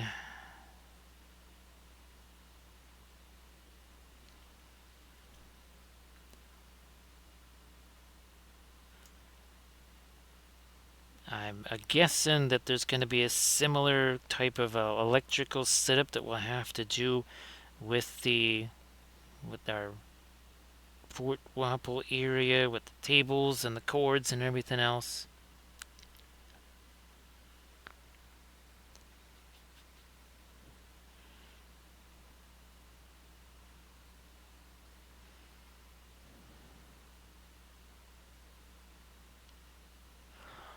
Let me see. Yeah, I guess Tuesday. They would really want to have them at least by Tuesday.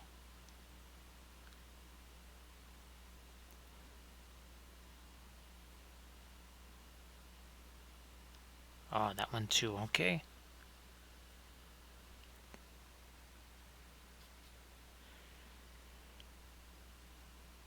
Now I know with the cupboard under the stairs, at least the power sources were kind of down in the floor.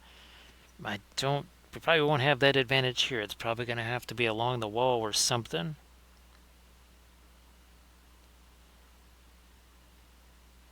Can I? Alright, I'm gonna let that just go a little further out here with the magenta there. We'll do that over here.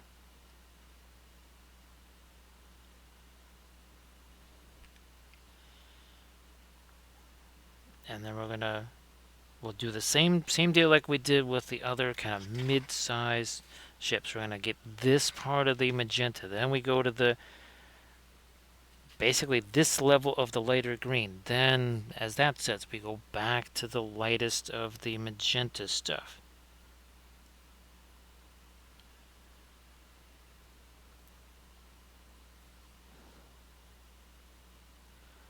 And that's going to be very, very interesting.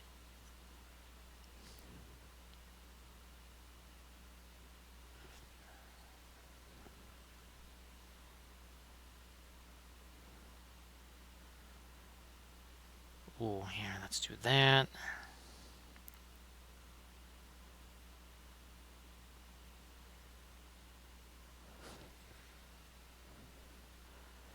And get our lighter magenta down onto these here, because that would kind of project. And then there's this here. That also, if looking at my other one, that also is magenta there.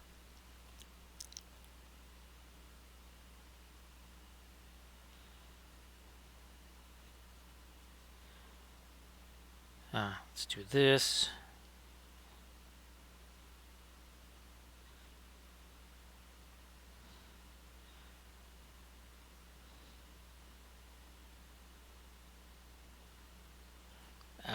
Boy, we gotta get this out here too.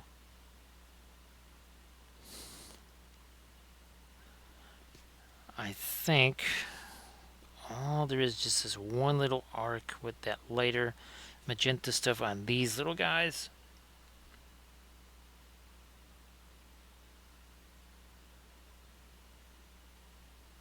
Pretty sure we did those too.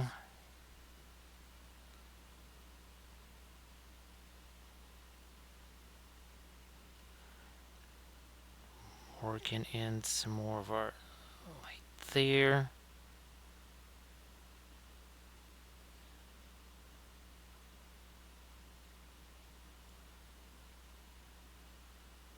Like that.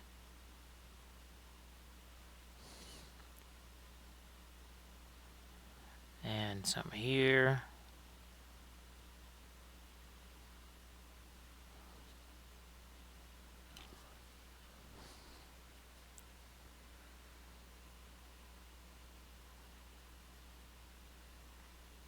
Oh yeah, we got these. I didn't see the. Well, there's a whole bunch of stuff I didn't see. I guess the first time around. Let me get this. So we're gonna get that. Then over here, then we got these guys. You didn't see these.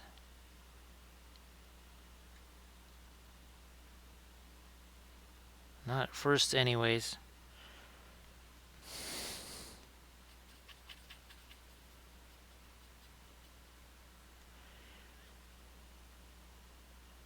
And I guess it's those same lights, the ones that like have the little that Y shape to them.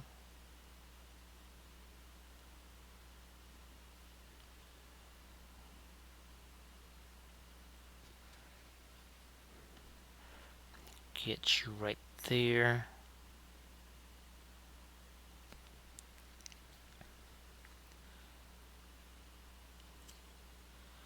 Let me do this too. Here we are.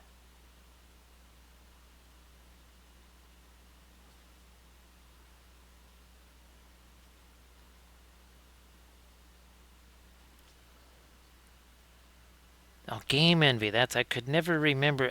I swear there's like two different names on the packaging too.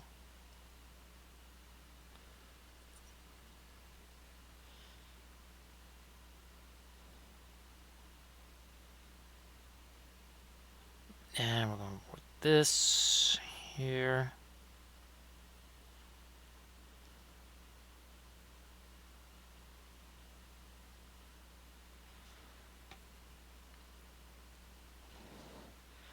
I wonder where Tony is going to be doing his live stream thing. Certainly won't be there.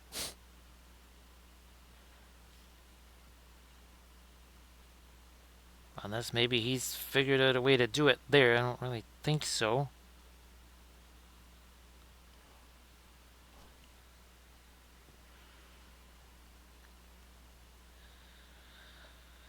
Okay, let me do this. Yeah, I gotta get those lighter. I think I did that on. Yeah, I did do that there. Okay, good to go. So now we're about 4 hours, 18 minutes. Yeah, 4 hours, 18 minutes in.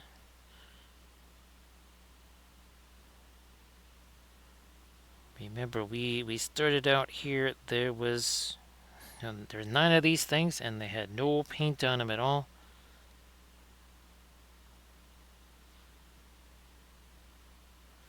We did all of our little bases there. Oh yeah, we still have to do the spattery stuff on that one too, I guess.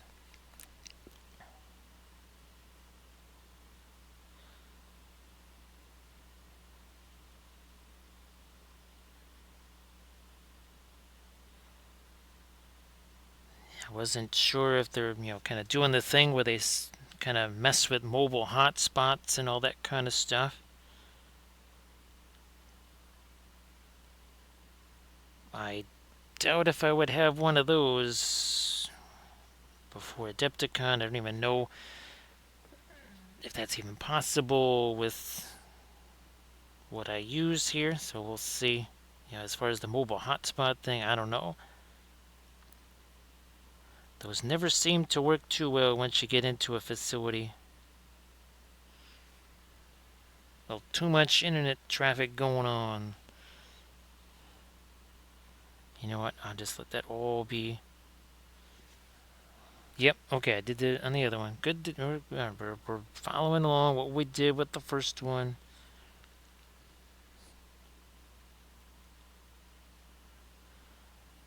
And we just said we're going to do this level of the magenta stuff. Then we set aside the magenta. We start working on our greens. If necessary, I go back to one of my other ships and do something else on that just to give the paint more chance to set. Okay, that's the second one. I got 2 more of these real little guys. Yeah. I'm just kind of moving some stuff out of the way. So we got these 2 over here to do yet.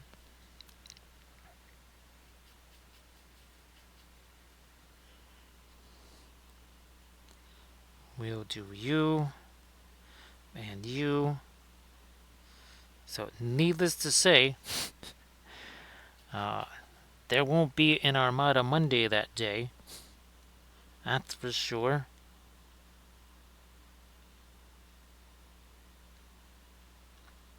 And then there won't be a Flat Thursday, there won't be a Fabulous Friday, and there won't be a Saturday challenge. Well, there'll be challenging days, that's for sure.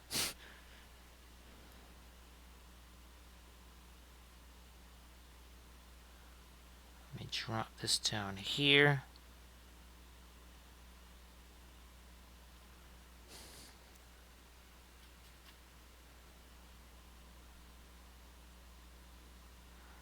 Yeah, that went a little sideways there, no big deal.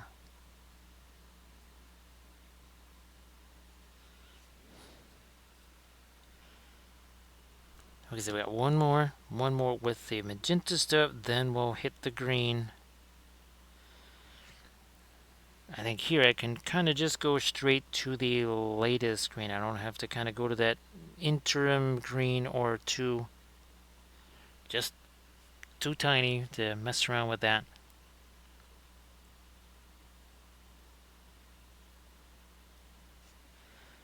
And again, we did a tutorial video on the Patreon page, which covered, I think, painting all the different ship types. I think I did the large one, and I did each of the, like one of the mid-size, and then a couple of these smallest ones.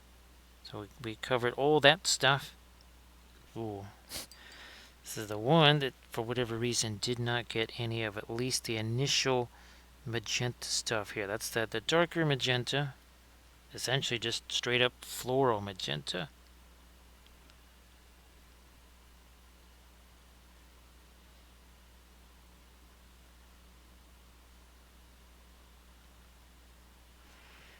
Now we're gonna, oh here, let me get rid of this.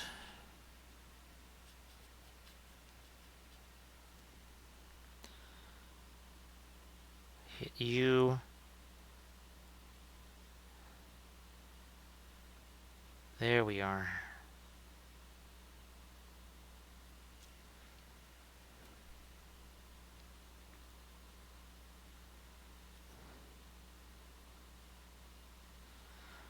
We'll do, yeah, okay. Well, again, that's the other thing we might be doing.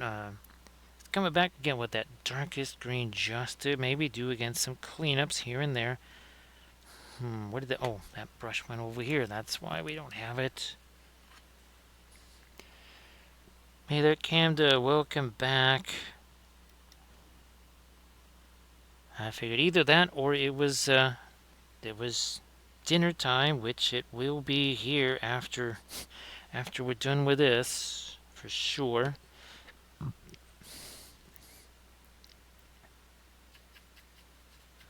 me work this in here. Yeah, there we go.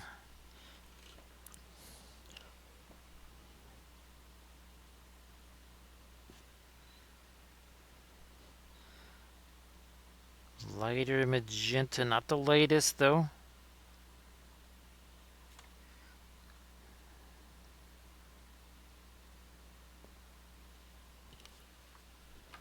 So hopefully that wasn't too much of a hassle driving back home.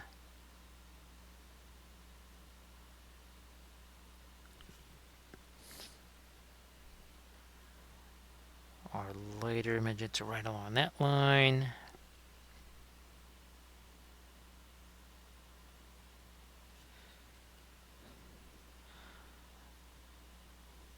Some of that here.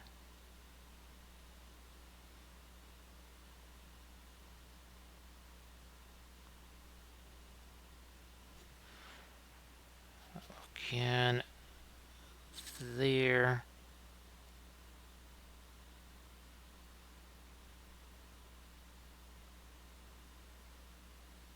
Like that. You know what? I think that is another little engine thing there. We'll hit that with something.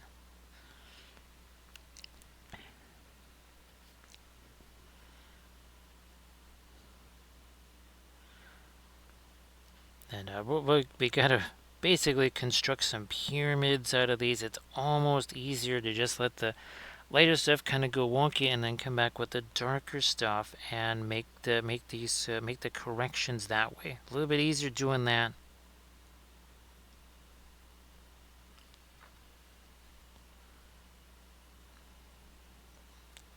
Once again, here we gotta get back to our magenta here. Didn't really see those at first.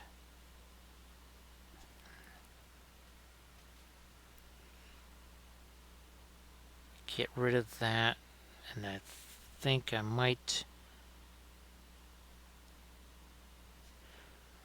Oh, that's right. Okay, I know which one I can go back to. Get this here. Can I at least get that edge? Looks like it.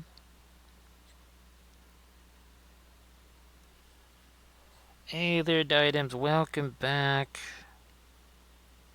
Happy Tuesday. So, Diadem, I hope that you do well, and hopefully Tuesday is off to a great start for you. I don't want to say smashing start because, well, we didn't want to jinx Camda on the road.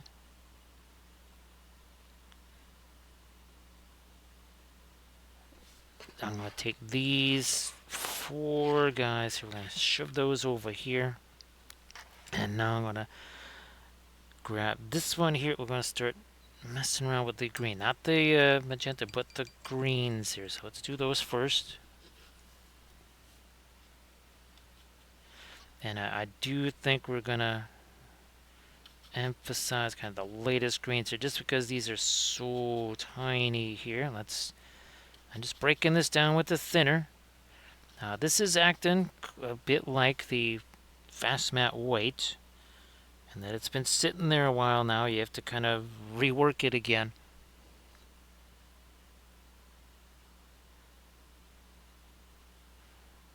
So yes, this is a radically different thing that we're painting tonight, right? Diadems versus the. Well, it definitely is kind of a sci-fi nature for sure, but yeah, it's a little different from this. Yeah, not quite the same thing. Still using the same exact oil paints though.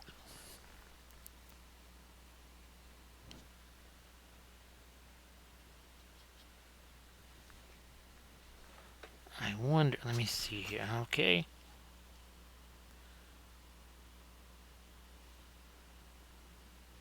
I'm not, well, okay, I'm just going to use the lighter green on that edge. Technically, that really should be more the magenta that hits it, but whatever.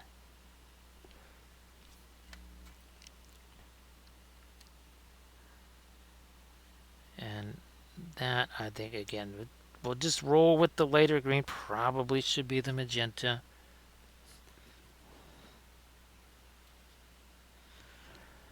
So again, appreciate everybody that is joining us here on this now fine Tuesday morning, looking like 3:27 a.m. 4 hours 29 minutes ago. Our 9 ships were paint-free objects. And not all of them are the little guys like this. One of them was this guy. It's a little different there. And again, well, now I'm starting to get hungry again because I'm thinking croissant. Everybody's favorite space croissants. That would be your, that's your Necrons there. Get your space croissants.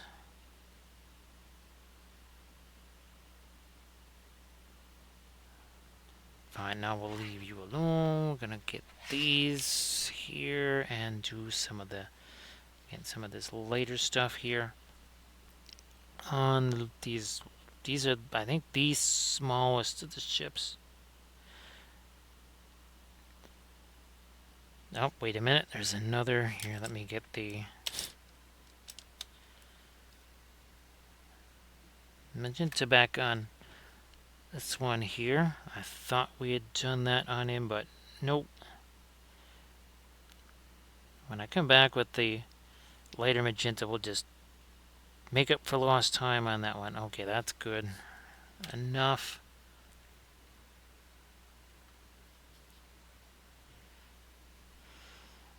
So I do believe the plan for Thursday, well, there's rarely a plan, but we'll I'm thinking we'll be doing on Tuesday is probably another 72 mil fig.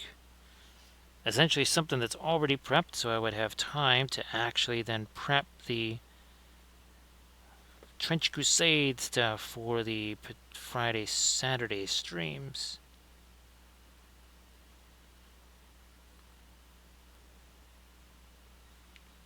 Let me do this too. Also this. Although there could be a cheeky surprise. There could be some creature caster things that find their way in there too.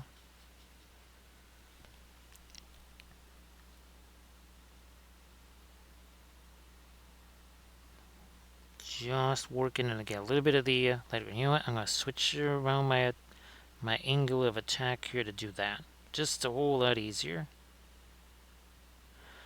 The liner brushes that we're using, the same old synthetics, the Prince and Velvet Touch. The short liner refers to the handle, not to the bristles. Bristles, as you can see, are longer. It's 18-0. Yes, you don't want to. You want to get these short liner brushes because otherwise the handle is going to be twice the size of a giant redwood. I mean, the advantage is you'll have plenty of firewood if the zombie apocalypse comes, but you probably just gonna want to get the short liner brush.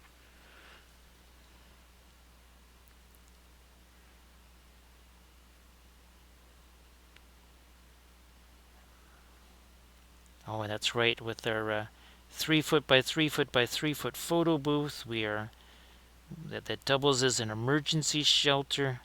We are well prepared for the zombie apocalypse.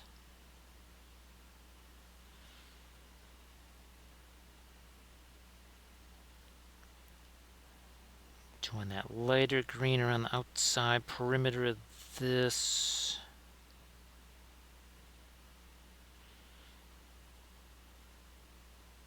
Then I'll go to that other, not quite smallest ship. We'll do there's some lighter magenta things we can do on that, and then we'll get these guys with their lightest magentas.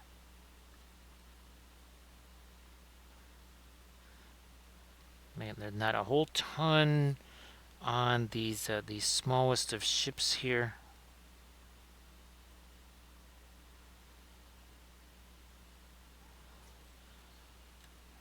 Do that.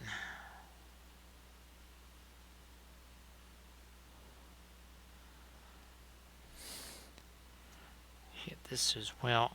Okay, I'm gonna. I think, yeah, I already did that on that one. Okay. We got 2 more of these to do. Where we at? There we are.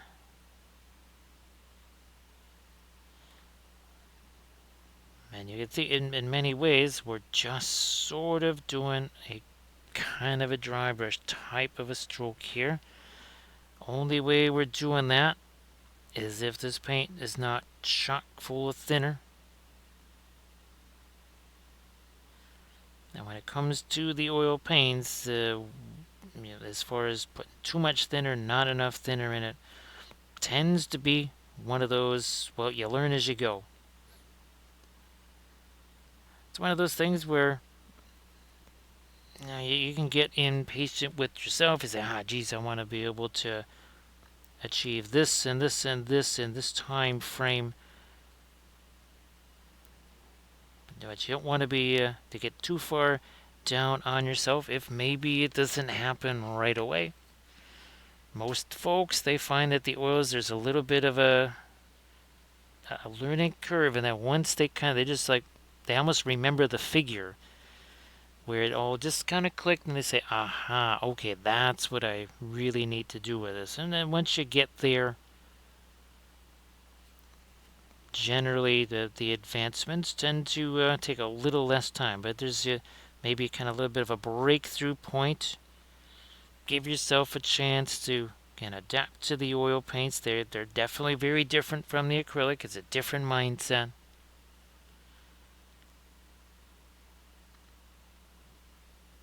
But for sure, if it's a little bit challenging at the start, don't get too down on yourself.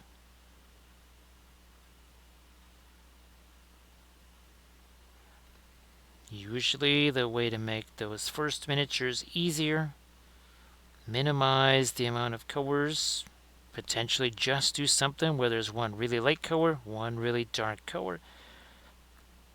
You could even make it something where you say, oh well, it's like a noir type of thing. It's an undead army, and it's like sort of black and white.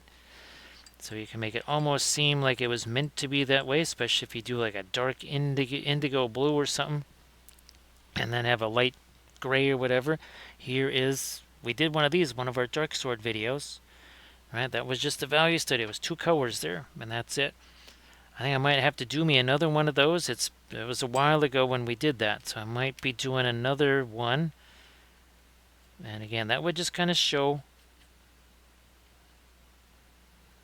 a way to get used to the consistency of the oils, the applying of the oils, instead of, well, geez, what green do I use here? What red do I use here? It's like, well, you don't have to worry. It's there's none of those colors. Maybe eliminate that when you're first starting out, and then that makes it a little easier for you to progress from there. So see you later there, Camda. Well, that's going to be challenging right there. That is going to be challenging. So thanks, Camda, for being here. Appreciate that. And hopefully you enjoyed video number 2. Yeah, I'm going to try and get that skin tone vid film with that miniature, well, not miniature, that giant bust that you saw. Among other things.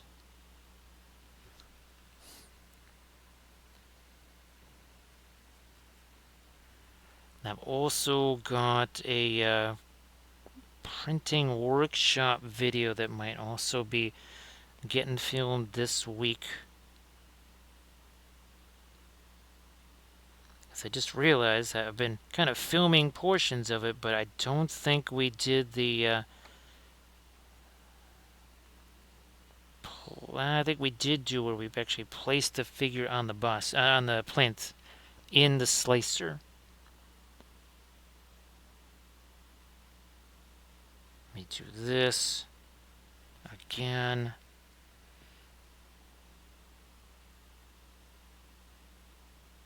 Right there.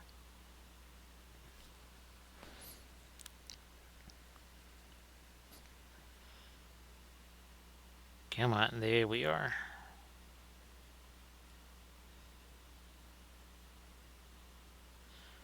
Again, just trying to get a little touch. Oh, we gotta get that light out here on the leading edge of this. Get our magenta. So again, I believe this is the only ship of this type. Well, that's good, Cam. Again, hope that you enjoy that, and thanks again for filling us in on some very handy product there for sure.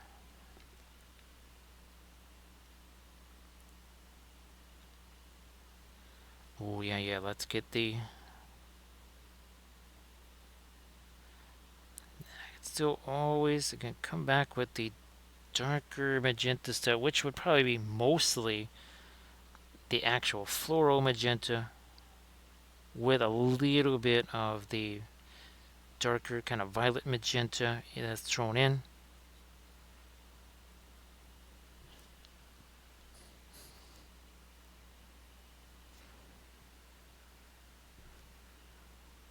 Let me do, yeah, this lighter magenta right here too. Ooh, that's gonna come all the way over to this. Same here. Yeah. I'll just throw the magenta on those. I think that's just going to be easier. Didn't get the later stuff on this yet either. Alright, we'll do that.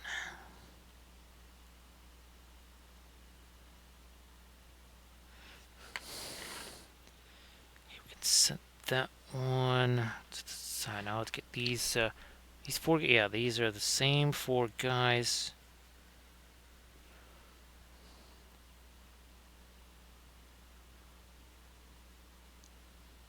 This will be a little bit simpler here because... No, that's right. There are these pyramids over here, these teeny tiny little ones. Let's see what we can make happen with those. We also gotta do something with this too. See, there's a... Actually, wipe that away. It went all the way down to the green. So we're gonna have to do a little different application. That's I just had to do a little stippling right there. Those, that's just... I mean, I had to learn that myself, so it makes sense that you'll have to learn that too. I try to try to make it so you don't have to learn as many things the hard way. That's for sure. But sometimes there's just no substitute. Well, guess what? For having the brush in your hand.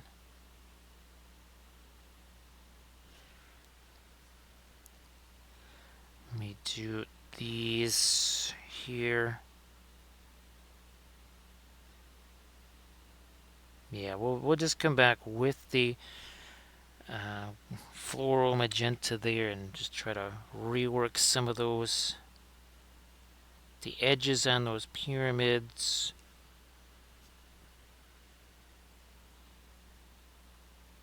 Come on, a little bit. There we go. A little bit of our light on those guys.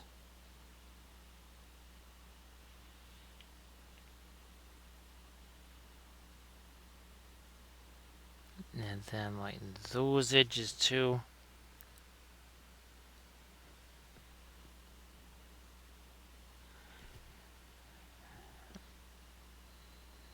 Whoops, okay, that went a little further than it was supposed to. Oh, 1 second here. Yeah, I'm gonna make sure we get this magenta stuff off my arm here so that that doesn't get all over the place. Okay, good, that's gone. Get rid of that and then move this thing to a whole different spot. There we go, okay. That's better. So Thranduil, basically, if you want to get all the stuff that I have, if you're on the Amazon thing, just get the 38 color set. Essentially what I got was the 18 and the 20. Just go ahead and get the 38. Then you'll have everything. And you'll save, oh, gee whiz. I think something along the lines of $12, 12, $15 or something.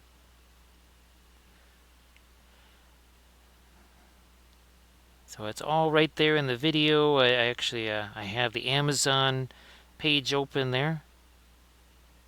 So you can actually see the picture of it instead of just, you can look at it and go, okay, this is what it should look like. Right, in the listing, because just the name of it, it's like, well, okay, but if you see the picture of it, you go, aha, that's the same stuff right there. Recognize that picture.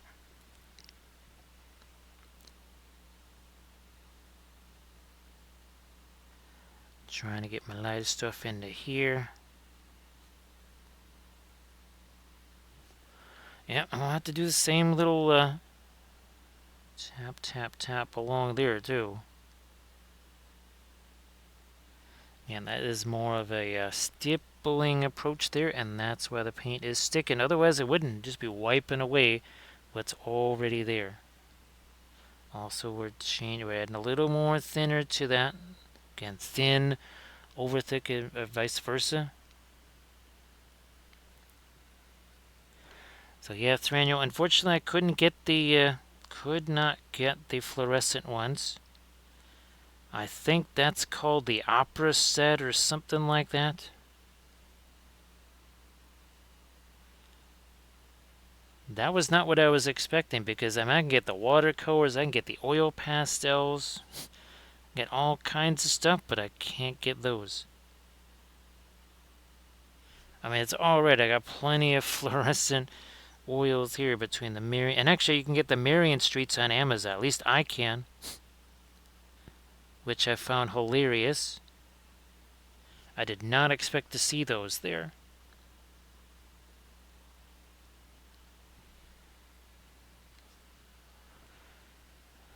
I think this is the second. Oh yeah, this is the second one of the three tiny or four tiny ships here.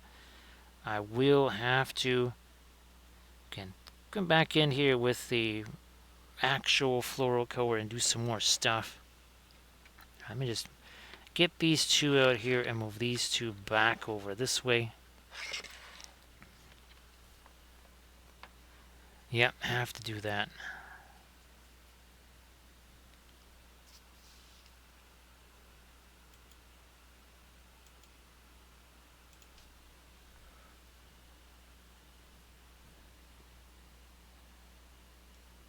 Take this and that lighter stuff here.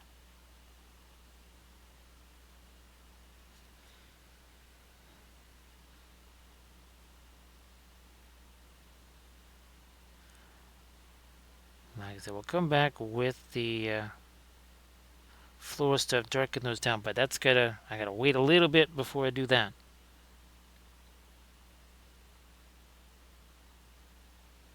Yeah, if I do that too soon, it's just gonna go all over the place. Be a right mess there, as they say.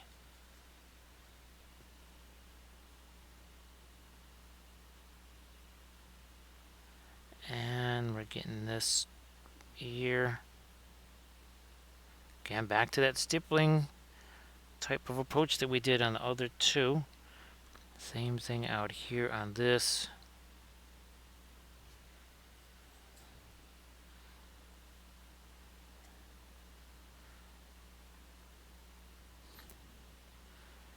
And again, these are all 3D printed, including the flying bases too.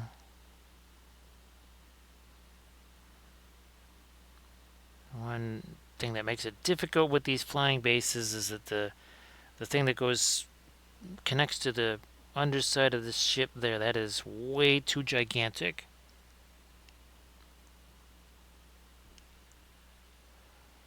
So yeah, they have a set. I think it's a dozen of the fluorescents. Again, I just can't get them here. Maybe you'll be able to get them there. And I believe what they call them is, I think it's called the opera set. At least that's what someone was saying the other, I think maybe the last stream. Oh, it's like, why does this one look so dingy? Because I had moved them.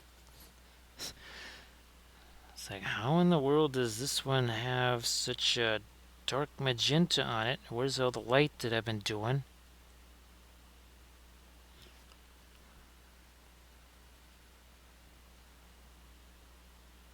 Catch a little bit of that here. Yeah, oop, wait. There we go. That edge was not quite complete.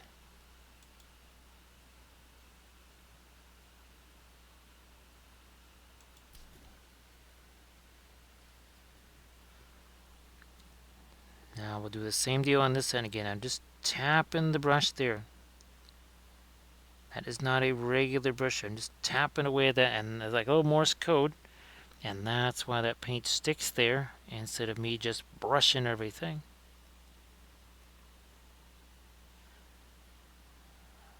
Yeah, with the oils, you're going to need some slightly different ways of applying the paint. Just it's the nature of it.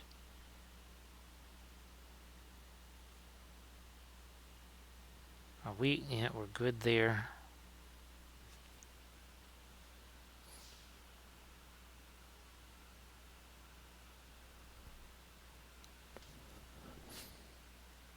And we're doing this now.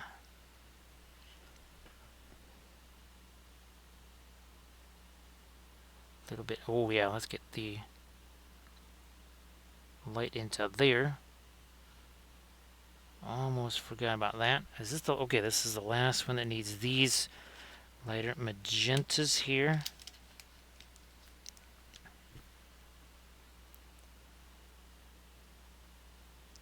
Did we? We didn't get these 3.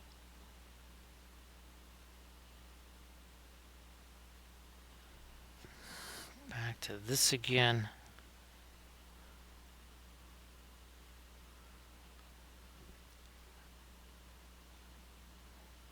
There's, yeah, not really going to do too much on this here. We'll leave that go for the most part, I think.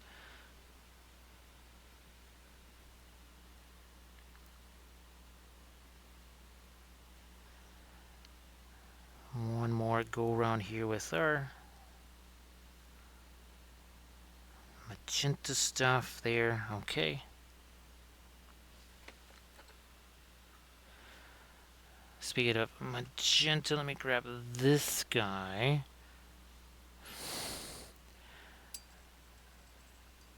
Break this down. Also break this down, because this has had a chance to set, and I think now when we do our fluoros on this, see, it's not quite so dark, but we have, see that extra intensity there? Alkyd is a resin granule, so yeah, if you see alkyd resin, any alkyd paint, that's what it is. That's why it dries quicker, because it has the resin in it. And let's get the magenta out on that. So it's slightly later, but not a ton.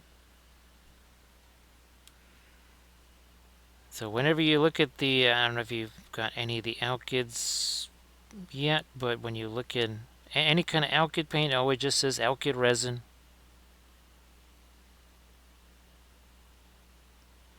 And that is the thing that causes the faster drying.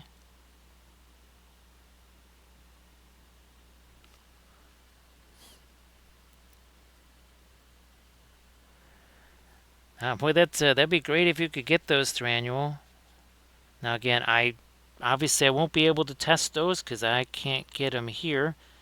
But if you get them, let me know. Let me know if you like them. Again, I mean, the primary difference will be that unlike these Marion Street fluoros that can take a while to dry, now, of course, if we mix our own fluoros like I do myself and other folks do, you could always add you can add some resin or some of the alkyd stuff to it as you're mixing it. So there's that too. You'll probably have to deal with a bunch of shiny stuff, though, because that's what the alkyd medium does.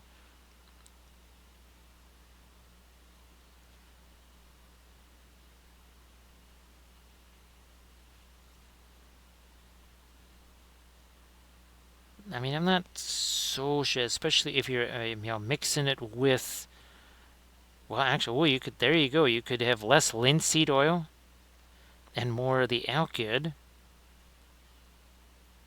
So the alkyd would kind of be your mixing medium as opposed to just the usual linseed oil.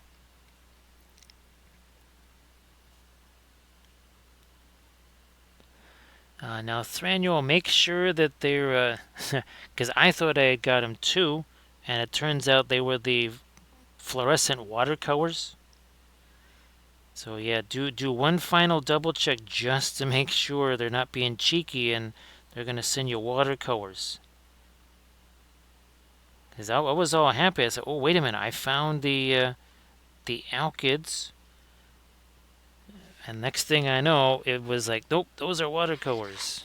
I went, wait a minute, that's not right.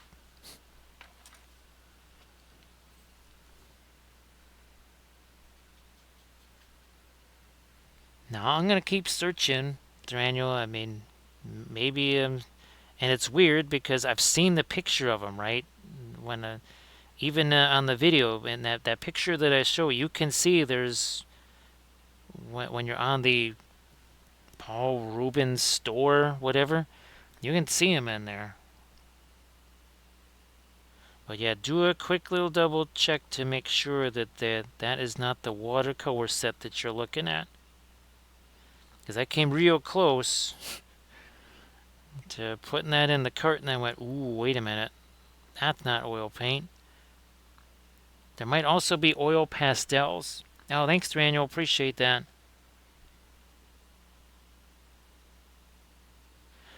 Is it 12 colors or is it 16? I think it's 12, right, Thranuel?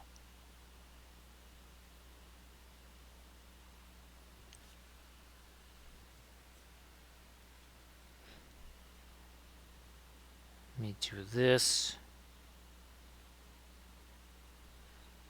here. So thanks, Daniel. Appreciate that.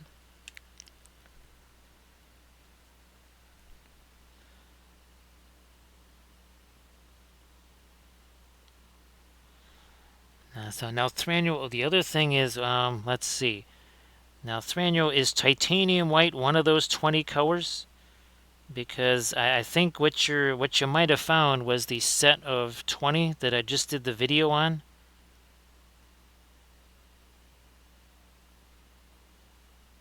Yeah, maybe double check that because that sounds like that's a lot. That sounds like the set that I just got on, or that I just did the video on. Also, yeah, if there's cobalt blue in there, something like that, yeah, that would not be the fluorescence. Yeah, sorry, but when you said 20, I'm like, ooh, that really sounds like a lot. I think it was only supposed to be about a dozen that's in the fluorescence.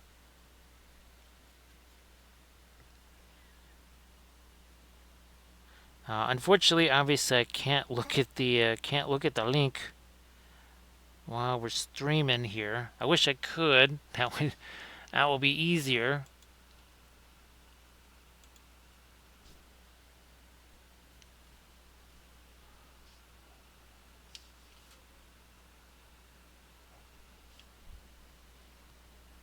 So yeah, take another double check on that and make sure that. I mean, you can tell right away if titanium white is one of the colors, and there's things like cobalt. There's coal black in there. Actually, Thranuel, the coal black. If you see the video, that was really, that was a hefty, really strong black color. Wow, it was. I was very surprised, Thranuel. I had very little expectations for that, especially based on the what was that stuff? The CAS alkyds, the black iron oxide, which woof, that was not very good. So thanks, Daniel. Appreciate that.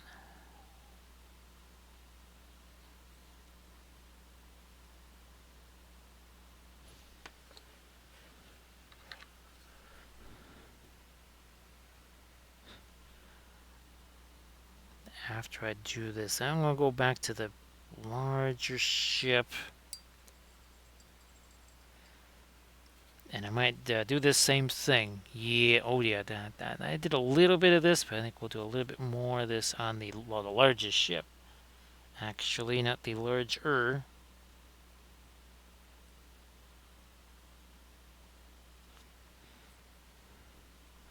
Let me work this in here.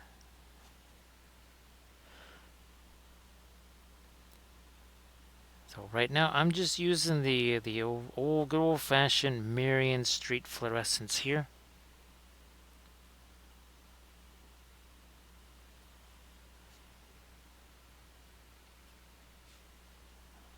I never thought I would see any other larger than 37 mil tubes aside from the Marion Streets. Then along come these Elkid things, and they're what, 50 mil tubes? The other thing, oh yes, Manuel, the one thing I found out, especially on this latest video, is that those tubes, they're not really the strongest material, let's put it that way. And if you saw the video, there's all that, well, I guess kind of the Elkid stuff that leaked out of them. Well, you know, you need the tubes that does get rid of that. However, you do too much of that, you run the risk of actually causing the tube to spring a bit of a leak there.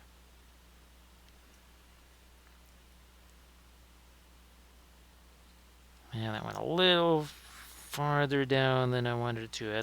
That's okay.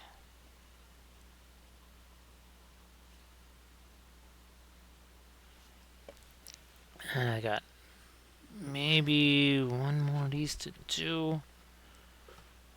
Oh, that's what I wanted. That okay? That other ship. I gotta do this on. I don't think I did this on that other ship. So we're gonna do this. Let this set.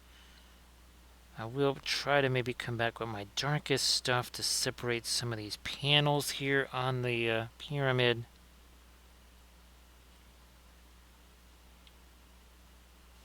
That would be this ship right here. I knew there was this guy right here. Yes, let's get back to him. That's right. So, okay, that is a whole lot better there.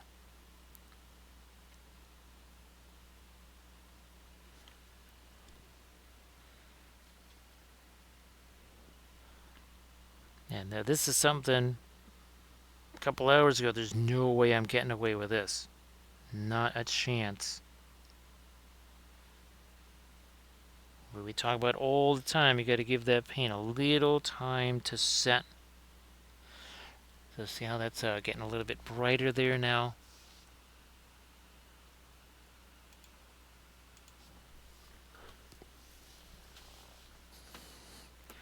This pyramid back here,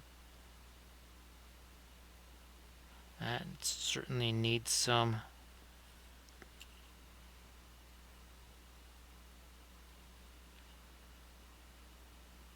got it. This couple of panels right over here. We did the other side, now let's do this side. That is also another little kind of a stippling type of brush stroke right there.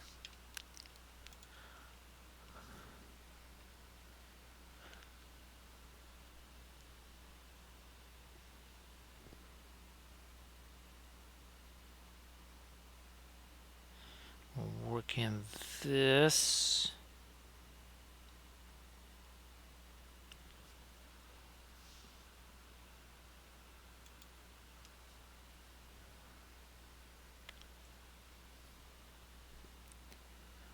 Also, oh yeah, some of this right here.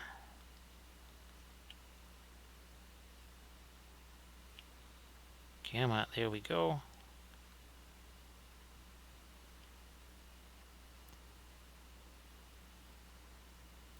And we'll work in some of that.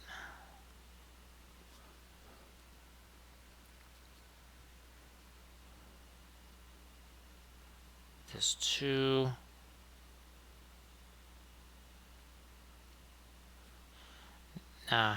Let's try to smooth this out a little.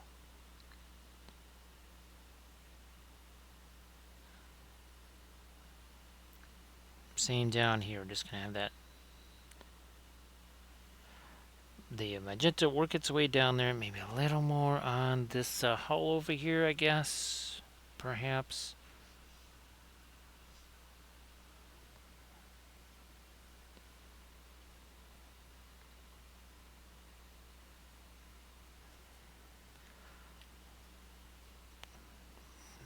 Little bit more of it right there, and that, oh yeah, this out here for sure. Maybe I should do it almost a little bit more of a glaze type of thing here, so we're getting more thinner in that. There you go. Yeah, that just a little more thinner in it than what I needed, or sorry, a little bit too thick. Had to thin it down.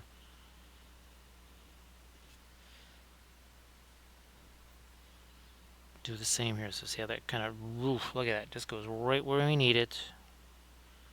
Instead of me having to paint all that stuff on there.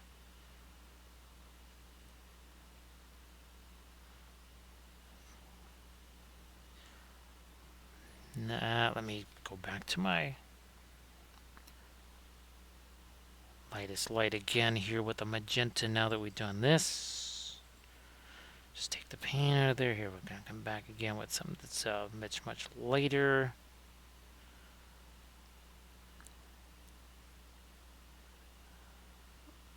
Out here. These little pyramids here. Gotta do something on those. And this one back here too. Now there's a second one over here. Almost forgot him. Don't want to forget about him.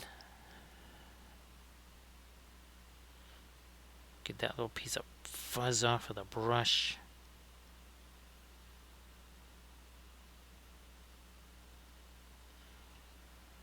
Nah, that's too late there. I'm gonna come back to that one. I can get a little more magenta on the brush.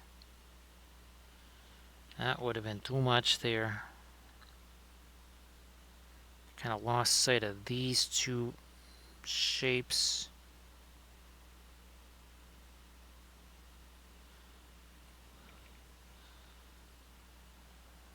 Tricksy thing here. There's a lot of these what could be glowy pyramids all kind of stacked on top of each other, right next to each other.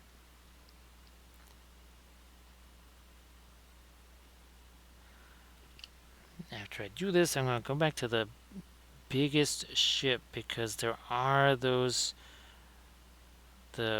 weapons on that on the ventral side that are going to need this lightest glow, I'm pretty sure.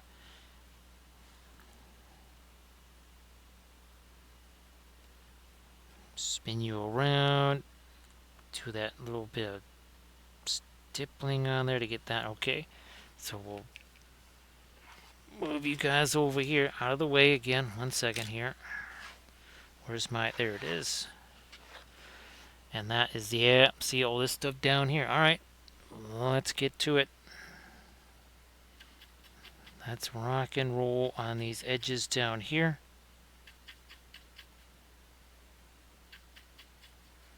Like we should. Okay.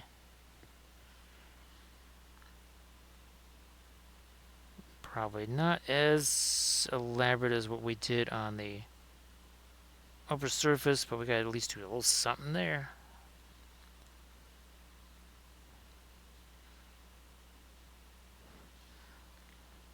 You know what? I might do that. I just grab a little bit of the thinner. See how that kind of spreads out in there.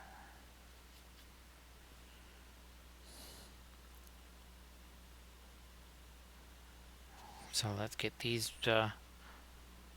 couple of pyramids down here with their light on. Also, too, I do believe the weapon itself gets a little more of a glow, too. Just because.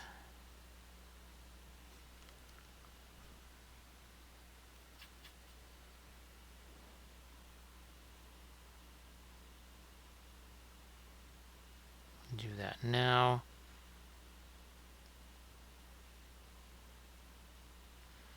Get this guy here.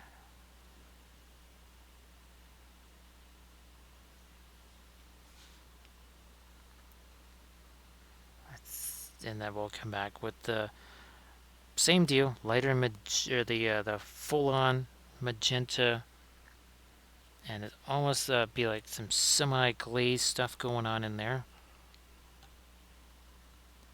Where are we at here? Okay, that's better.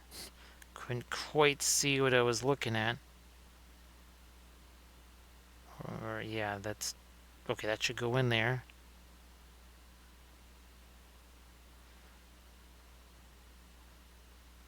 Another edge of our pyramid there. Now let's get this guy.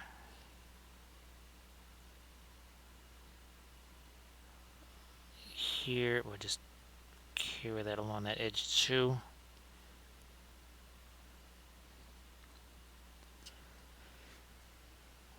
Now, down on the inside here, it's going to be tough for you to see because I have to orientate this a little differently.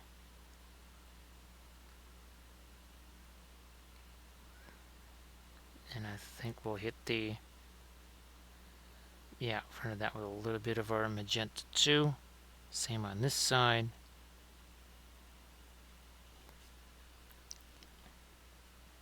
Whoops, that was our latest, though. We didn't need that.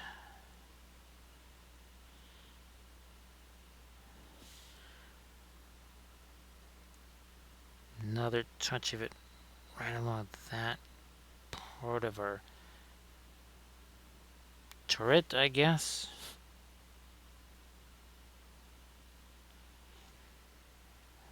Okay, I'm going to make the thinner in with that so that I can try and get this just chalked down into here, like we did up on the top side over here.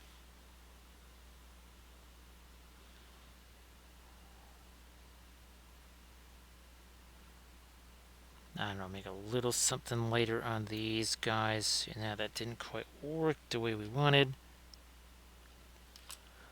No problem.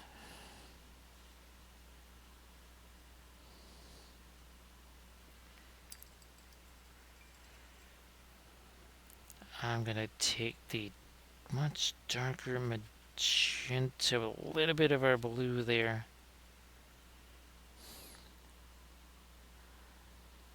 So if I darken these, then our magenta glow automatically becomes lighter.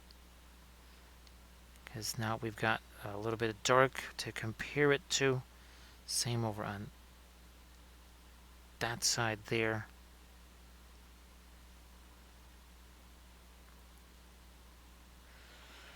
And now I might, here, let me see if I can roll in with some of the lightest light here on the these little pyramid things and the guns. Let's see how that's going to work here.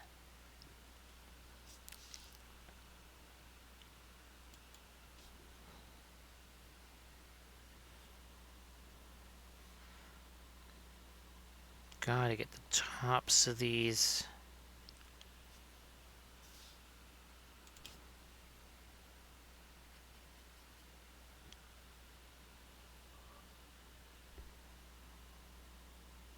Nope, nope, nope. Let's do this.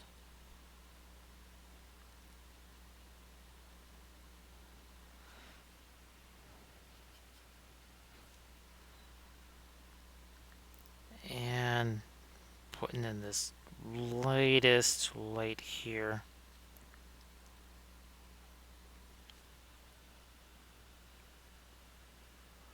Oh, thanks, thanks, Daniel. Appreciate that.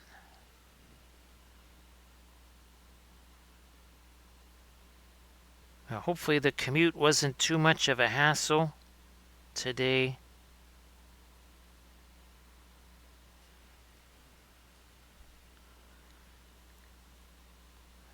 More of our light and the magenta there. Okay.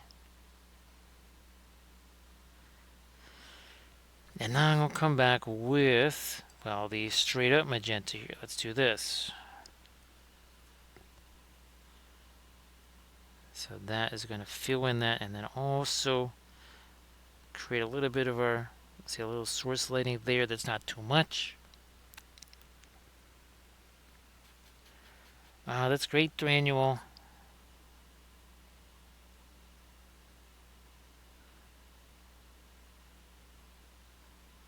Wasn't sure if you guys have had some more snow or anything like that. We really just haven't had much at all.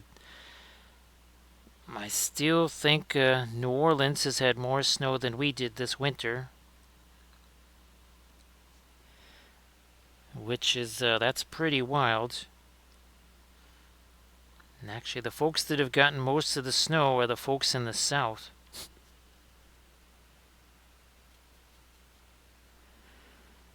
Let's put it this way: it would be a little bit like saying that,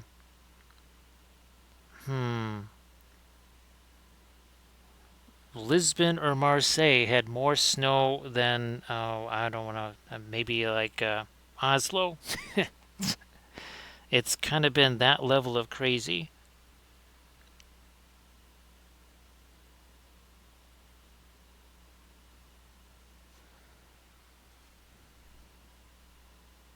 I mean, I guess snow is not impossible for Lisbon or Marseille, but I'm thinking it's pretty much on the rare side.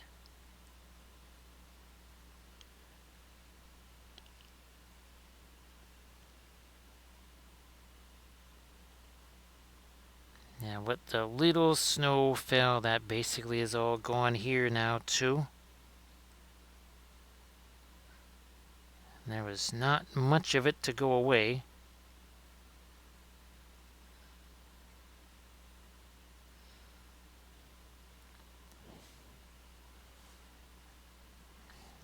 Did I do... Okay, so it is later on the underside. Alright, so I have to do that down here as well. Alright, let me go back to my lighter. Or lightest stuff here. I'm going to get still some more thinner in there.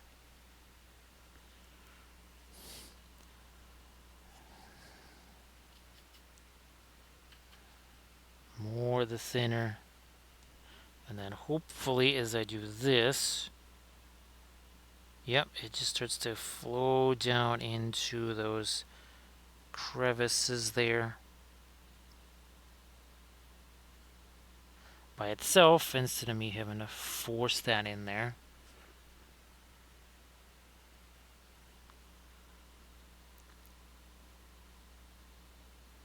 Okay, that is not quite doing what we need it to. Just, well, that didn't quite do what we needed either, so I'm going to come back to my magenta here. And we'll just do something like that.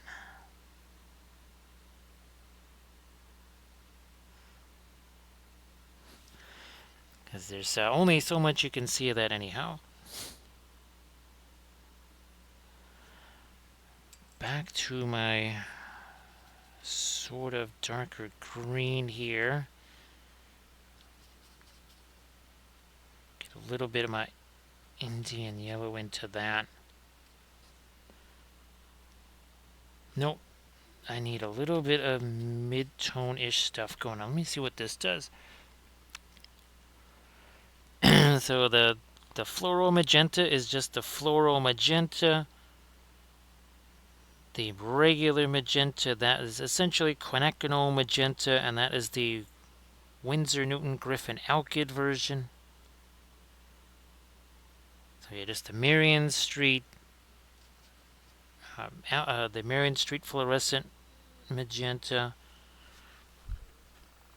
Man, this was I think we used this in our recent video there. Yeah, so that's the Griffin Alkyd magenta. It's essentially quinacridone magenta. It doesn't say it on the label, but that's pretty much what it is. I think even I'm pretty sure that's what the pigment color is in there, and it does sort of align when you look at quinacridone magenta. It pretty much matches with that too. Right, Inganis? How you doing?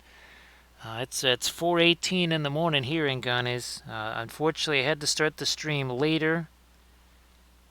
Part of it was I was waiting for that video to upload. So the latest tutorial. Oh yeah, it is. It's definitely.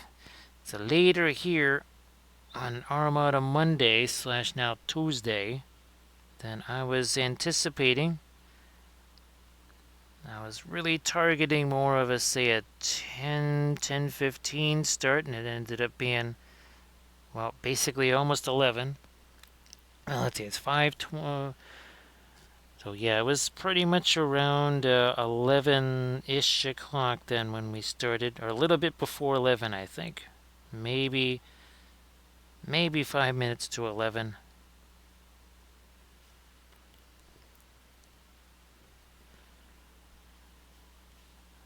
I also was trying to get the next, at least the next print going on the bamboo of a bus, because that's like a 16-hour, 20-minute print, and actually I think now we're probably down to about maybe 7.5 hours on that.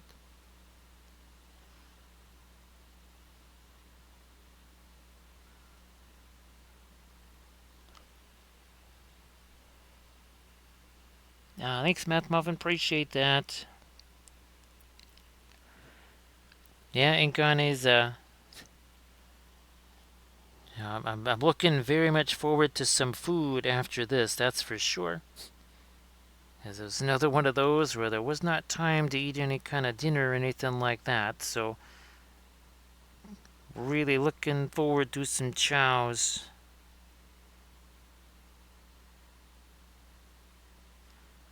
Chewing. Yeah, let me get a little bit of this here.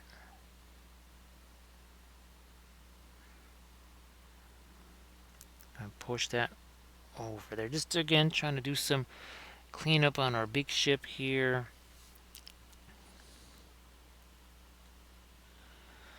So yeah, Meth Muffin, it's hilarious that there was, those new alkyds kind of have become part of part of the, I guess, what would you say, the stable of paints or whatever, because I had just gotten a few more, because there's still a paint sale going on Dick Blick. I'd gotten a few more of the Griffin alkyds, and I thought, okay, that kind of completes maybe what we're going to do with those. And then all of a sudden, these come along, and it kind of blows everything up, right, Thranuel? And Thranuel has found an Amazon link for the fluorescent versions of the Paul Rubens alkyds. So if you can get your hands on those. Now again, I haven't tested those yet myself, but I do believe that Camden has tried them. I know he's tried all the other ones, but I think he's tried the fluoros too, and he said that they're at least usable. So thanks for hunting that down, Thranuel.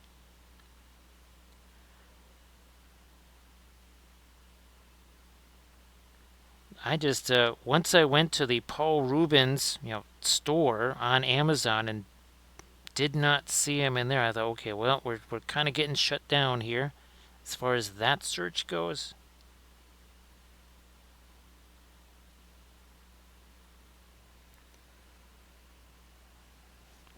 I'm kind of curious about the oil pastels. Well, I'm curious about the watercolors, I guess. Now, Thranuel, when I got him here, and obviously I think it's going to be different for everybody, but let's see, what is so? It's 422 here. The first set and the other one was pretty much the same thing. So let's just say it's 5 in the morning. By 1 or 2 that afternoon. So within 7 to 8 hours, they were on the porch. That's how fast it was. That's not how everything goes on Amazon, that's for sure.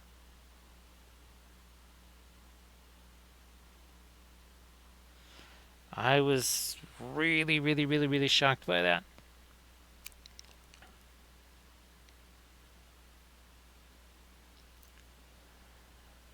So Meth Muffin, that can happen. Actually, I've had even Williamsburg paints do that. The thing that you do is you basically you take the tube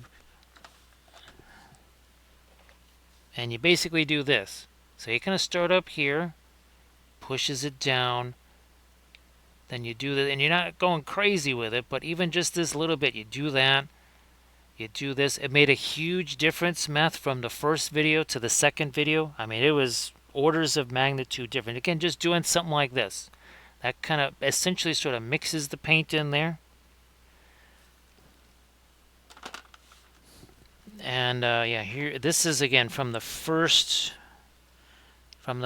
batch here. And what's nice is there's no shininess at all. Not even in the phthalo green. There is no shininess there. And again, we have some. Oh yeah, here this is the big thing, right? The possible radiant colors. I mean, that is not radiant green. That's their what? Mixed green. That is not radiant blue. That's not radiant violet. This is all of theirs. Now look, we have radiant gray. So Meth, the one thing I thought back to was, again, it was another brand of paint. This was years ago, and it also had alkyds in it. And he actually, the tubes were made of plastic because he actually wanted you to do that. What you just saw me doing with that metal tube, he said you have to do that with the plastic tube. You have to basically knead them like that. And that's why I made them out of plastic so they'd be a little less fragile. It still didn't work because lots of liquid came out and the tube still sprang a leak. And let's just say that those were way more expensive than these Paul Rubens. Holy smoke, yeah, just like a couple of those would have cost practically as much as a whole set of the Paul Rubens, like the set of 18 or something.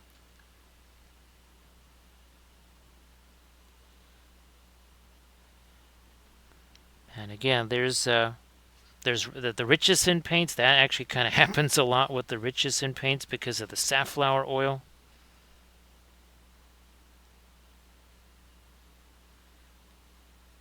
So yeah, sometimes there's going to be a little bit of mischief. There's going to be a little bit of mischief that happens.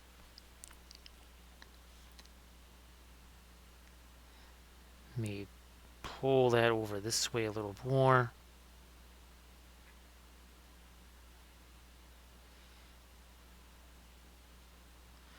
And that was why, even in the second video, I wanted people to see me squeezing the paint out onto the boards, just in case, that kind of funky stuff was still going on, but it was dramatically reduced. I think the whole,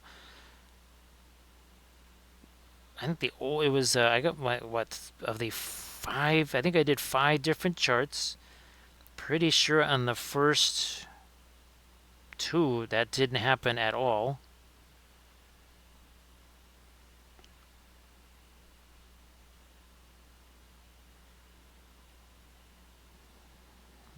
Maybe, that might have been a little more than I wanted there. Okay, let me move it this way here.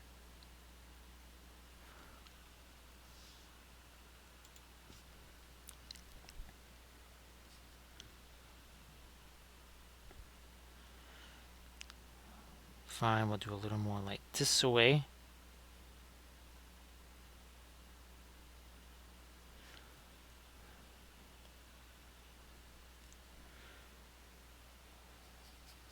Now, the one thing I do see, and this is, I've never been able to do this in all the years we've been streaming here.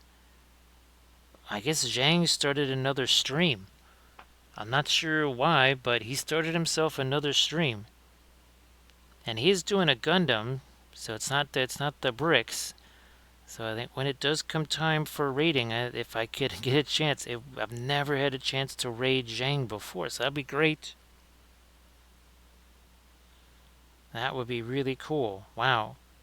I thought it was like, I refreshed everything. Why am I seeing Zhang? He shouldn't have, because he raided us. That's, if you're wondering, it's like, why do I want to raid him so much? He also raided us earlier tonight.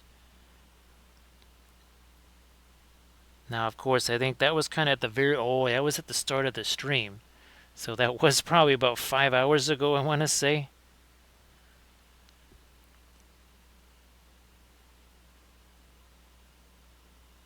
So yeah, I wanted to get a little bit of the magenta. I'm going to do that on these 2. Let me try these guys right here. So Thranduil, that was not, that ended up basically being like radiant blue. Yeah, it was, it was nothing like the ice blue. That's the other thing too. I mean, it's endemic to anything where you've got a printed color on the label. It's never the same. I mean, that is not the same as that red. The only way it's ever going to be a true thing is like this, right? The Richardson and the Williamsburg do this. Now, the one thing you can do is you wrap a piece of tape around it, right? And you put the paint on there. Then you'll know exactly, A, what it looks like, and B, is it going to be somewhat opaque or somewhat translucent or whatever? So thanks to everybody that's been doing the sub thing. As I think we've got ourselves up to 73 out of 100, but we got to get to 100 to have the 60-40 split. And it surprised me just how much the 60-40 split really mattered. It did make a difference.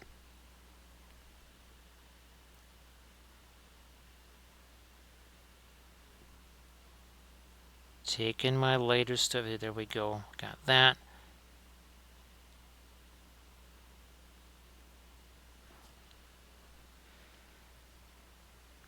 I think overall you could say a solid 9 to 10 new, well, Alkyd Radiant colors that we're pretty much going to get out of the Paul Rubens stuff. Considering we had none to, well, yeah, we had none to start with. That's pretty good.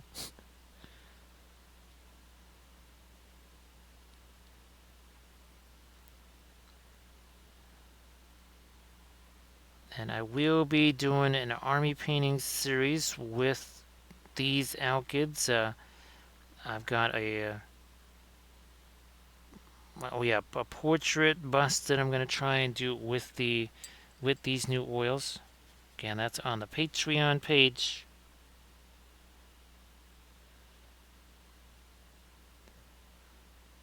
Let me do some more of this.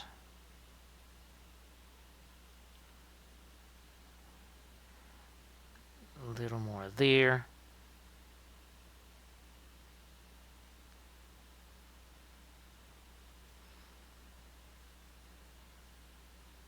You know what? Here, let me take that down a little.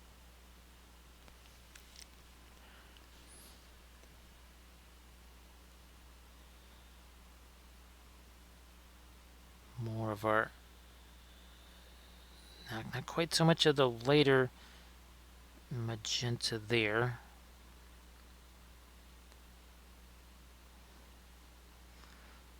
You know what? Those should probably get a little magenta on them here. Same with these two guys.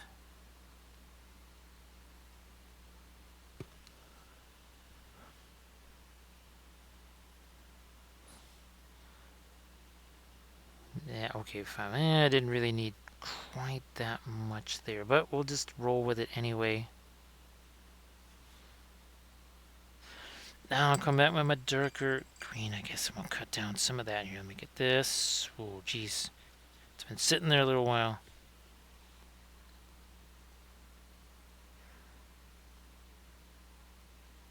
Now, on the subject of indigo, the one thing that the radiant colors did not have was an indigo.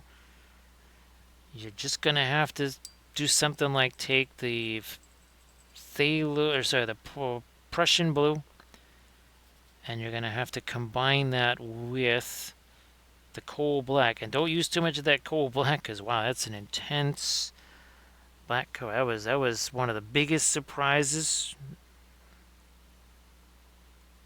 I was not expecting that.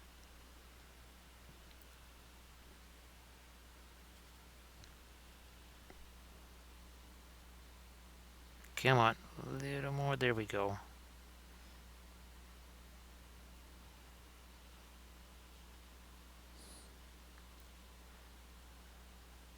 What's happening with this here?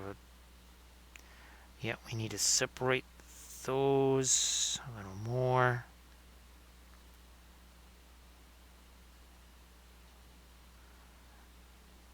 Sharpen up that peak a little.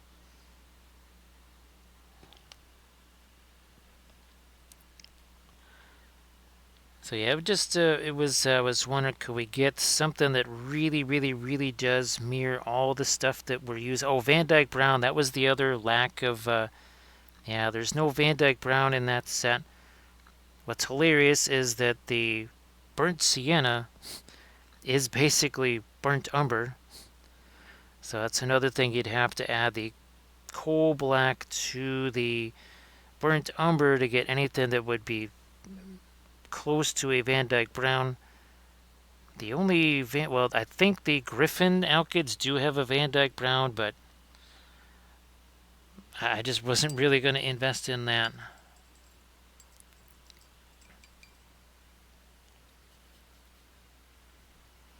Now I'm going to try here. Let me get right here along this edge here. Now let me hit this one too. Fine. And then maybe these guys.